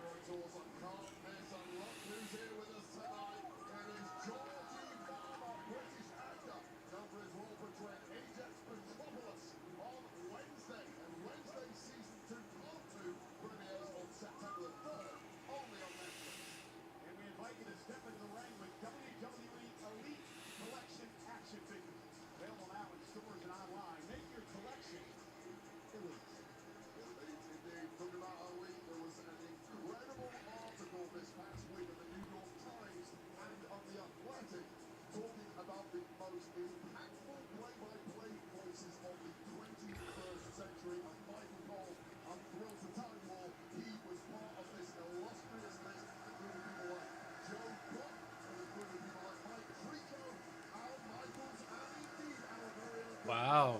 Way to go, Michael Cole. Thank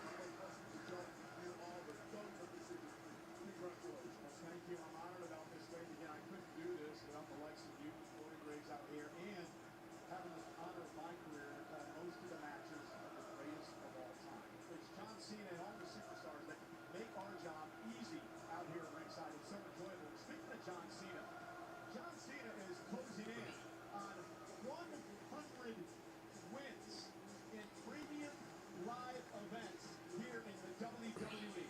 Second all time to The Undertaker. Cena looking for number 99 tonight. Oh, he gets it. He gets 100. Come on now. It's a matchup built for the He doesn't get 107 because I don't think he's going to have 7 more matches, but I mean, he's going to get pretty damn close to Undertaker. Maybe that'll be what they entice to bring him back.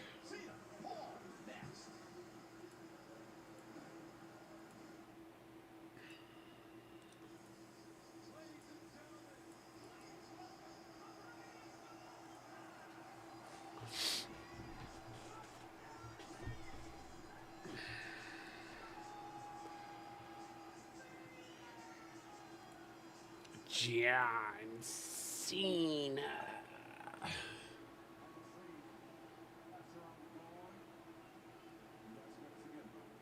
We can't forget about you, Johnny.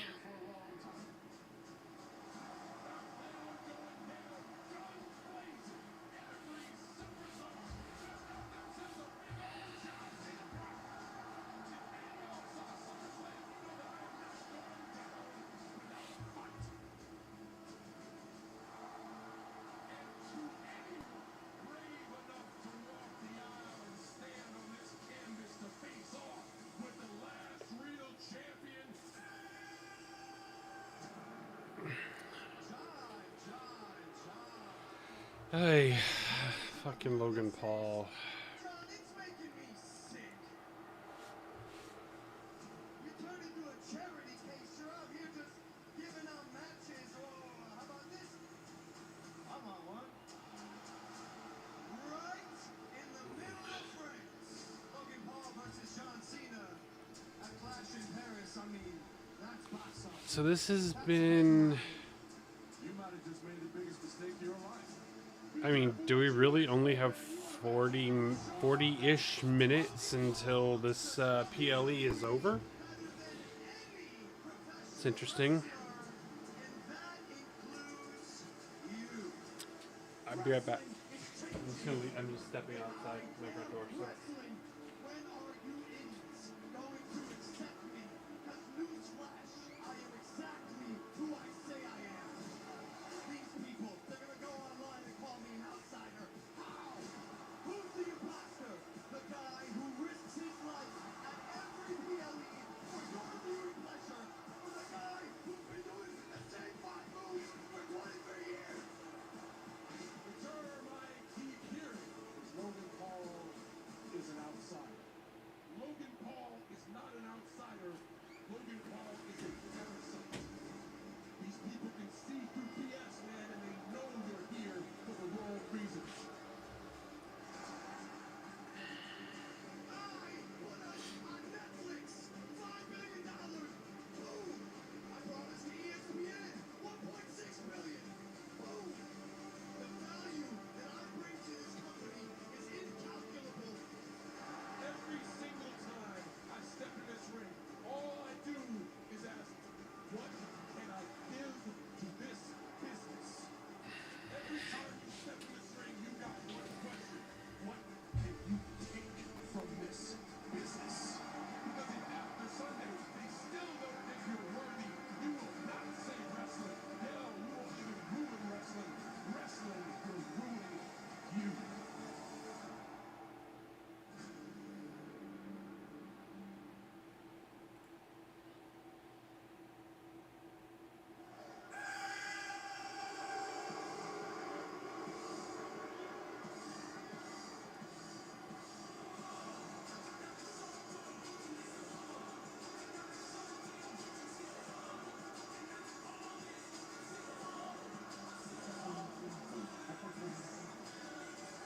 Humble.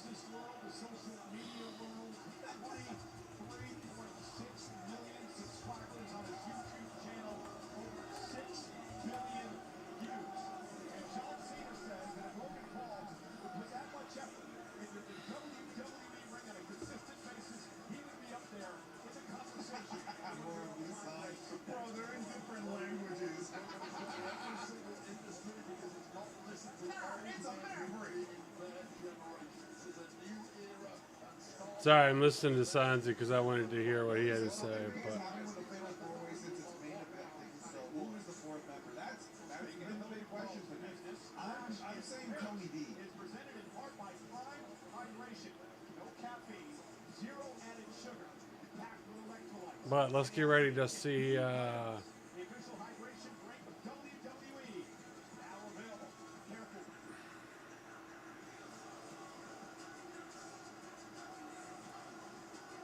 One of the biggest matches in the career of this young man.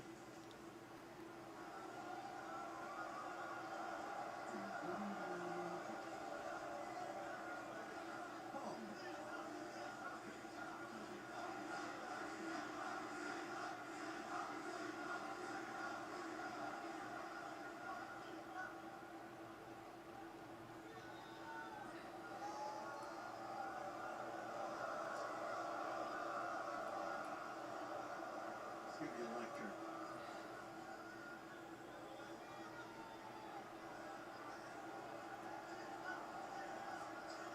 Oh, he's marinating.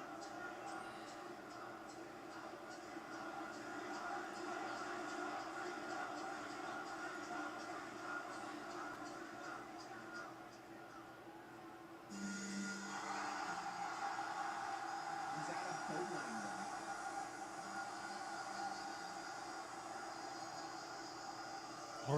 Apple nose.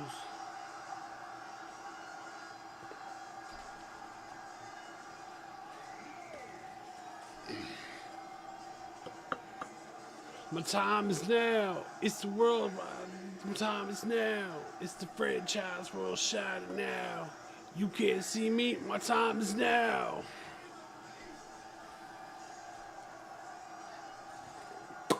The champ is here. I'm really glad I picked this up. I'm really glad I picked this up whenever I was there. I know, yeah, I paid a lot more for it than I would have paid if I just ordered off the WWE shop, but I'd still be waiting for it. So, the good thing is I got it. Mine is number 3. So, quite a, like, I mean, there's a total of 100, I don't know if you guys can see that, but there's a total of 115 that were made. This is number 3. Specifically for Phoenix.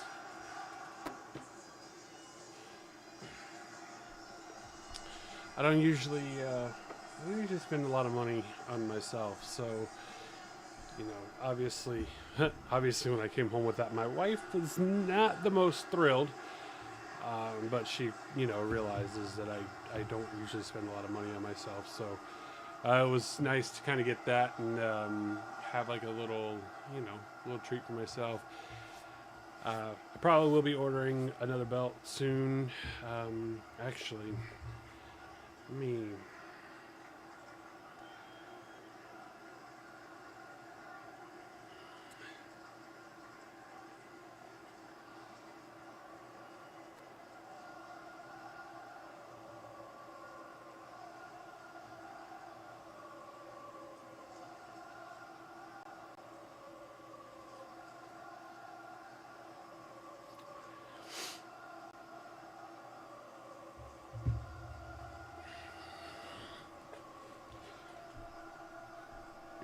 Maybe I'll do a video.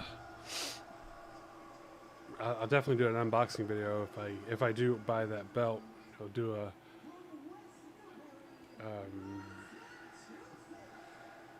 if I do it, I'll do an unboxing.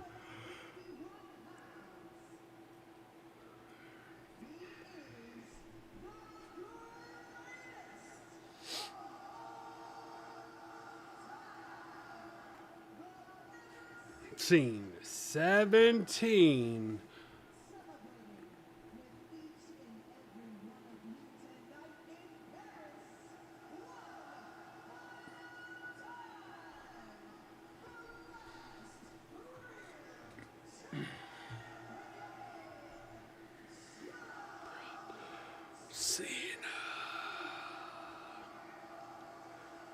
I think this match ends in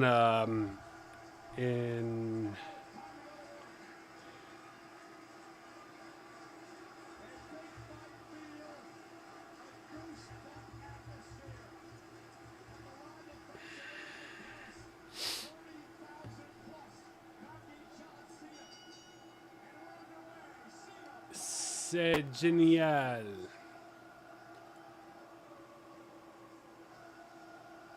I think this match might actually end pretty quickly. I think it may not even be a real match. It may be a situation where Logan, where Brock just comes out near the very beginning. I think that does a disservice to. I think it does a disservice to Cena and Cena's career, but I also understand if they would do it.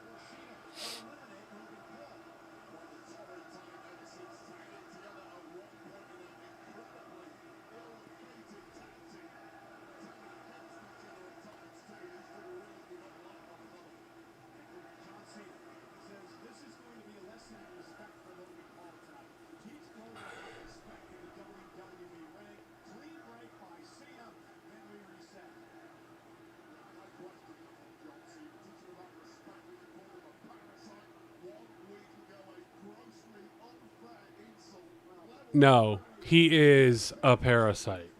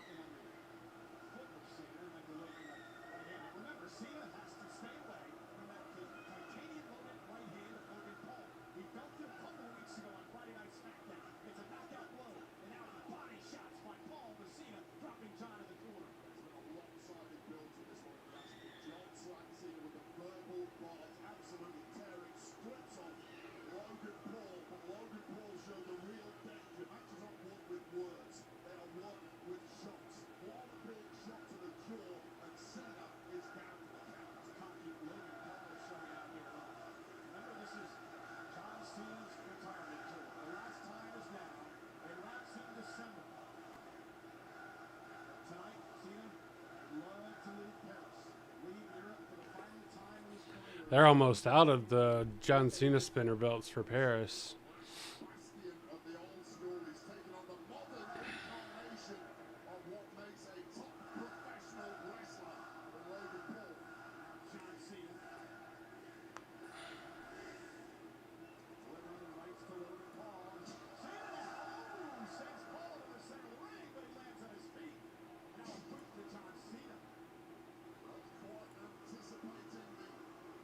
I'm really torn on which one of these trips belts I want.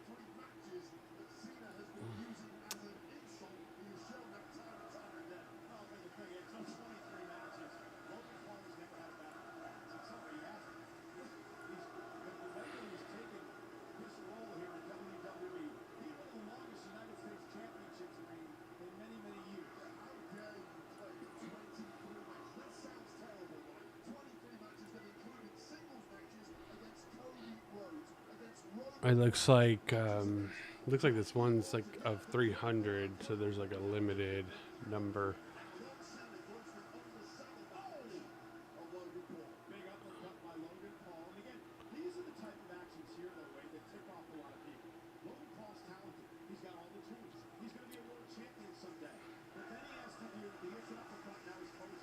Which one is this one?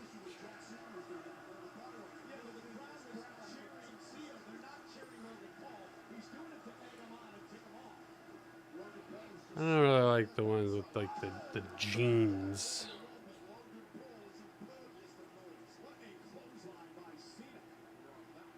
I mean, I like the fact that it's the big gold belt, but I don't like that it's got the jeans on it. I think that if it was anything, it would have been better. Galleries with Syria. Senior official Chad Patton working this matchup tonight is with many of John Cena's matches in his career. Big haymakers against his opponent. What's so effectively the Logan Paul in the early goings. Restricted to the corner, however, Logan catches John with a boot. And now Logan blockbuster to Cena. Great move by Paul. Cover. Good hook the inside leg. John kicks out again. Bit of a nonchalant cover by Paul. I kind of really like this one that's like DX themed.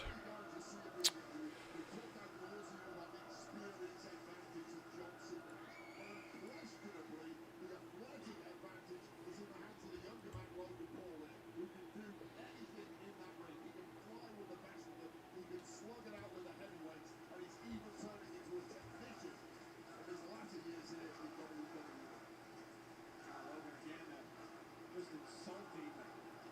Sellout crowd here tonight, over 30,000. And now Logan, vertical suplex, delayed now on Cena. Paul showing off a tremendous amount of strength here, delivering the vertical suplex to John. And I don't think we've seen Logan do that before. Hook to the leg now on Cena, and a kick out.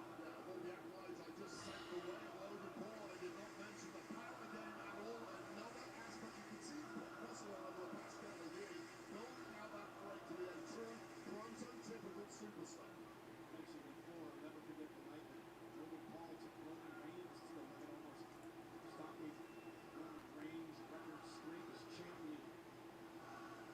Consistently ready to shock the world.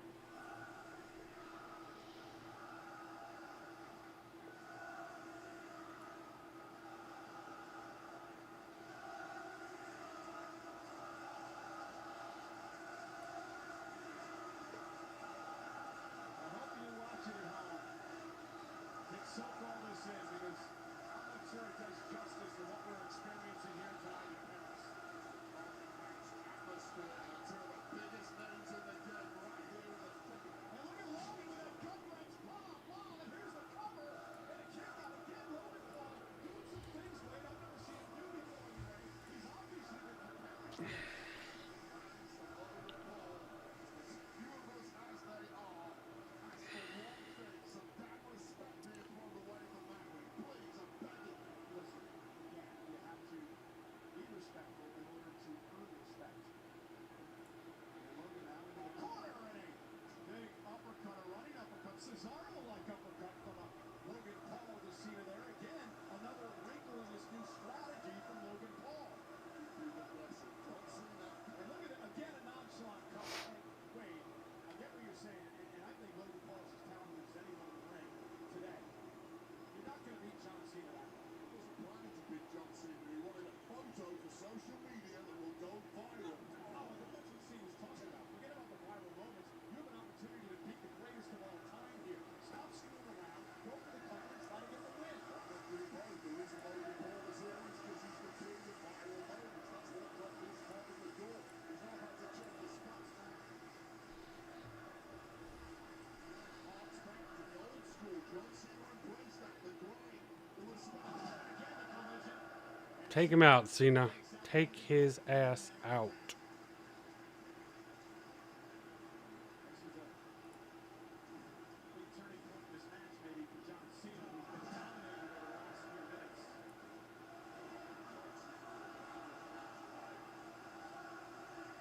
Really deflating Logan Paul at perhaps point in this match of ours. Get back to his feet, Paul back to his feet as well. John Cena ducks underneath. Here comes Cena with the shoulder check. And now John Cena's starting to build some momentum.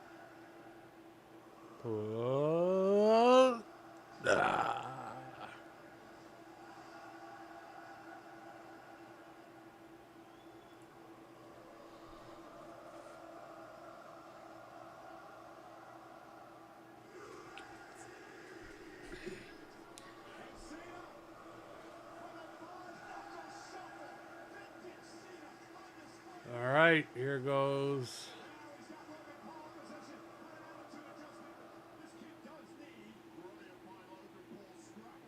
Oof.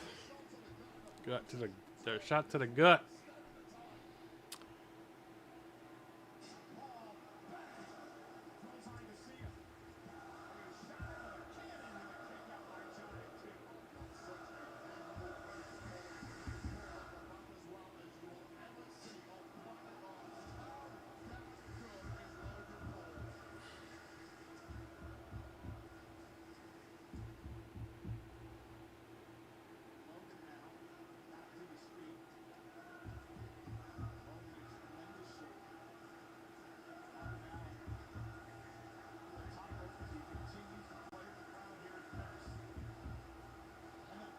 Oh, oh, missed it. Cena got his knees up.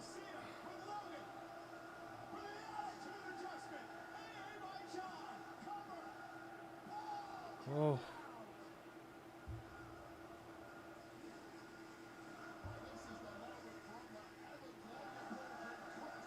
I mean, he knew he was going to hit those knees because he saw that Cena had already had him up way before he ever hit it.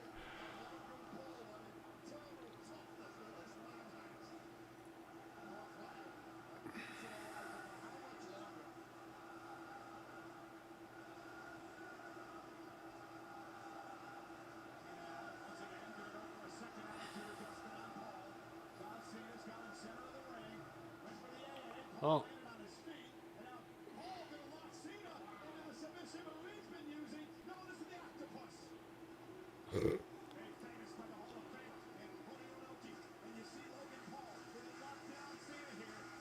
Come on, Cena.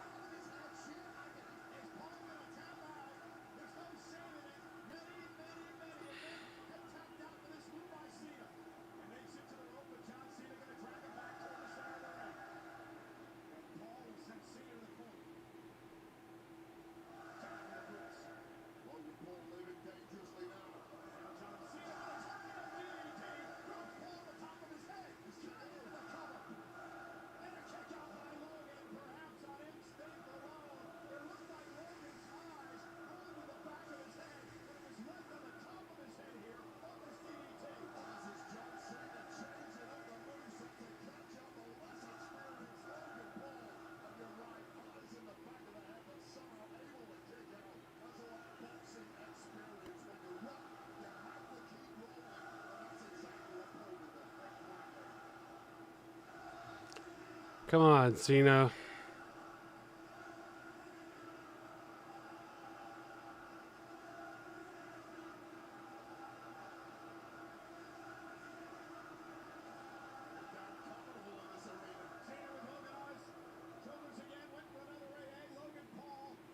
All right, just get Brock out here to fucking end this. Just get Brock out here. Let's call an end to this.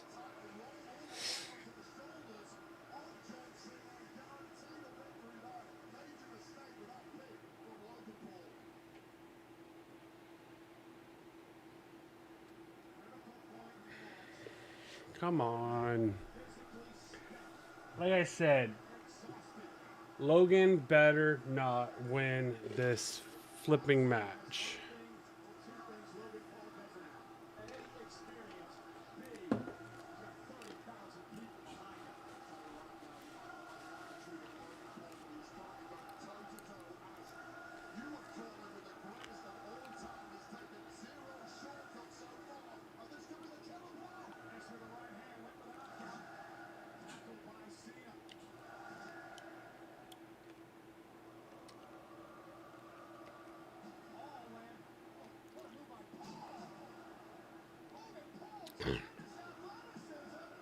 Paul was supposed to land on his feet, though. That's why Cena bent over, ready to take the hit. But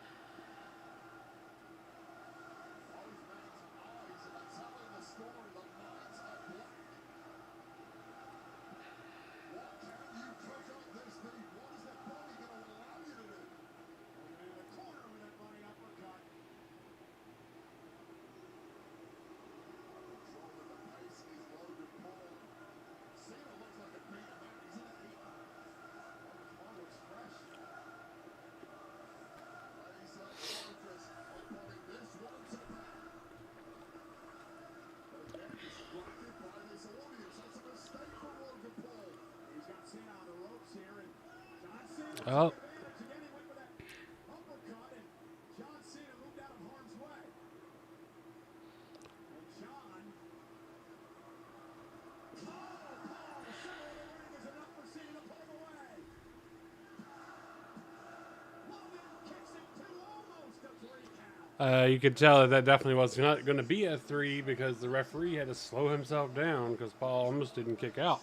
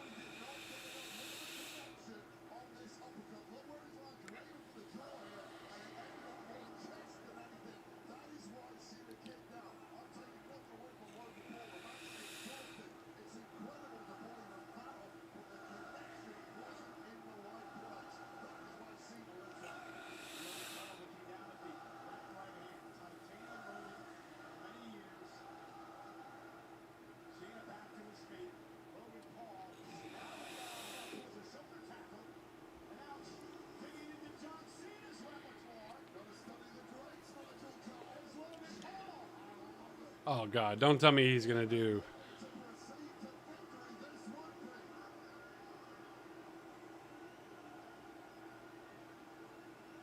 No way.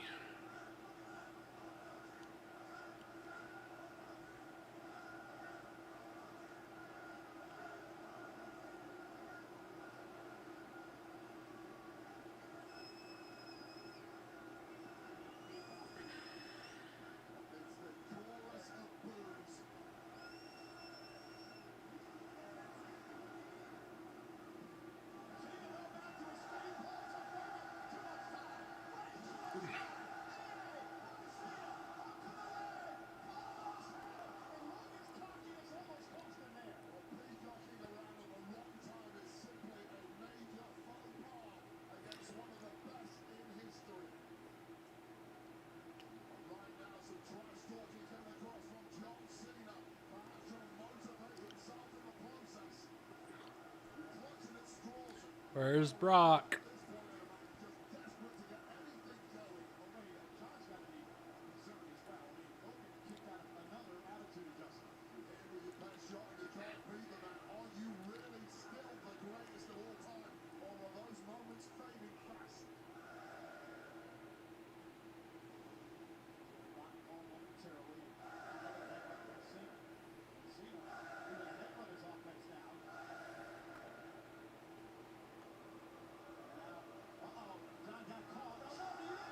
Hurricane Rana.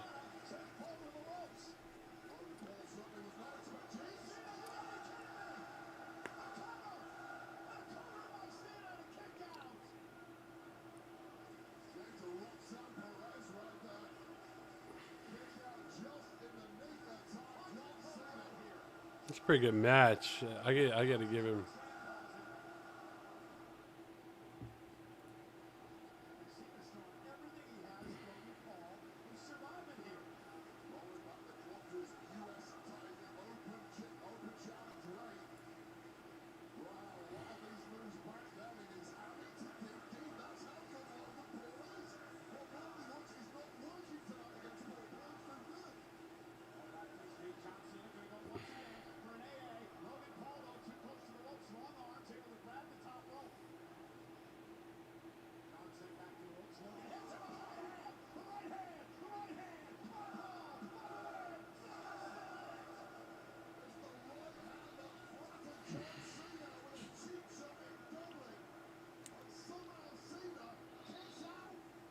God.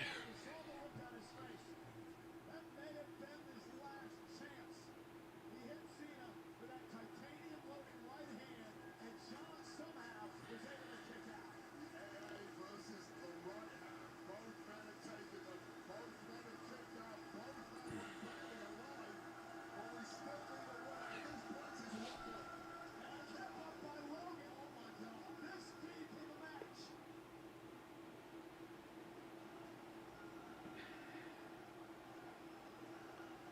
Logan out with Cena. Could be dead heights, middle of the ring. Paul now back to the top rope. And the pull from place. This time connects. Doubling up. You've got the man down. You've got the man beaten. Make sure. Finish the job, Logan. And a second pull from Grace to knock off the great John Cena, who gets the shoulder up. The blood draining from the face of Logan Paul. The belief draining from the soul of Logan Paul. This man really is Superman. Well, Logan Paul now he understands why John Bradshaw Layfield, their commentating partner, said years ago about John Cena. He dubbed him Big Match John. And there's a reason. The never say die attitude of the 17-time world champion.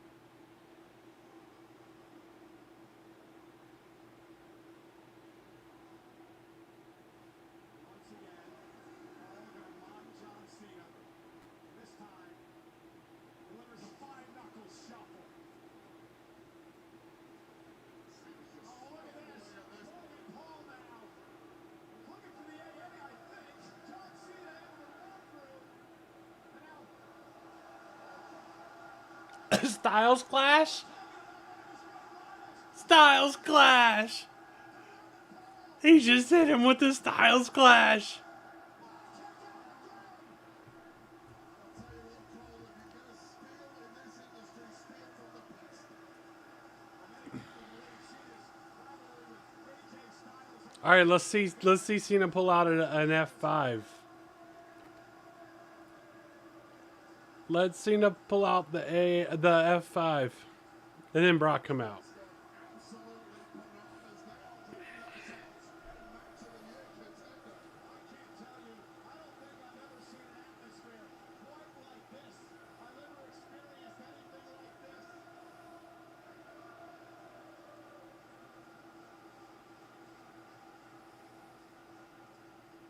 And Cena now, lifting Logan Paul up on the top rope. Both men ran out of moves many, many minutes ago. Now we're going on the fly. Just figure something out. Wow, we're in overtime. This is sudden death for both of these men. And now Cena, who sent Paul with 2 AAs already, said if that didn't do the trick, maybe an avalanche AA will. But Paul again fighting out of it. Fighting to stay alive in the match and may have turned this around in the process. And Paul off the top rope, crossbody. Nope.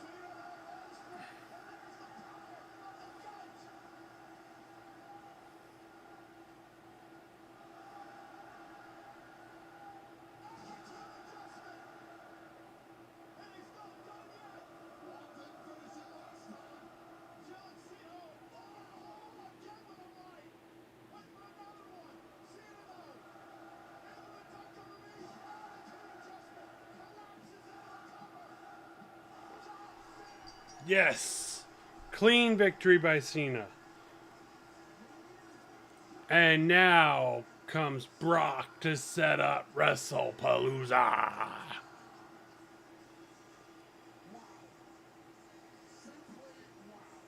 Because we know Brock's there. We know Brock is in Paris.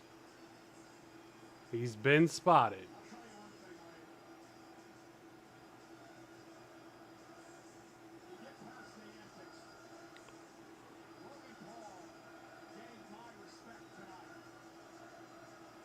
What a performance by Logan Paul against John Cena. Personality, all you like, leave in the feet. If you think Logan Paul is not a top 5 competitor in WWE, you are simply blind.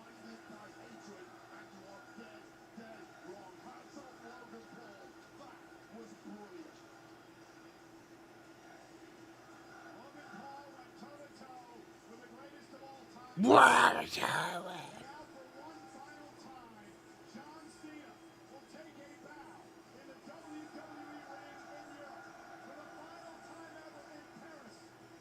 Soak it in, folks. Enjoy the time. We've only got 3 months left.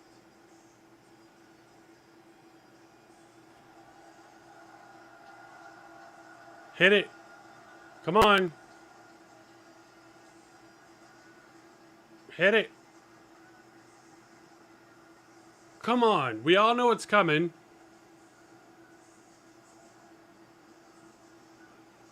Come on.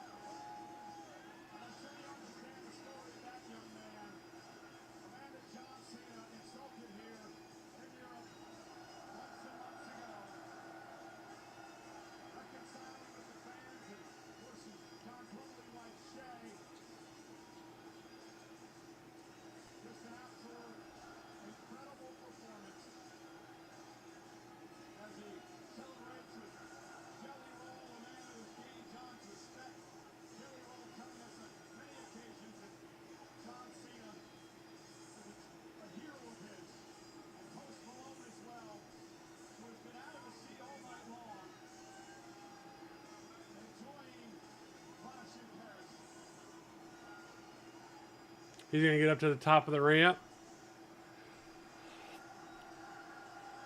Oh, no. He's showboating too long right now, though.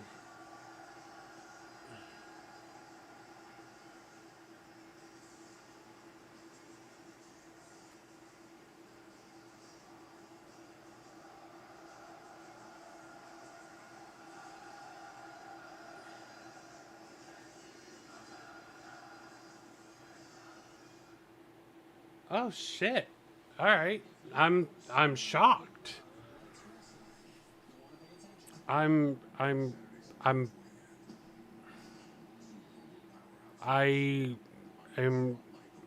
shocked that there's no Brock, unless Brock comes out during the main event and just destroys everybody.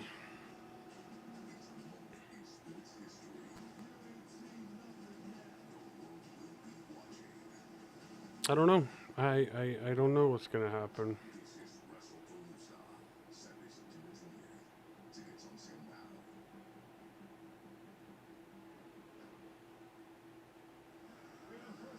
WWE Premium Live event to kick off the ESPN partnership will be the first ever WrestlePalooza on Saturday, September 20th, 2 weeks from this coming Saturday, live from Gainbridge Fieldhouse in Indianapolis. WrestlePalooza will stream live on the new ESPN direct-to-consumer streaming service. Tickets for WrestlePalooza are on sale now via Ticketmaster.com. And as we've all been reading over the last number of weeks, here tonight, Clash in Paris, our final premium live event on Peacock as we jump over to ESPN 2 weeks from Saturday, September 20th. Some good news though, NXT premium live events will remain here on Peacock. We want to thank all of our friends over at Peacock for what has been an incredible 5 years, including Rick Cordella. Rick has always been there for everybody in WWE. It's been a tremendous partnership, and again, hats off to Peacock. Well, you know, we're here in 24 hours, or less than 24 hours, so again, in Paris, it's Raw tomorrow night. Look what we got. Oh, we got Dirty Dom, the Intercontinental Champion, defending against, oh, we just saw one of his big moves, the Styles Clash, AJ Styles, right here in Paris tomorrow on Raw.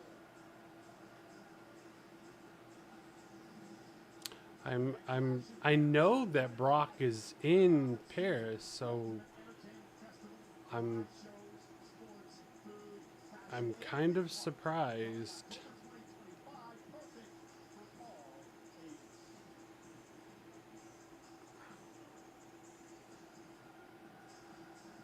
I'm really surprised. Please welcome WWE French commentator, Lynch.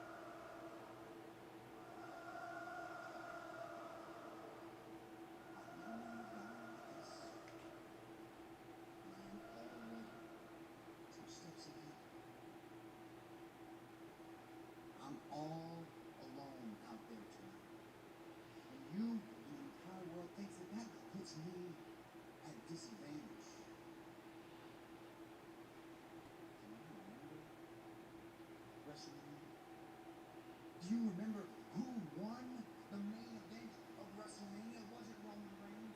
Was it CM Punk? Now, I have chosen division. I never need anyone. I am a multi-time world champion. I have never needed anyone. I am the greatest in-ring performer in the history of this industry. I have never needed anyone. And tonight, I am going to go out there and remind the world why I am a visionary. I am a revolutionary. I am Seth freaking Rollins.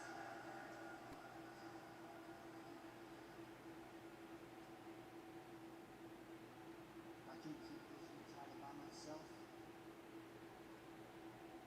Maybe I don't even deserve it. You don't. Sorry, I like Seth Rollins, I do, but you don't deserve it. Earlier on tonight, after the assaults by Bronson Reed and Braun Breaker, Paul Heyman has gone to the hospital after being choked out by Roman Reigns. As not only that, Braun Breaker and Bronson Reed have been thrown out of the building and told by Adam Pearce, should they return, they will be suspended indefinitely without pay. Ladies and gentlemen, Seth Rollins is truly Yada da mean. tonight. Well, at SummerSlam, Seth Rollins didn't just win the title, he ripped it away from Cena and Punk in the Bruise of the Century. For Punk, Jey Uso and LA Knight, nothing fuels a fight like resentment. Tonight, four bitter rivals step into the fight to topple a king. Seth Rollins defends the World Heavyweight Championship in a fatal four-way live in our main event next.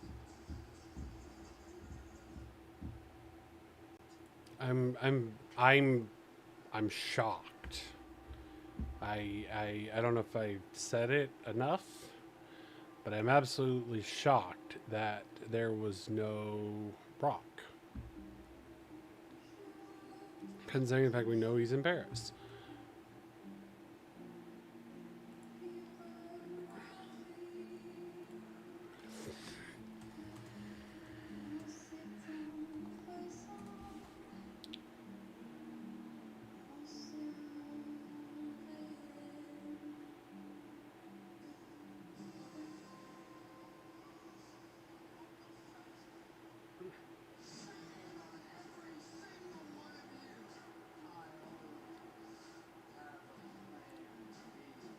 I've been a march man for months. I have a Seth Rollins problem. This is the way forward. Well, why not mine just a little bit? You faked an injury, but I got the 3 count. We have absolute power. I'm telling them all of y'all, because I get my rematch. Receipts are coming. And there is nobody who can stop us. Seth, you're a liar. You're a master manipulator. It's a fatal four-way at Clash in Paris. Oh, I guess it was a ruse. I guess he wasn't really in Paris.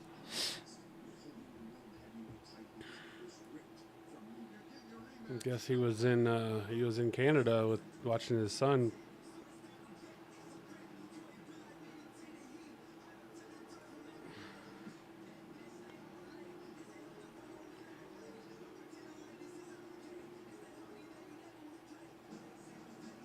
We're not going to get there unless we stick together. You've got to be kidding me. Seth Rollins is the problem. He has the money. He's trying to get you to the match. I just don't want to hold nobody in the fence. Once we get to Paris, there's every man for himself. You don't have a problem. I'd like to keep it that way. I got a Seth Rollins problem. You got a Seth Rollins problem. You're welcome for saving your career. You don't know what's good. Yeah, no, I don't know. It's Life we need to tell you what is good for you. I want to take a minute and I want to say something. And I know I don't have a lot of viewers. I know I don't have a lot of subscribers. But maybe this video will catch fire. I don't know. Probably not. But I'm going to say something, and I'm talking to every single WWE fan out there. And I'm going to look right at the camera whenever I say this. You guys need to stop swarming around superstars. What happened with Rhea Ripley today in Paris is unacceptable. You couldn't even let her get into her Uber to make it to the arena. Rhea's not even advertised for the show, but she's clearly there in case something comes up and they need to have a match. But, I mean, she may even just be there, because tomorrow night Raw is going to be there. Either way, this is not the first person that this has been said to be swarmed like this. It's happened to, I think it was Io Sky, had it happen to her. People, relax. They're humans. They deserve the same respect and privacy that we all would want. It's unacceptable. Paris, I love the city of Paris. I told my wife when we were there last year, I could live there. I could see myself living in Paris. But that's unacceptable. This type of, now I don't know if it was actual Parisians that were doing it or if it was, like a bunch of people that had traveled in. But either way, it's unacceptable, guys. Come on. You guys know that it's not okay. Yeah, they're celebrities. Yes, they are professional athletes. But if you guys still want to be able to have, this access to them where we can meet them, greet them, get signatures or autographs and stuff like that, you guys have to knock this behavior off, because if you keep this shit up, WWE is going to put a stop to it. They're going to put a stop to having appearances, and they're going to stop letting Jay do entrances like he's doing right now, because this is ridiculous. Stop swarming the in-ring personnel. Trust me, there's several superstars I would love to meet, and I would love to get their autograph. Top of my list is definitely Rhea Ripley and Triple H. Those are two that I really want to meet and get their autograph. I would love to meet Cena, but obviously that's not going to happen. But I would love to meet Cena and definitely get this belt autographed. That would be awesome. But, I know Cena is definitely one of those ones that talks about, having respect and having boundaries and asking for permission, so John Cena, if you see this, I'd love if you're ever back in Phoenix to get a chance to have you autograph my belt. But obviously that's me asking, for it, if it happens. Obviously I know as a WWE superstar you're not going to be back in Phoenix, at least you're not aired for it, even though I know that Raw and SmackDown are going to be here coming up, I think, the first week of December, right after War Games. You're seen as not being advertised for it, but if you happen to be in town, I would love to have you sign my belt. Like, absolutely. I'm going to be ordering Triple H one of his commemorative titles. I would love to get the opportunity to have him autograph that as well. And with Rhea, Rhea is probably my number one female superstar. She is at the top of the list. Sorry, I don't know if you guys are hearing me or not, but Rhea is at the top of my list as the number one superstar for females. I'd love to meet CM Punk too. There's a lot of them that I would love to meet, but you guys gotta stop. You gotta stop surrounding them, hounding them, swarming them, and preventing them from being able to get into their frickin' Ubers. Come on, guys. Be better. Do better. With that said, I'll get off my soapbox now and we'll go back to the main event.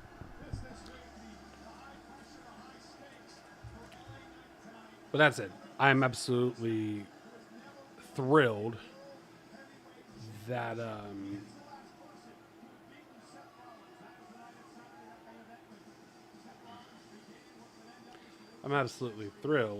Cena beat Paul, and it was a clean fuck are all these people?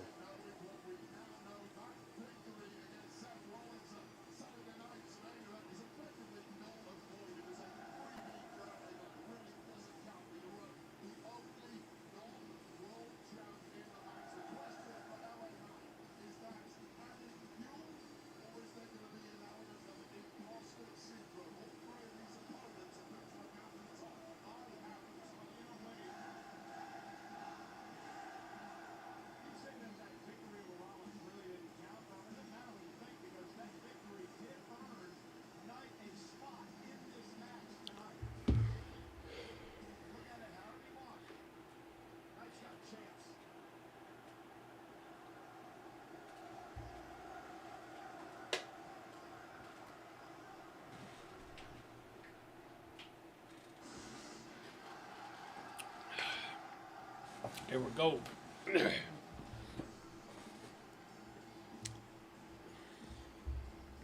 Yeah, yeah, yeah, yeah.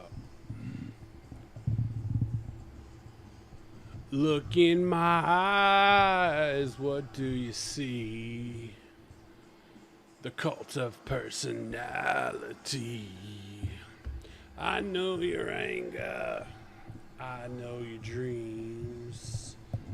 I gave everything you want to be. Oh, I'm the cult of personality.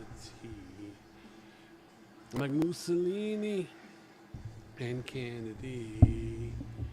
I'm the cult of personality.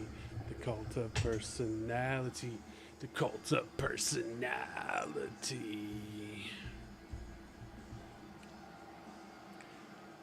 It's clobbering time. That's funny. They already had that up on the because I have captions because my hearing's not the greatest. But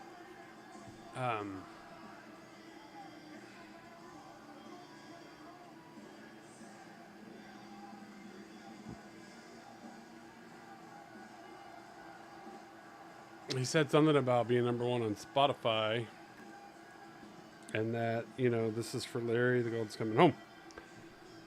I would love it, absolutely love it. I don't think it's gonna happen. I think Seth wins. Again, this is where we're going to see probably at least the 4th member, if not 4th and 5th members of the Vision. Post Malone looks redonkulous in his cowboy jean getup. I love his music, don't get me wrong, love the guy. But holy crap, man. Like, you look like Waylon Jennings and freaking fuck it. You look like Waylon Jennings and Jelly Roll had a baby. And I know Jelly Roll's right there next to him, but I love Jelly. Love Jelly. Don't get me wrong. I love Jelly Roll, and I think that's why I'm able to say that. Some lies. You won't have to follow me. If only you can set me free. Dude, Post has got 2 beers in his hand. 1 in a cup and 1 in a bottle.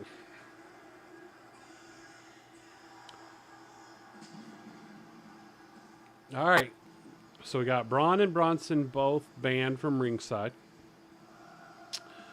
We got Paul's in the local medical facility.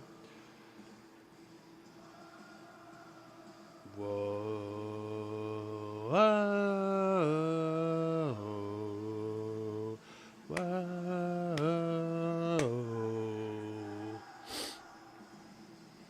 I like all 4 of these guys that are, are wrestling in this. I do. I don't necessarily like Seth if Seth's not facing Punk, I'll pull for Seth. I don't care who he's fighting out. Usually, I'll pull for Seth. Even if it's Seth versus LA Knight, I'll pull for Seth over LA Knight. However, However, anybody against CM Punk, I'm gonna pull for Punk. Like I don't care who it is. Punk is my guy. I'm a CM Punk guy. So.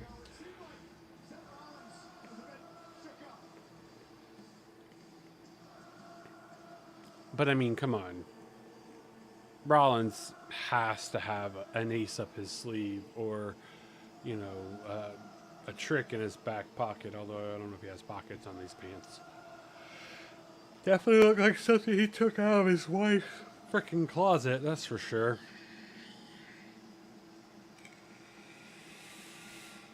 And I'm just curious how the hell he can even see out of his glasses.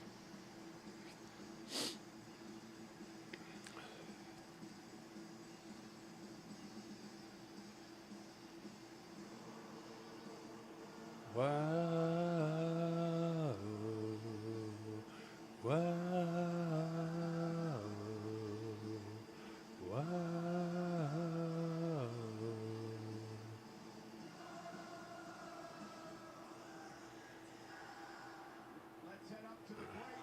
Alicia Taylor.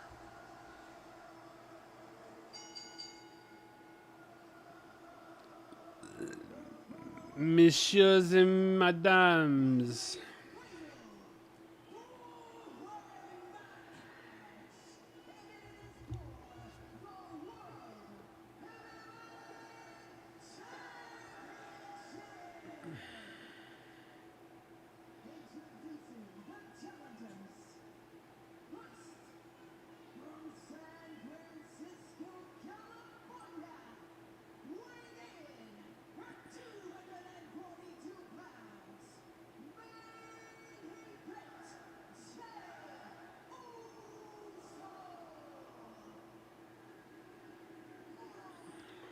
That grills.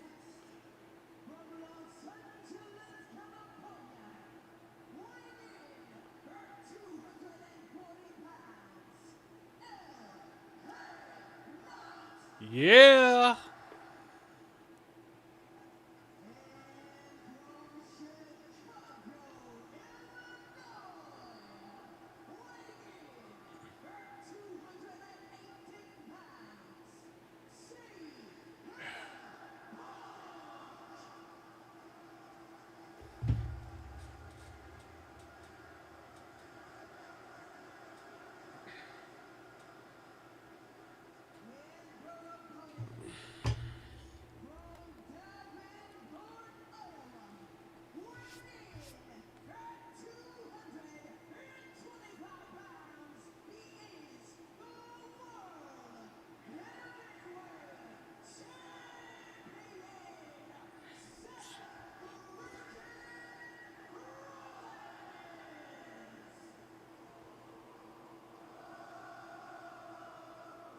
I think the fans are confused. I mean, this is a match of three faces against one heel.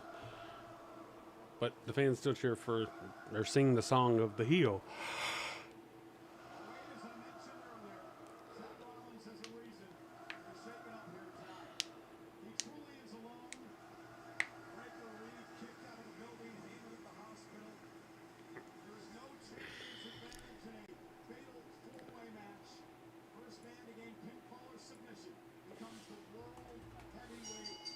All right, here we go. Nobody's gonna go after each other.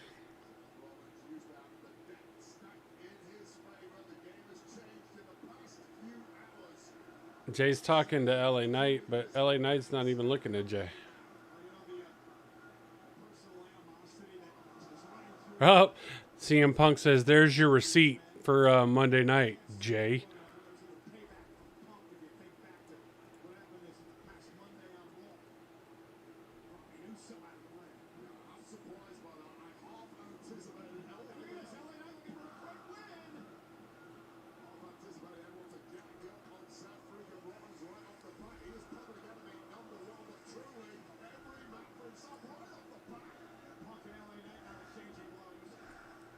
Yeah.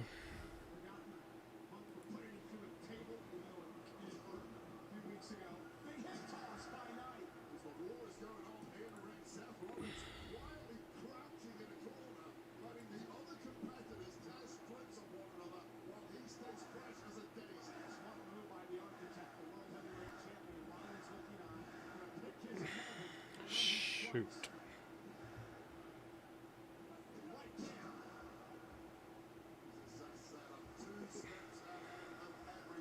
Now Rollins into the corner with the knee. These two men hate each other. Rollins and Pop. Uso back in the fray. Top rope. Cross body. Cover on Rollins and a kick out. Rollins over the top rope. Jey Uso launching the pump.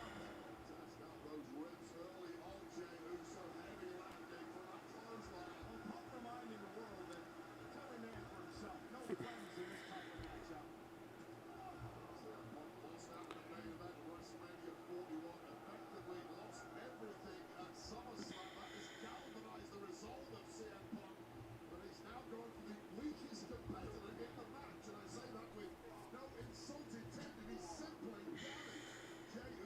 Get ripped first in the turnbuckles.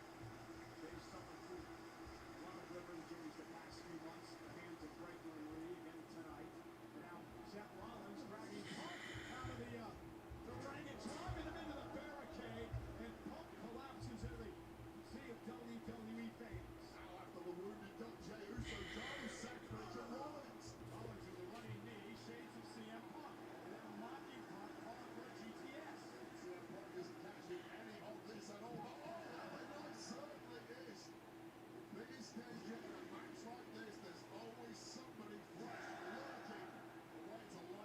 Every once in a while, you'll see a temporary alliance. Just is so good in a match like this, and that's what Uso and Knight are doing.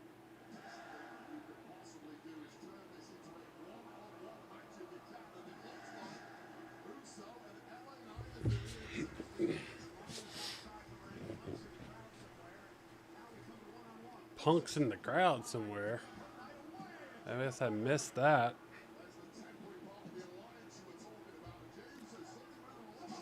Samoan drop.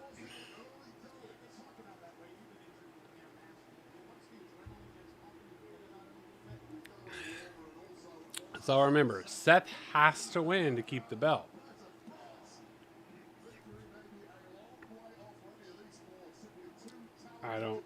I mean, there's no DQ, no countouts.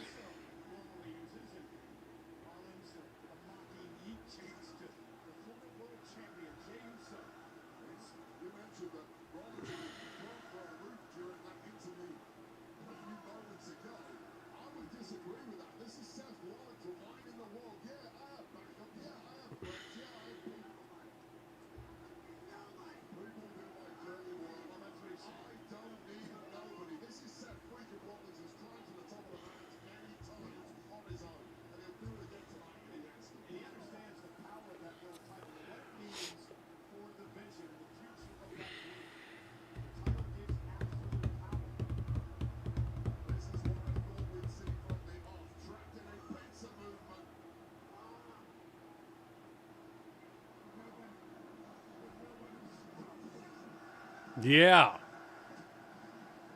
There we go. 3-on-1. Beat him up.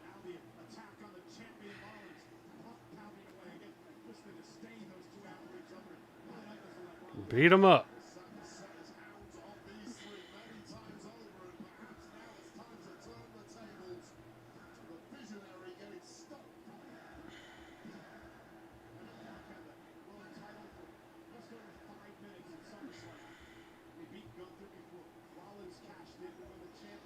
Beat him up.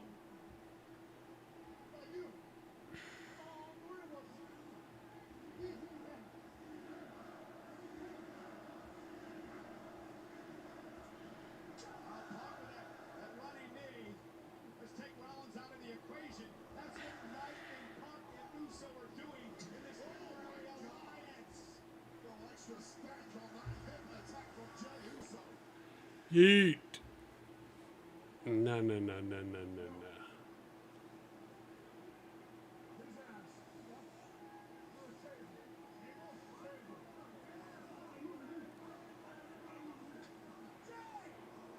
Get the table. The Dudley boys. Yeah.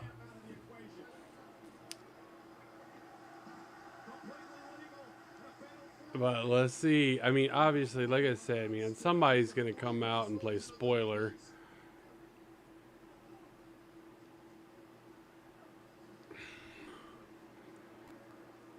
Somebody's gonna come out and play spoiler. Jey Uso, taking Roman Reigns' advice.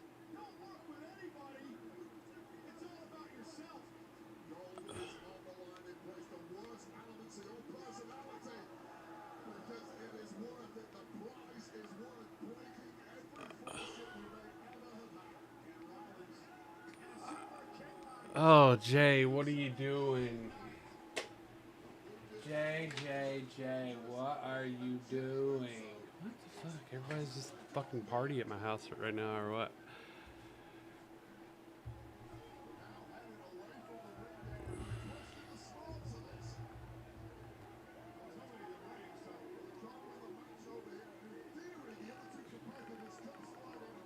Mr. Yeet looks like his underwear is sticking out of his pants.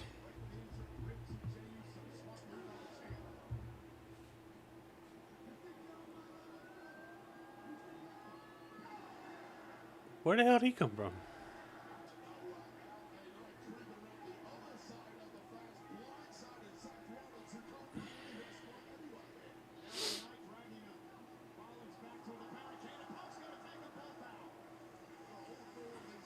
Now Punk's gonna go kick Jay in his teeth. Oh, Seth wants to put Rollins in the ring and pin his ass.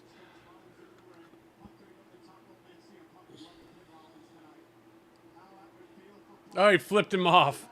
Flipped him off. That was great. That was hilarious. He goes and then knits him.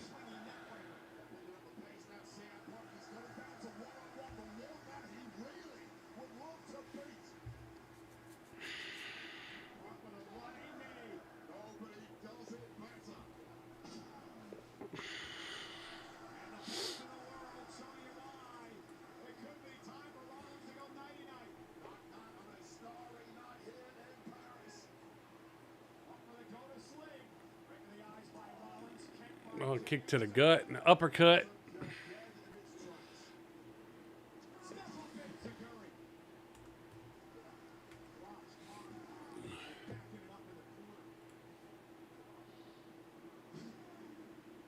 Yeet.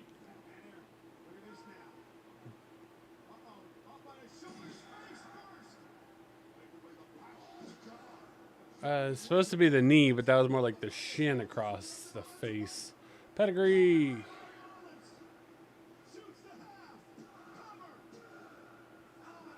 Oof. Phil, you cutting it close there, buddy.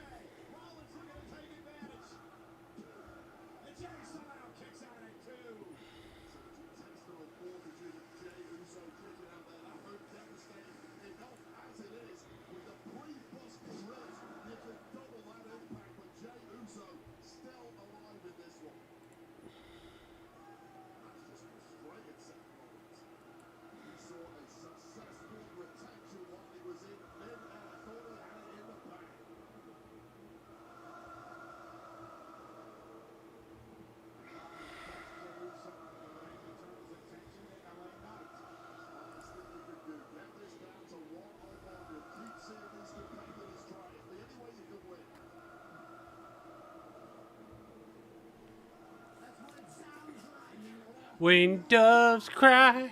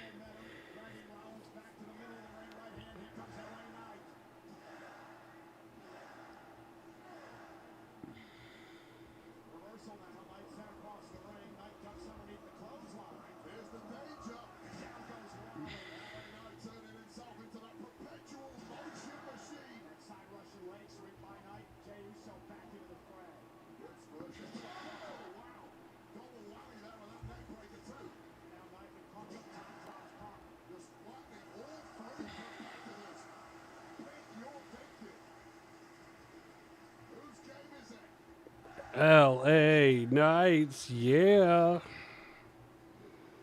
Breaking up that momentum attempt there from Seth Rollins. Let's try that one again, perhaps. LA Knight with all three men down. Has his point, has his opportunity. Here's a big elbow delivered to Rollins.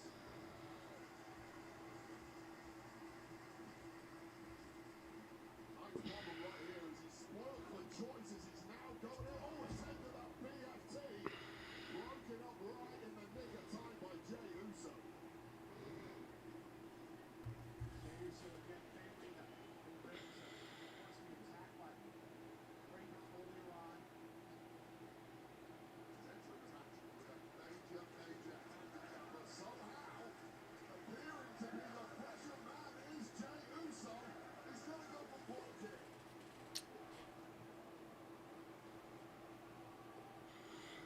Now, Jey Uso with the body shots to I used the time freezer. headbutt now. Rollins teetering high above the ring and comes down. Throat first on the ropes. LA Knight, tremendous athleticism. I guess you gotta use it and win. All right.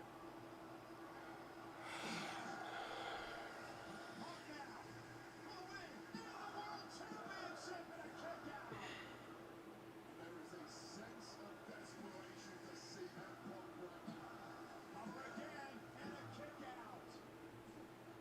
Coming so close to glory so many times this year. Maybe it is not Punk's destiny to win gold and hold on to it as you see that Tower of Doom moment. Going for glory was Punk, but LA Knight was enough in the tank to kick it.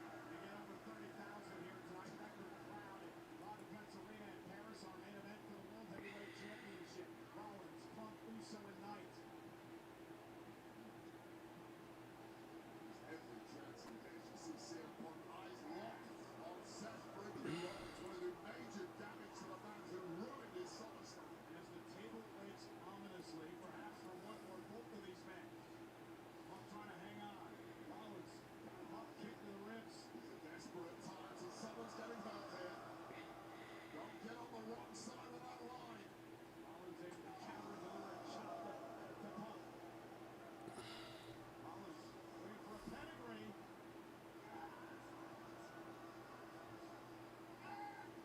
Right to the eye, completely legal under these rules. Not with a clothesline.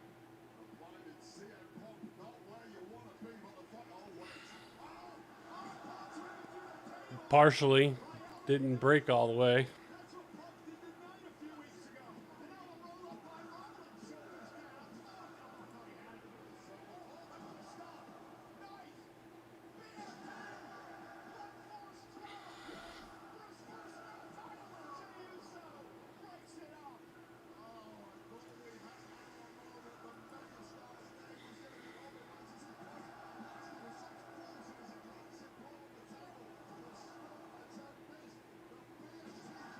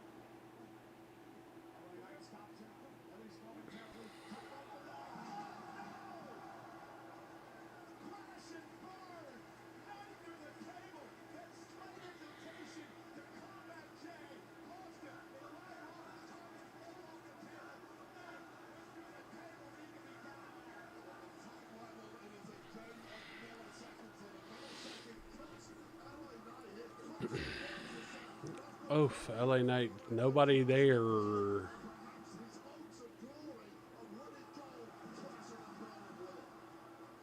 Oof.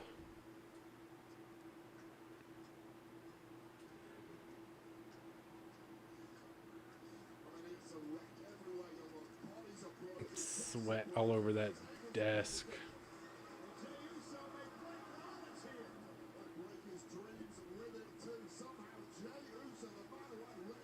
Jey Uso's not even wearing ring gear. Like, he's just wearing some, like, sweatpants that were cut off.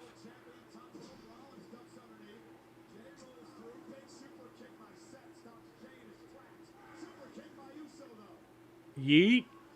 Duck and miss. Spear. Oh, pedigree. Woo-hoo.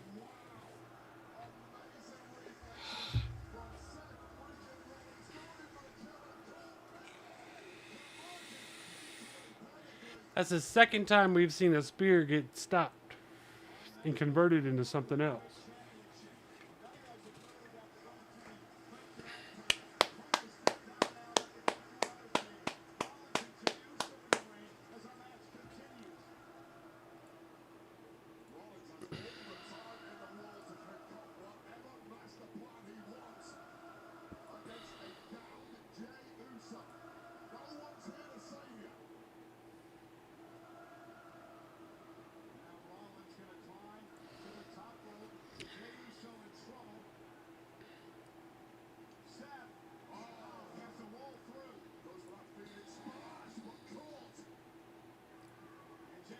Super kick.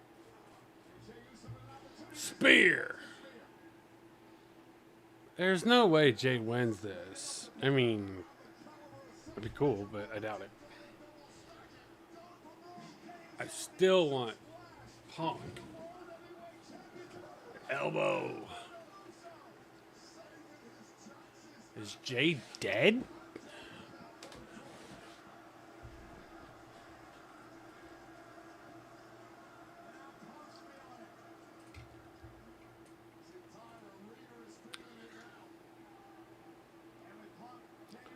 Go to sleep. And now Rollins is up. Stomp.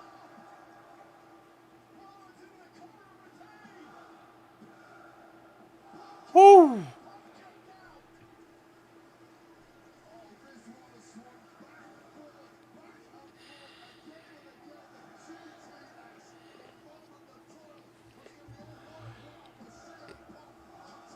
Oh, damn.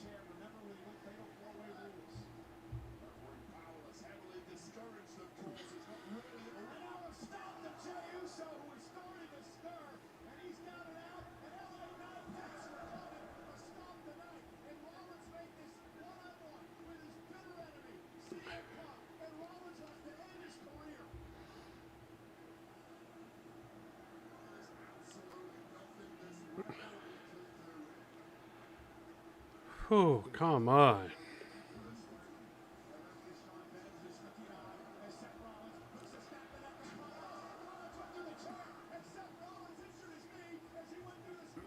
That's what you get. Karma's a bitch.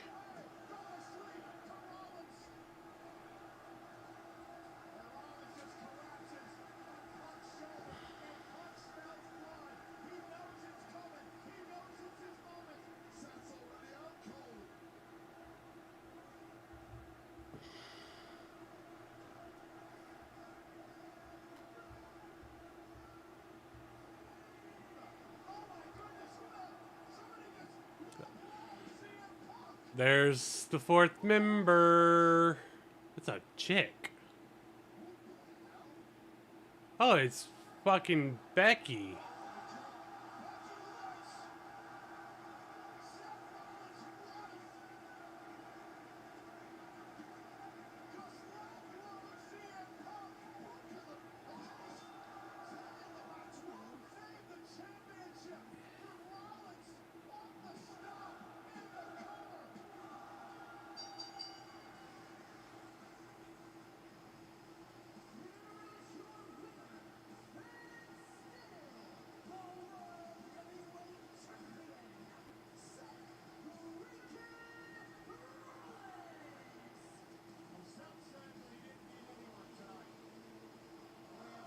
I mean, he did say if he couldn't win it on his own, then he didn't deserve it. It's a great woman.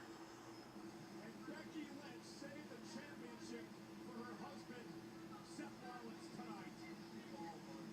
Seth Rollins stacks the deck in his favor. The most dangerous card you can lay. Her hot husband, as she likes to say.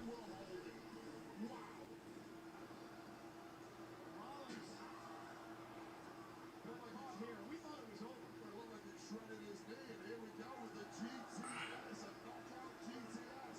Already hit one. Here comes the second for good measure until the low blow by an apparent ninja hiding under the ring. That ninja, though, turned out to be the Intercontinental Champion, and Seth freaking Rollins' wife. Oh, man. Once again, CM Punk having the championship ripped from his grasp by major chicanery from Seth freaking Rollins. Let's just say it. Punk got screwed by Rollins again. And you had to know, Ray, that the architect, Seth Rollins, was going to have something up his sleeve. And no one in a million years would have thought that it was his wife, Becky Lynch. The game changed before our eyes, and Seth Rollins apparently always has a master plan. She's officially part of the division. Question now is, can anyone conquer the great division has on the World Heavyweight Championship?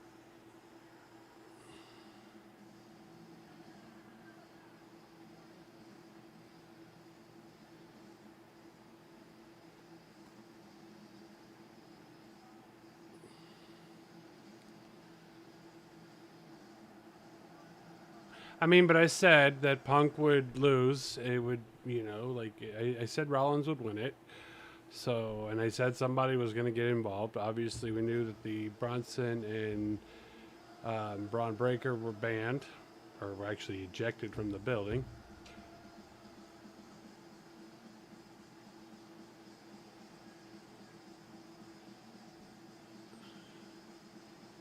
I will say this: I will give CM Punk all the credit in the world. He sells. He sells. Big CM Punk sells. I mean, and that might be what, you know, part of his agreement was for coming whenever he came back.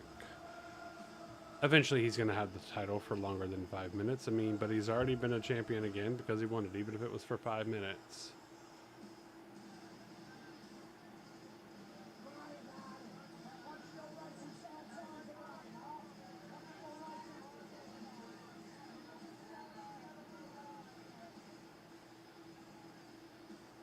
Oh, Rollins is talking smack to Jelly Roll.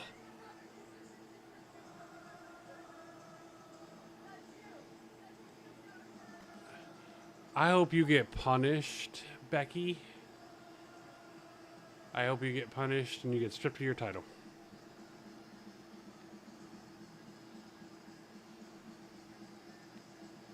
Stripper of her title, AP.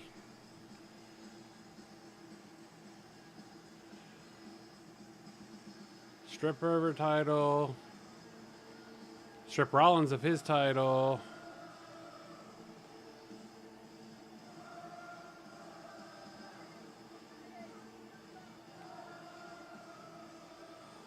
Well, Monday Night Raw is going to be interesting tomorrow afternoon. Because again, Monday Night Raw is going to be starting early on Netflix tomorrow. Because of the time difference, and probably be similar time. Hey, where's your kid? Like, where's your kid, guys? I'm guessing in the back with somebody probably.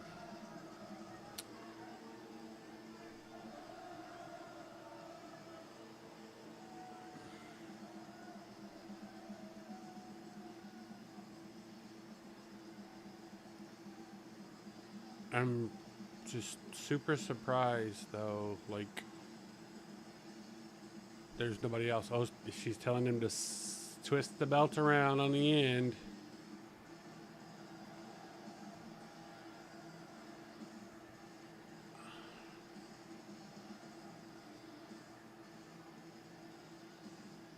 I mean, there's your power couple of the WWE, right? Again, I like Seth Rollins, heel or face. I like Seth.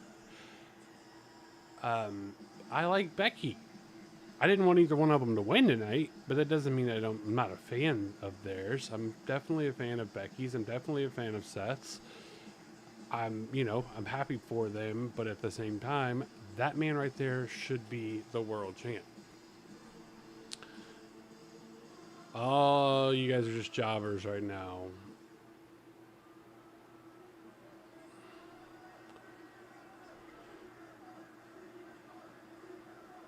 I mean, all right, so they cut Seth's music. Welcome to the Clash and Pairs post show. What you are currently looking at is the aftermath of an unbelievable and shocking. I mean, now they're playing Seth's music. In Paris, France. That is CM Punk. They're setting up the post. Where Seth freaking Rollins defended his world heavyweight championship match. He entered the match, guys. We thought with absolutely nobody by his side. Paul Heyman sent to the hospital earlier tonight. No Braun Breaker, no Bronson Reed, and yet Seth, like he always does, and he said prior to the match, I'm always 2 steps ahead, and that turned out to absolutely be the truth tonight. Becky Lynch comes out, helps Seth freaking Rollins, and they essentially. Okay, CM Punk. He's upset. How would he be? He broke the rest of the table. Broke it the rest of the way. Knew that the Vision would not be out here tonight. As you said, there's no Braun, there's no Paul Heyman, and we speculated who could it be. For some reason, it never crossed my mind that it could be the wife, Becky Lynch, to be the one to make sure that Seth Rollins keeps his world. Well, that's what I found so amazing The about man this. stepping up for her man. Yeah, that's right, man. I like that. Ugh.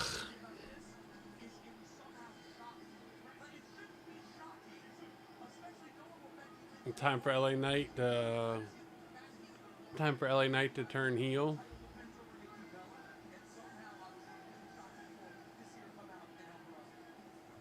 should have seen it coming though, shouldn't we?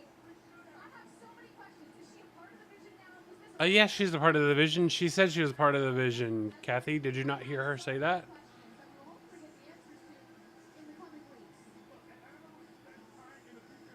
questions that we'll hopefully get the answers to in the coming weeks? He's looking at the sign. He's looking at the sign that says, Punk, bring back AJ Lee. Are you saying this opens a certain door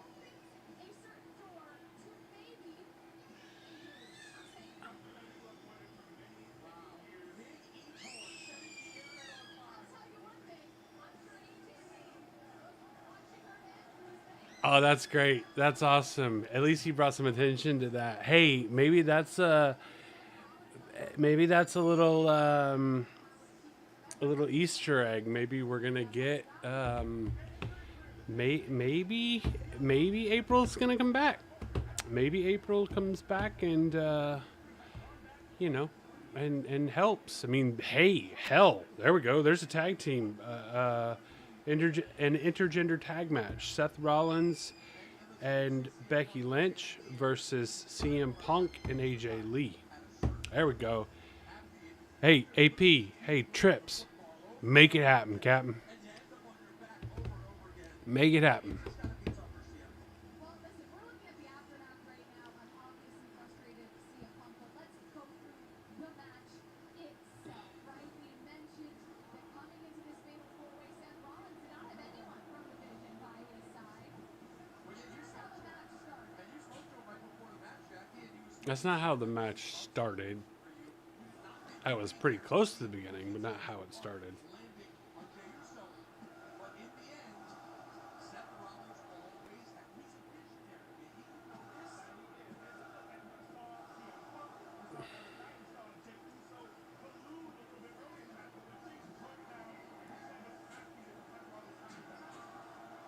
This was a moment here where I think the crowd and people watching thought maybe CM Punk had it, right? He was going to get redemption.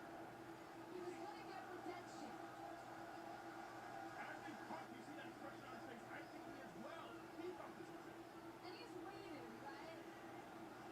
And there it is. I think that really hurt Punk. Like, no cup, you know. So I mean, but I knew it was a chick as soon as like I saw the frame, and then I figured it was Becky because I saw the red hair. I have wanted to see Becky and Seth wield their power together and run roughshod over WWE, and that could be what we are on the precipice of, Biggie. Look, it opens so many doors as well as to what this means. Like you asked, does this mean that she's a part of the vision? And how many times are we going to see her interact with Seth Rollins moving forward in these world title matches? What does this mean moving forward? I'll tell you what, she felt real good about this afterwards. Her and Seth Rollins sort of taunting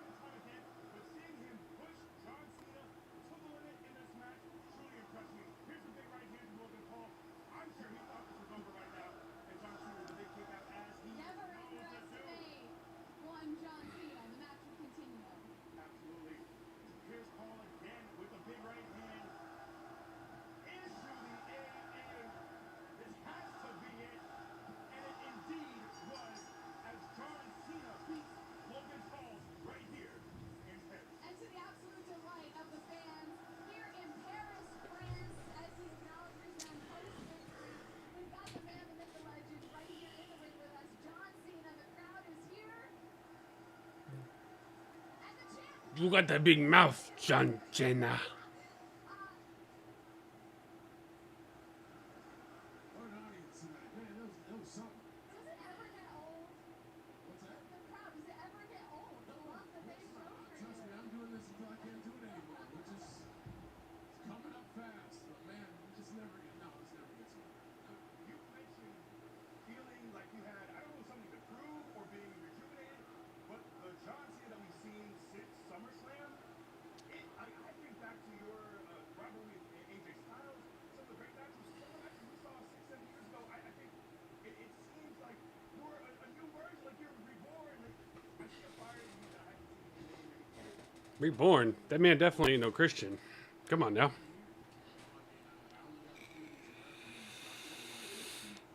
don't have a lot of concept of time. Calendar dates clicking down, and we got 8 left. And, 8 left. Every city you're in is the one for the last time, and it's the holidays. Like, man, they started coming around for the matches. You say SummerSlam, I'll take it back to when I ran with Randy, and then when I ran with Punk, and like they've you gain energy from this building, man. I trust me, I feel exhausted and beat to all hell, but you gain energy. You know the drill. When you're out here under the lights, it's different. Oh my gosh, I can't believe we're down to single-digit dates of John Cena. And I have to, that leads me into my question for you, which was Logan Paul. He wanted this match.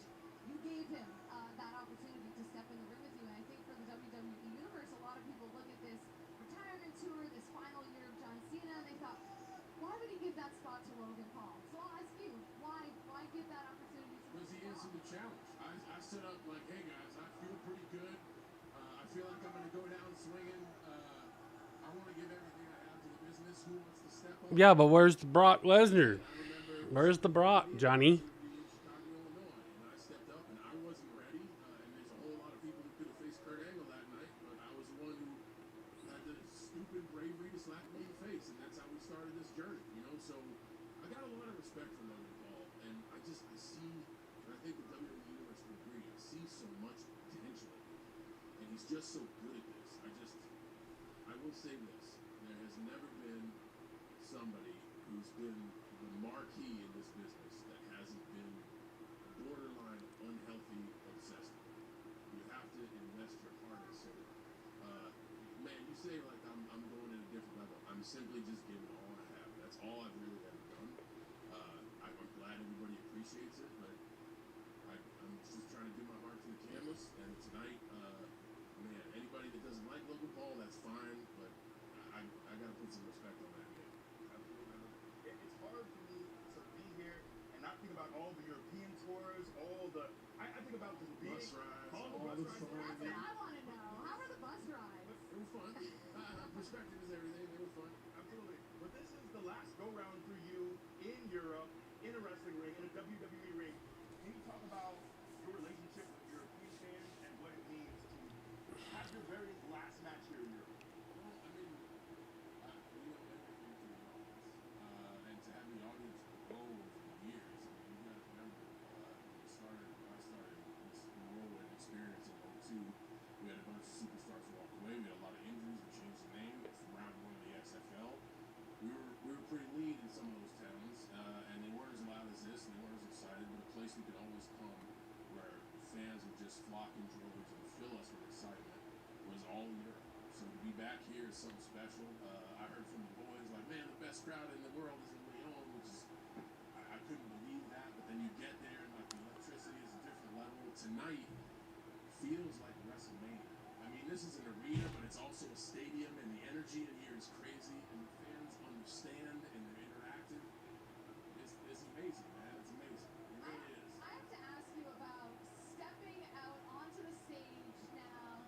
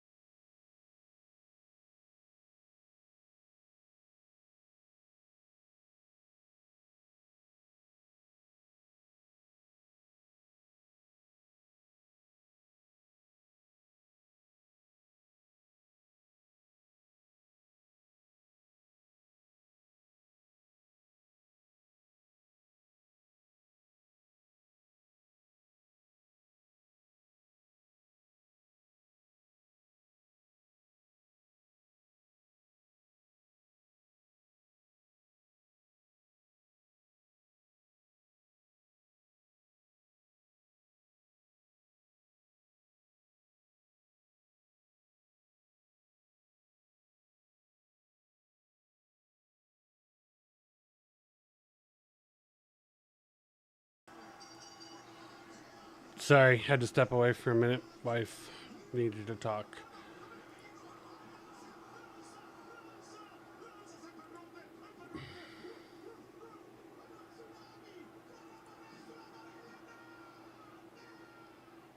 That was a brutal.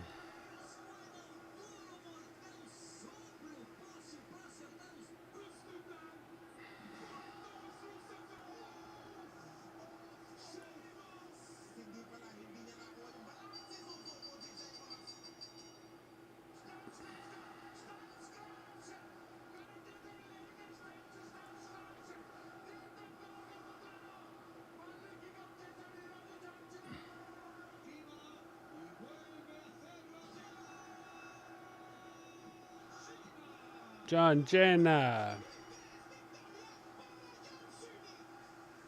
John Cena.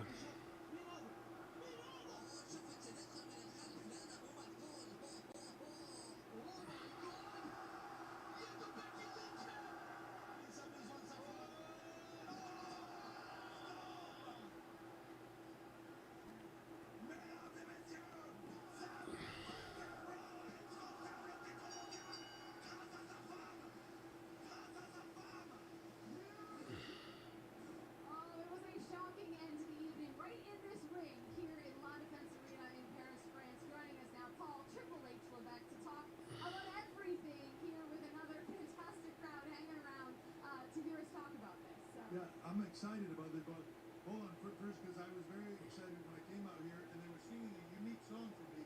I would like to. What's the song?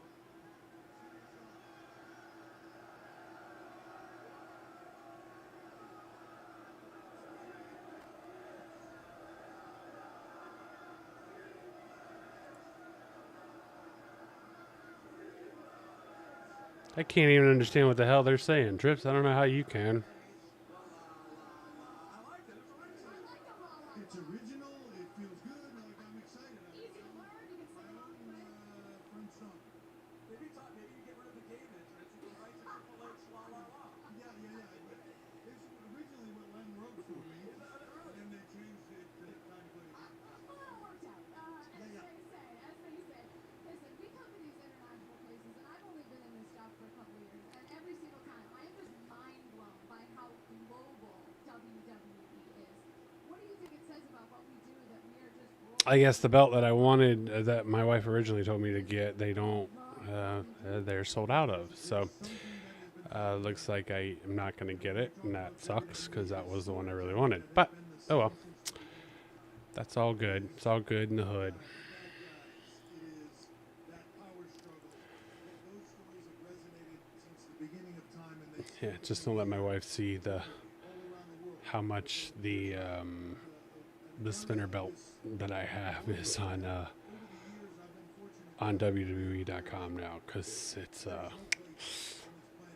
quite a bit cheaper.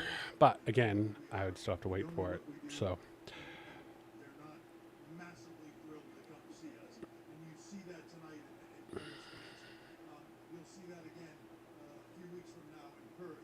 You know, you see that everywhere. The talent have been here. It's a good song.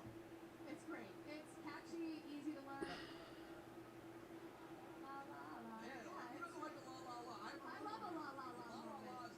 It's a master class in music, but you know, but for me to go all around the globe to see these reactions, to see, you know, Paris, Lyon might be the loudest crowds I've ever heard, right? It's in contention at least for anyway, so this is an epic night for everybody involved. Now, you mentioned what we do here. It's good guys, it's bad guys. There's no question that the version we saw of John Cena at SummerSlam and that we saw tonight was also in ring a different version of John Cena. Two of the best matches we've seen from this guy in a very long time. Some people think the SummerSlam match is among his very best ever. Were you surprised at all when he went to that gear at SummerSlam that he still had that much gas in the tank? One thing I've learned about John Cena is to never be surprised. When you think he is done, he puts it in another gear. When you think you have seen everything he has to deliver, he pulls out a Styles Clash, or he pulls out different things, Hurricanranas that you've never seen him do, or very rarely ever seen him do before. John is one of those, you know, JBL said it years ago, big match John Cena.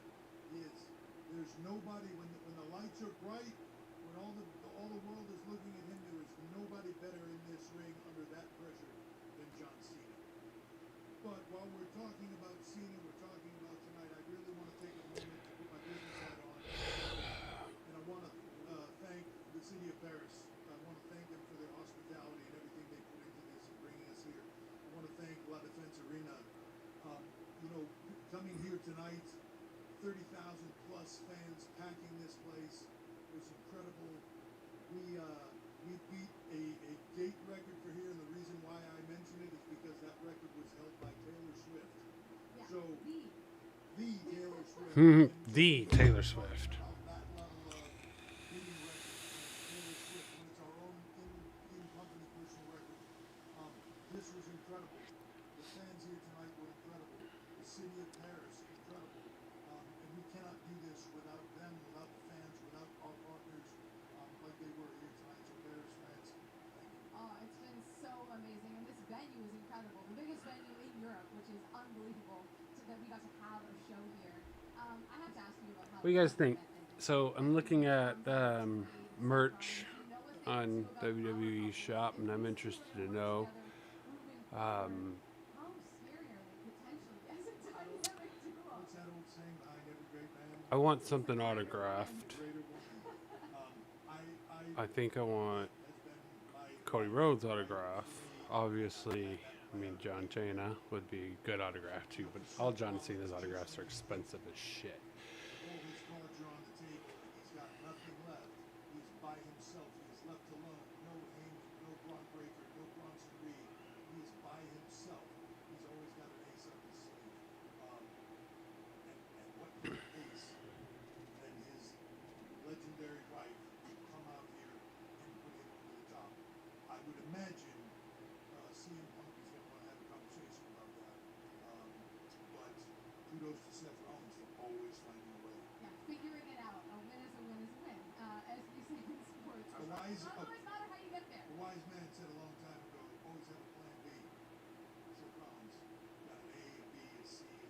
Yeah, he's a visionary. We call him a visionary for a reason. Yes. Paul, we appreciate the time. Thank you so much. Want to do it again in 3 weeks? Let's do it Indianapolis? again in 3 weeks. We'll go to Indianapolis, and let's do it like 3 weeks after that. We'll go to Perth. Yeah, sounds great. And then you're going to Europe in January. That's I a- just found that out. Perth, big show. No, because this time it's personal.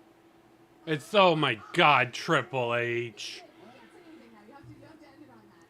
Paul, thank you so much for the time. We Perth appreciate it. is a big show because this time it's personal. We are global. Over 30 Oh God, Paul, you sounded like you sounded a little bit like Mike Tyson there. Yeah, I think since I can get this one right now for almost $100 off, I think I go with the autographed WrestleMania 41 weight belt autographed by Cody.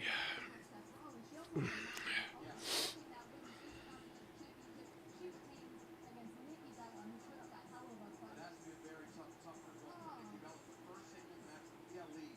Evolution in 2018. I wonder.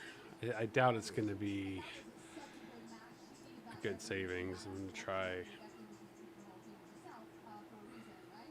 how about the Donnybrook? I was about to say, if we don't talk about this Donnybrook match with those two delivered, I love how hard hitting it was, how creative it was.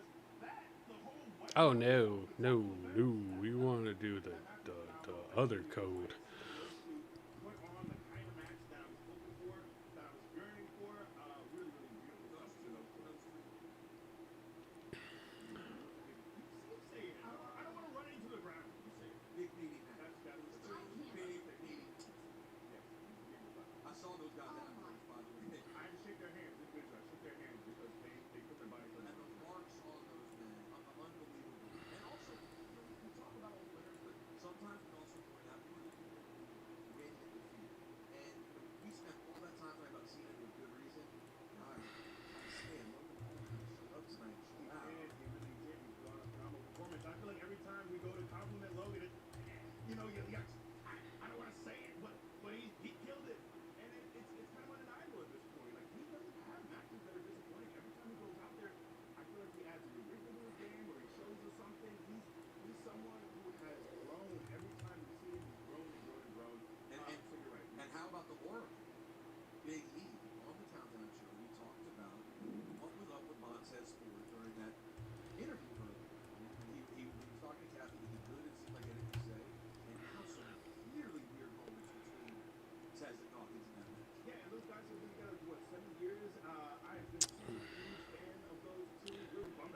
I mean, usually Triple H is the one that's he ends the commentary, right? Or I don't know. They haven't really said if there's going to be another person. So no, we'll just wait and see. I mean, they keep coming up short over and over again. The frustration builds. You know, I'm talking. By the way, I thought he'd be in a good mood. Ohio State won yesterday. Right. He Texas thought he'd be happy. Apparently not. Not at all. Yeah, but put us to White 6 when we take it. All right. Well, listen, we talked about WrestleMania. The next time we'll be together is WrestleMania That's right. on ESPN. That's This right. is a big deal. This is like we're coming to your house, I feel like. Yeah. And we're doing a show from it. I was a big part of the whole thing. I orchestrated the. No, I put it together. Nick Hahn called me. I worked the whole thing out. I No, shouldn't have even given no, that it's. today. Honestly. It was sarcasm.